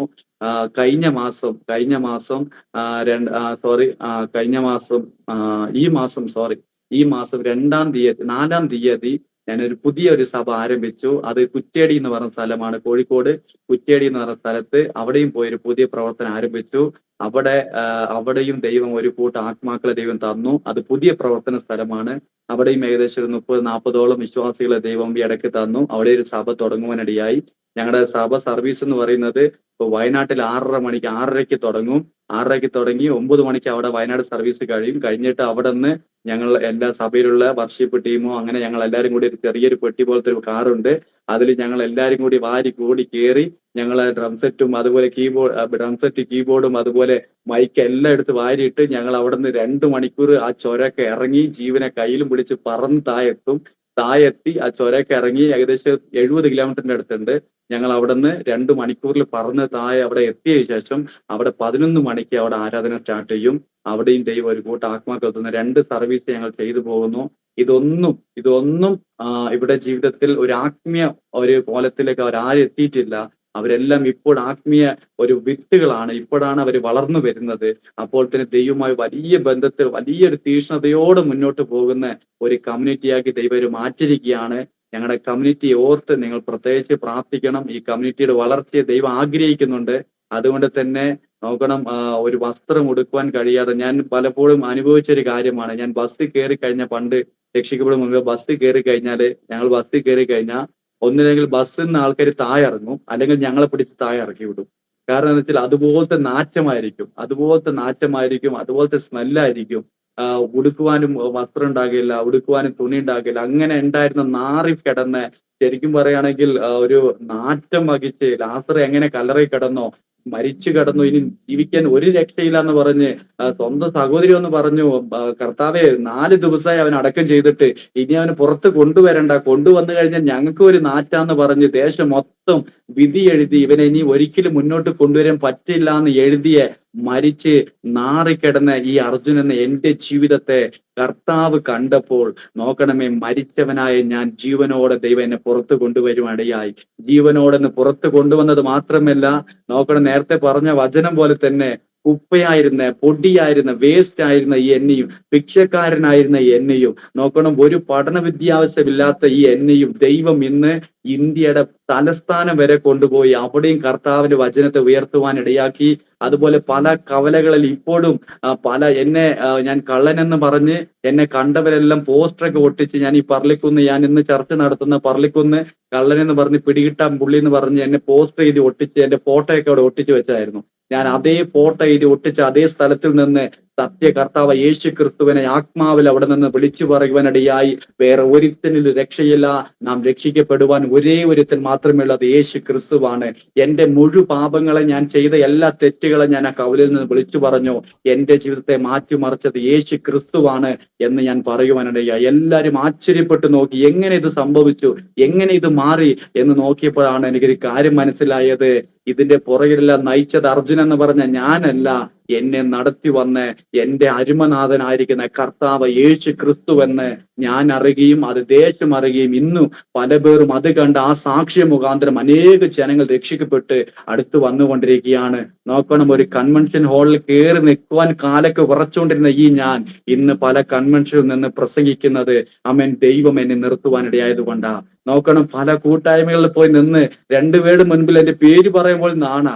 അങ്ങനെ ഉണ്ടായിരുന്നപ്പോൾ നോക്കണം, ഇന്ന് 2000 അല്ല എത്ര ലക്ഷം ആളുണ്ടെങ്കിൽ അവിടെ മുൻപിൽ കർത്താവിന്റെ വചനം ശക്തിയോടെ വിളിച്ചു പറയുവാനുള്ള ഒരു ആത്മശക്തി തന്നത് ആ കർത്താവാണ്. നോക്കണം, മനുഷ്യനെ പൊടിയിൽ നിന്ന് എഴുന്നേൽപ്പിച്ച് അവൻ ദരിദ്രൻ നോക്കാതെ, അവൻ ഏളയെന്ന് നോക്കാതെ, അവൻ എളിയമെന്ന് നോക്കാതെ, അവൻ താഴ്മയുള്ളവൻ നോക്കാതെ, അവൻ താഴ്ത്തപ്പെട്ടവൻ നോക്കാതെ, അവൻ ഒരു വിധത്തിലും ഒരു വിഭാഗത്തെ കാണാതെ അവൻ വിളിച്ച് മാറോട് ചേർത്ത് പിടിച്ച് യോഹന്നാനെ ചേർത്ത് പിടിച്ചതുപോലെ എന്നെ ചേർത്ത് പിടിച്ച് കർത്താവ് പറഞ്ഞു, നിന്റെ കമ്മ്യൂണിറ്റിയുടെ നടുവിൽ നിന്നെ ഒരു ഉണർവാക്കി ഞാൻ നിർത്തിയിരിക്കുന്നു എന്ന് പറഞ്ഞ് കർത്താവിന് വേർപിരിച്ച് നിർത്തുവാനിടയെ. പ്രിയപ്പെട്ടവരെ, നോക്കണം, ഇങ്ങനെ ഒരു അത്ഭുതം, ഇങ്ങനത്തെ ഒരു സാക്ഷ്യത്തെ എങ്ങനെ പറയാതിരിക്കാൻ പറ്റും? ഇന്ന് ഞാൻ പല കവലിൽ നിന്ന് പ്രസംഗിക്കുമ്പോൾ പാസ്റ്റർമാരെ ഒന്ന് പറയും, ഇത് എങ്ങനെ സംഭവിക്കുന്നു, എങ്ങനെ ഇവനൊക്കെ ഇങ്ങനെ പ്രസംഗിക്കാൻ പറ്റുന്നത്? കാരണം ഞാനല്ല പ്രസംഗിക്കുന്നത്. ഞാൻ നോർമലായി സംസാരിക്കുമ്പോൾ ഞാൻ സംസാരിക്കുമ്പോൾ എന്റെ വായൊക്കെ കൊന്നിപ്പോകും. പക്ഷെ എന്നാൽ ദൈവം എന്നോട് സംസാരിക്കുമ്പോൾ നോക്കണം, എന്റെ നാവ് കൊന്നുവാൻ ഇടയാകുകയില്ല. നോക്കണം സ്തോത്രം. അതുപോലെ ദൈവം എന്റെ ജീവിതത്തെ മാറ്റിമറിച്ച് ഇന്ന് പല പേർക്കും ഒരു അനുഗ്രഹമാക്കി വെച്ചിരിക്കുകയാണ്. ഇന്നും എന്റെ സഭയിൽ ദൈവം ഒരു തൂണാക്കി നിർത്തിയിരിക്കുന്നു. ഇന്ന് എന്റെ വേല എന്ന് പറയുന്നത് ഒരു സഭ പ്ലാന്റിങ് മാത്രം. ദൈവം എനിക്ക് തന്നത് അപ്പോസ്തലിക മിനിസ്ട്രി ആണ്. ഇന്ന് പല സ്ഥലങ്ങളിൽ പല ചർച്ച് പ്ലാന്റിങ്ങും അതോടെ ചേർന്ന് ഇവാഞ്ചലിസ്റ്റും അതുപോലെ മിഷണറി യാത്രയാണ് മെയിൻ ടാസ്കായി ഞാൻ ചെയ്യുന്നത്.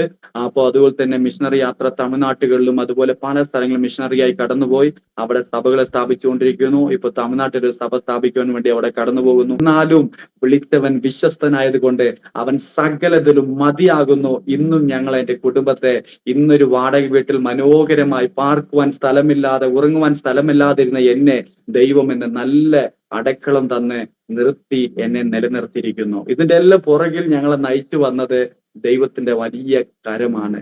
ഇതിൽ ഒത്തിരി കാര്യം ഞാൻ പറഞ്ഞില്ല, പക്ഷെ എന്നാൽ അതും പറയുന്ന ഒത്തിരി കാര്യം മുന്നോട്ട് പോകും. ശരിക്കും പറയുകയാണെങ്കിൽ നാറിക്കിടന്ന ഒരുത്തനെ ആ നാറ്റത്തെ മാറ്റി ഒരു നല്ലവനാക്കി തീർത്തതാണ് എന്റെ കർത്താവ്.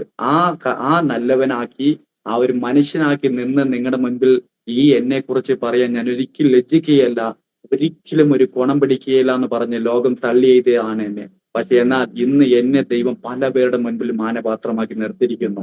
അതിന്റെ എല്ലാം ഉദ്ദേശം കർത്താവ് ഈ ഇളയവനെ വെച്ച് എന്തോ ഒരു പ്ലാൻ ചെയ്യാനുള്ളത് കൊണ്ടാണ്. ആ ഒരു ഉദ്ദേശം എന്റെ മേൽ നിന്നത് കൊണ്ടാണ് ഇന്ന് പ്രിയപ്പെട്ട കർത്താവിന്റെ ദാസന്റെ മുൻപിലും നിന്ന് ഇതുപോലെ കർത്താവിനെ സാക്ഷീകരിപ്പാനും ഇതുപോലെ വിലയേറിയ കോട്ടുകളുടെ ഉള്ളിൽ ഞാൻ ഇരുന്നു കൊണ്ട് കർത്താവിന് പറയുവാനിടയായത്. ഇതിന്റെ എല്ലാം പുറകിൽ ഒന്ന് മാത്രമേ ഉള്ളൂ, ദൈവത്തിന്റെ വലിയ കാര്യമാണ്, ദൈവത്തിന്റെ വലിയ പ്രവൃത്തിയാണ്. ഇന്ന് ഞങ്ങളുടെ ആ കമ്മ്യൂണിറ്റി ഓർത്ത് പ്രാർത്ഥിക്കുക. പ്രത്യേകിച്ച് ഒരു വലിയൊരു ബൈബിൾ ക്ലാസ് ഞങ്ങൾ ആരംഭിച്ച് ഈ കമ്മ്യൂണിറ്റിക്ക് ഒരു വലിയ ടീച്ചിങ് കൊടുക്കുവാൻ വേണ്ടി ഞങ്ങൾ ആരംഭിച്ചുകൊണ്ടിരിക്കുന്നു.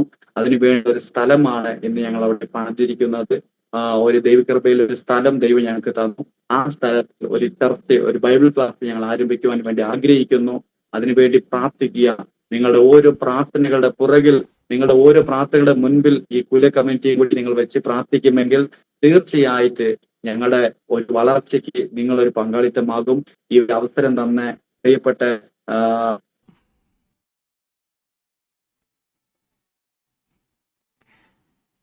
പക്ഷേ വീഡിയോ ഓൺ ആകുന്നില്ലല്ലോ. പക്ഷേ വീഡിയോ ഓൺ ആകുന്നില്ല, എന്താണെന്ന് അറിയുന്നില്ല. ഇടയ്ക്ക് എന്തെങ്കിലും ഇത് പറ്റിയായിരുന്നോ മാസ്റ്ററെ?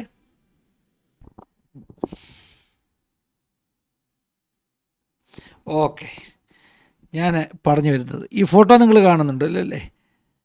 ആരാണെന്നറിയാമോ? ഈ കോട്ടിട്ടത് ആരാണെന്നറിയാമോ? ഇത് നമ്മൾ പ്രൊഫൈൽ പിക്ചറാക്കാൻ, അല്ലെങ്കിൽ ഇത് നമ്മുടെ തംബ്നെയിലാക്കാൻ വേണ്ടി പാസ്റ്ററുടെ എടുത്ത ഫോട്ടോയാണ്. വചനം പറഞ്ഞില്ലേ, ദരിദ്രനെ കുപ്പിയിൽ നിന്ന് ഉയർത്തി തൻ്റെ പ്രഭുക്കന്മാരോട് കൂടി ഇരുത്തുമെന്ന്. ഒരു കാലത്ത് മോഷണം തൊഴിലാക്കിയ ആളിനെ കർത്താവ് ഇന്ന് കർത്താവിൻ്റെ ഒരു അപ്പോസ്തോലിക ശുശ്രൂഷ എന്ന് അദ്ദേഹം തന്നെ പറഞ്ഞു. അതിൻ്റെ അർത്ഥം എന്താ? പല സ്ഥലങ്ങളിൽ സഭ സ്ഥാപിക്കുന്ന ഒരു നിലവാരത്തിലേക്ക് കർത്താവ് കൊണ്ടുപോയി. ഇത് ദൈവത്തിൻ്റെ അത്ഭുതമാണ്. പറയാൻ വാക്കുകളില്ല. ഈ സാക്ഷ്യത്തെക്കുറിച്ച് പറയാൻ നമുക്ക് വാക്കുകളില്ല. പാസ്റ്റർ ജോയിൻ ബാക്ക് ചെയ്തിട്ടുണ്ട്. ദൈവത്തിൻ്റെ സ്തോത്രം. Praise Lord pastor, praise Lord. നെറ്റ്വർക്കിന് വിഷയം വന്നു അല്ലേ? കുഴപ്പമില്ല. എന്തായാലും നമ്മൾ കൺക്ലൂഡ് ചെയ്തില്ല. പാസ്റ്റർ സാക്ഷ്യം ഏകദേശം എല്ലാം പറഞ്ഞല്ലോ. ദൈവാത്മാവ് എനിക്ക് തന്ന വചനം സ്വർഗരാജ്യം വിലയേറിയ മുത്തന്വേഷിക്കുന്ന ഒരു വ്യാപാരിയോട് സദൃശം. അവൻ ആ മുത്ത് കണ്ടിട്ട് സകലതും വിറ്റ് അത് കൈക്കലാക്കി അതിനെ പോളിഷ് ചെയ്ത്, അല്ലേ? അപ്പം എത്രയോ മുത്തുകൾ ചിതറിക്കിടപ്പുണ്ടെന്നറിയാമോ? സ്വർഗരാജ്യം അന്വേഷിച്ചുകൊണ്ടിരിക്കുക. അന്ന് ദൈവാത്മാവ് എനിക്ക് തന്ന വചനമാണ് 113 സങ്കീർത്തനത്തിലെ വാക്യം, അവൻ ദരിദ്രനെ കുപ്പിയിൽ നിന്ന് ഉയർത്തി തൻ്റെ ജനത്തിൻ്റെ പ്രഭുക്കന്മാരോട് കൂടെ ഇരുത്തുന്ന ദൈവം. പാസ്റ്ററിൻ്റെ മുമ്പിൽ ഇരിക്കുമ്പോൾ ഞാൻ ചോദിക്കുകയായിരുന്നു, ഈ കോട്ട് ഇട്ടിരിക്കുന്നത് ആരാണെന്ന്. കാരണം അന്ന് കോർണർ സ്റ്റോൺ ചർച്ചിൽ നല്ലൊരു വസ്ത്രം ധരിക്കാനില്ലാതെ, അല്ലേ, കയറി പോകാൻ മടിച്ച ആളാണ്. പാസ്റ്ററെ, എനിക്ക് നമ്മുടെ പോസ്റ്ററിന് വേണ്ടി ഇട്ടു തന്നൊരു ഫോട്ടോ ഉണ്ടല്ലോ. എനിക്ക് ആ പോസ്റ്ററിന് വേണ്ടി ഇട്ടു തന്നൊരു ഫോട്ടോ ഉണ്ടല്ലോ. ഈ ഫോട്ടോ കാണാമോ? ഇത് എവിടെ വെച്ച് എടുത്തതാ? നല്ല കോട്ടൊക്കെ ഇട്ട് നല്ലൊരു ഹീറോ ലുക്കിലാണല്ലോ നിൽക്കുന്നത്, കറുത്ത ഗ്ലാസ് ഒക്കെ വെച്ച്.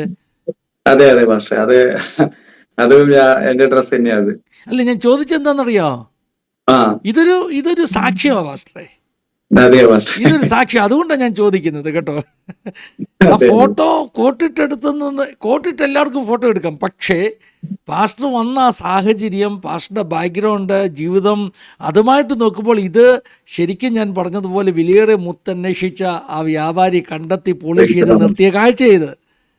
ഞാൻ ഞങ്ങളുടെ നമ്മുടെ പ്രഷറെ അത് കാണിക്കുകയായിരുന്നു. അതെ ദൈവത്തിന് സ്തോത്രം. എനിക്ക് പറയാൻ വാക്കുകളില്ല പാസ്റ്ററെ, പറയാൻ വാക്കുകളില്ല. കർത്താവ് നിങ്ങളെ ശക്തമായിട്ട് ഉപയോഗിക്കട്ടെ. അന്ന് ഈ പുറംപറമ്പിൽ കിടന്ന എന്നെ പറുദീസവാസിയാക്കി എന്ന് പറഞ്ഞൊരു പാട്ടുണ്ട് പഴയ.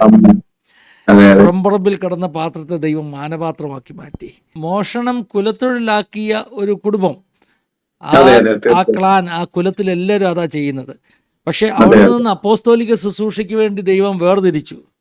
അതൊക്കെ ചെറിയ കാര്യമല്ല പാസ്റ്റർ. അതൊക്കെ നമ്മളിപ്പം പലരെ നമ്മൾ സാക്ഷി കേട്ടിട്ടുണ്ട് പാസ്റ്റർ. വളരെ ദരിദ്രമാകുന്ന പശ്ചാത്തലത്തിൽ നിന്ന് കർത്താവ് ഉയർത്തി ഇന്ന് വലിയ ബിസിനസ്സുകാരൊക്കെ ആയവരുടെ സാക്ഷ്യം കേട്ടിട്ടുണ്ട്. അതിനകത്തൊരു ദൈവമഹത്വമുണ്ട്. പക്ഷേ പാസ്റ്റർ സാക്ഷ്യത്തിൻ്റെ പ്രത്യേകത കർത്താവിൻ്റെ ഒരു ശ്രേഷ്ഠ ദാസനാക്കി കർത്താവ് മാറ്റി. അതാണ് ഒരു പ്രത്യേകത. അതുപോലെ തന്നെ ഞാനൊരു സത്യം പറയാമല്ലോ, പാസ്റ്റർ ആദ്യം വന്ന് സാക്ഷിയൊക്കെ പറഞ്ഞ് ഇങ്ങനെ മുന്നോട്ട് വന്നപ്പോൾ ഞാൻ ഓർത്തു എനിക്കിത് വിശ്വസിക്കാൻ പറ്റത്തില്ല. കാരണം പാസ്റ്ററുടെ ആ പശ്ചാത്തലത്തിൽ ജീവിച്ച ഒരു വ്യക്തിക്ക് ഇത്ര അടുക്കും ചിട്ടിയോടും കൂടെ കാര്യങ്ങൾ പറയാൻ പറ്റത്തില്ല. വാക്കുകൾക്ക് പ്രശ്നമുണ്ടാകും. നമുക്കറിയാമല്ലോ, പാസ്റ്റർ 12ാം വയസ്സ് വരെ 2ാം ക്ലാസ് വരെ പഠിച്ചുള്ളൂ, തെരുവിലാണ് ജീവിച്ചത്, നാടോടിയായിരുന്നു. പിന്നെ ഞാൻ ഓർത്ത് എവിടെയോ ഒരു സ്പെല്ലിംഗ് മിസ്റ്റേക്ക് ഉണ്ടല്ലോ, ഇങ്ങനെ എങ്ങനെ ഈ മനുഷ്യന് പറയാൻ പറ്റുന്നു? എനിക്കിത് വിശ്വസിക്കാൻ പറ്റുന്നില്ല. 4 വർഷം ബൈബിൾ കോളേജ്, കർത്താവിൻ്റെ അഭിഷേകം, ബൈബിൾ ട്രാൻസ്ലേഷൻ മിനിസ്ട്രിക്ക് വേണ്ടി കുടുംബത്തെ ഉപയോഗിക്കുന്നു, പ്രത്യേകിച്ചും വൈഫിനെ. അദ്ദേഹത്തിന്റെ ബാക്ക്ഗ്രൗണ്ടും ഒരു നാടോടി ബാക്ക്ഗ്രൗണ്ട്. അതെ അതെ, എന്നെ പോലെ തന്നെ വലിയൊരു സാക്ഷിയുണ്ട് അദ്ദേഹത്തിനും. തീർച്ചയായിട്ടും നമുക്ക് കേൾക്കാം, അതും കേൾക്കാം. ആസാദിയുടെ പ്രഷർക്ക് വേണ്ടി കൊണ്ടുവരാം. ഞങ്ങൾക്ക് മെഴ്സി ആൻറ്റിയുടെ കയ്യിൽ നിന്നാണ് നമ്പർ കിട്ടിയത്, പ്രയർ ഫെലോഷിപ്പ്. അതിനകത്ത് നിങ്ങൾ രണ്ടുപേരോട് ഒന്നിച്ചാ സാക്ഷ്യം പറഞ്ഞത്. എന്നാൽ അവിടുന്ന് ഞങ്ങൾ എടുത്തു, ഞങ്ങൾ ഓർത്ത് ഓരോരുത്തരെ കൊണ്ടുവരാം. സിസ്റ്ററിന്റെ സാക്ഷ്യം ഞങ്ങൾ ഉറപ്പായിട്ട് കൊണ്ടുവരും. അതുപോലെ തന്നെ ഈ ഒത്തിരി കാര്യങ്ങൾ പറയാൻ എൻ്റെ തലയ്ക്കകത്ത് ഇങ്ങനെ നിറയുക. കാരണം ഞാൻ ഒത്തിരി സന്തോഷത്തോടു കൂടി ദൈവസന്നിധിയിൽ ആയിരിക്കുന്നു. പാസ്റ്ററെ, ഈ ബൈബിൾ ട്രാൻസ്ലേഷൻ നിങ്ങളുടെ കുലഭാഷയിലേക്കാണ് ചെയ്യുന്നത്. അപ്പോൾ അതിനകത്ത് ഒരു 2 സെന്റൻസ് ഒന്ന് പറയാമോ? ഞങ്ങൾക്ക് കേൾക്കാനൊരു താല്പര്യം കൊണ്ട് ആ ഭാഷ എങ്ങനെ ഇരിക്കുമെന്ന്. ആണല്ലേ? അതില് ആ ഭാഷയിൽ ഞങ്ങളിപ്പോ ചെയ്തുകൊണ്ടിരിക്കുന്നത് ലൂക്കോസ് സുവിശേഷമാണ്. അല്ല, ഏതെങ്കിലും ഒരു വാക്യമോ എന്തെങ്കിലും ആ ഭാഷയിൽ പാസ്റ്റർ ഒരു 2 സെന്റൻസ് ഒന്ന് പറയാമോ? ആ ഭാഷയൊന്ന് കേൾക്കാനുള്ള കൊതി കൊണ്ടാ. ഞാൻ ഒരു ചെറിയ പാട്ടിന്റെ വരി വേണമെങ്കിൽ പാടാം. ഡമ്മിയാണ്, പക്ഷെ അതിന് പാട്ട് ഞങ്ങൾ പാടാം. ശരി.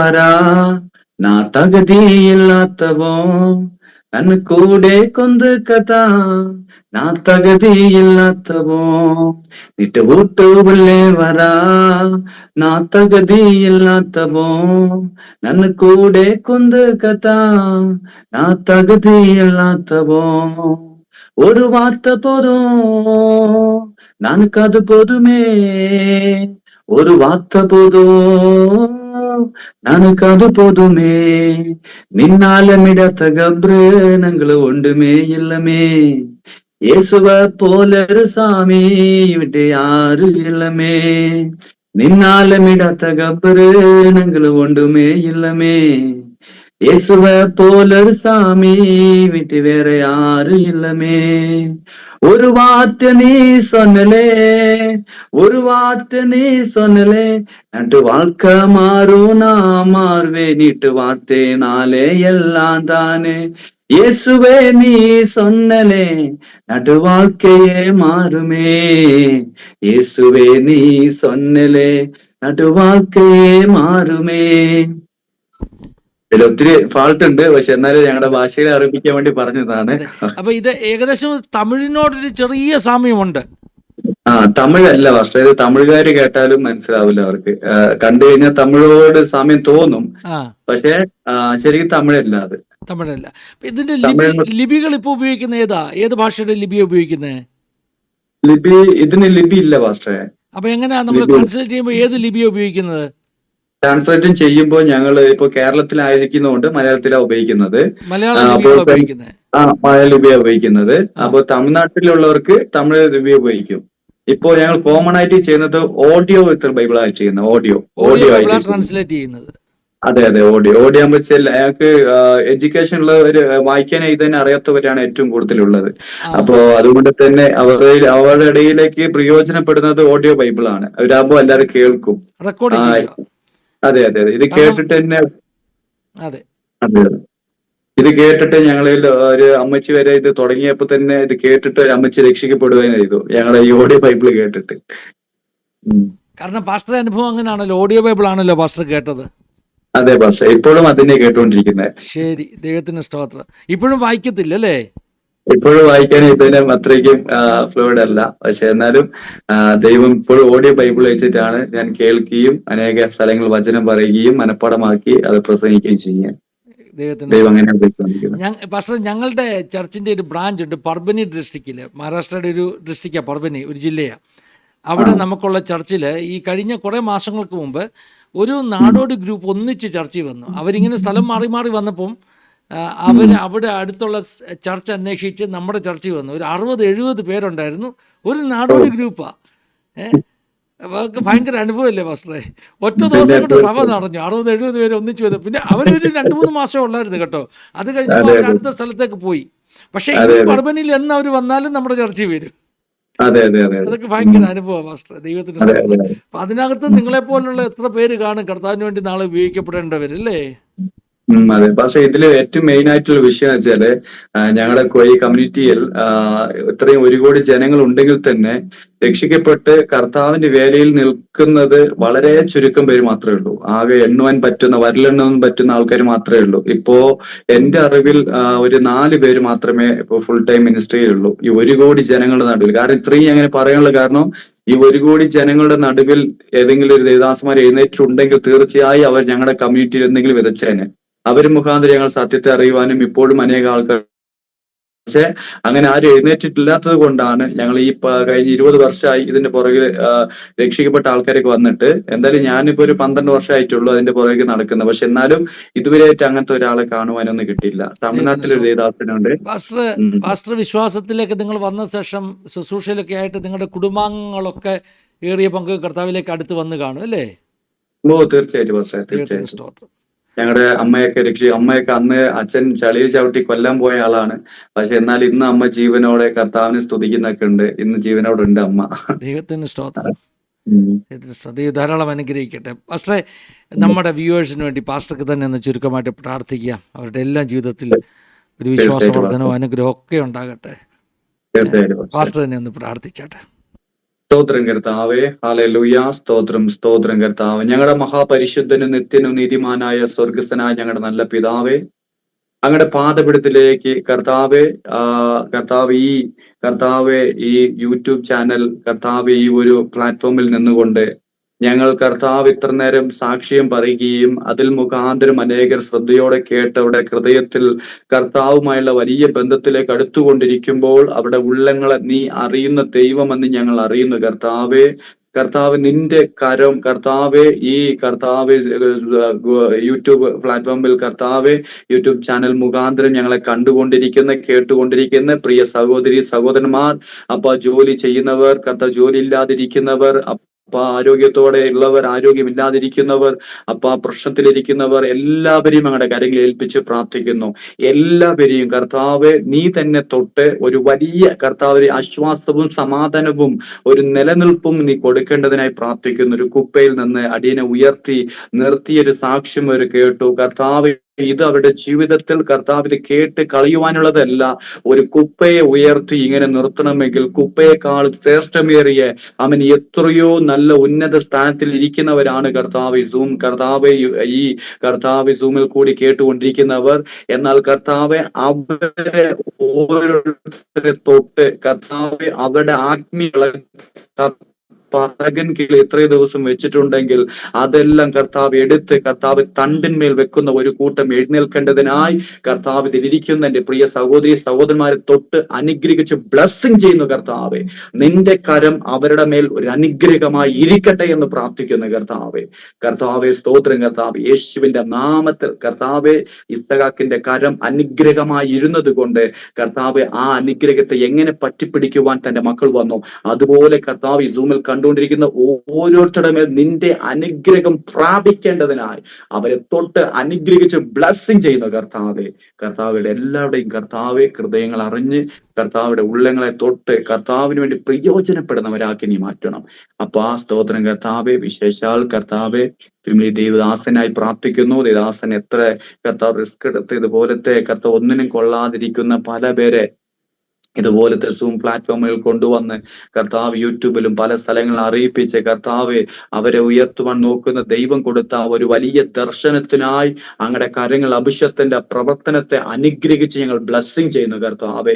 നിന്റെ കരം കർത്താവെ പ്രിയദാസൻ ചെയ്യുന്ന ഈ കർത്താവ് ശുശ്രൂഷയുടെ നടുവിൽ ദൈവത്തിന്റെ പരിശുദ്ധാത്മാവ് ശക്തമായി ഇടപെടേണ്ടതിനായി അനുഗ്രഹിച്ച് ബ്ലെസ്സിങ് ചെയ്യുന്നു.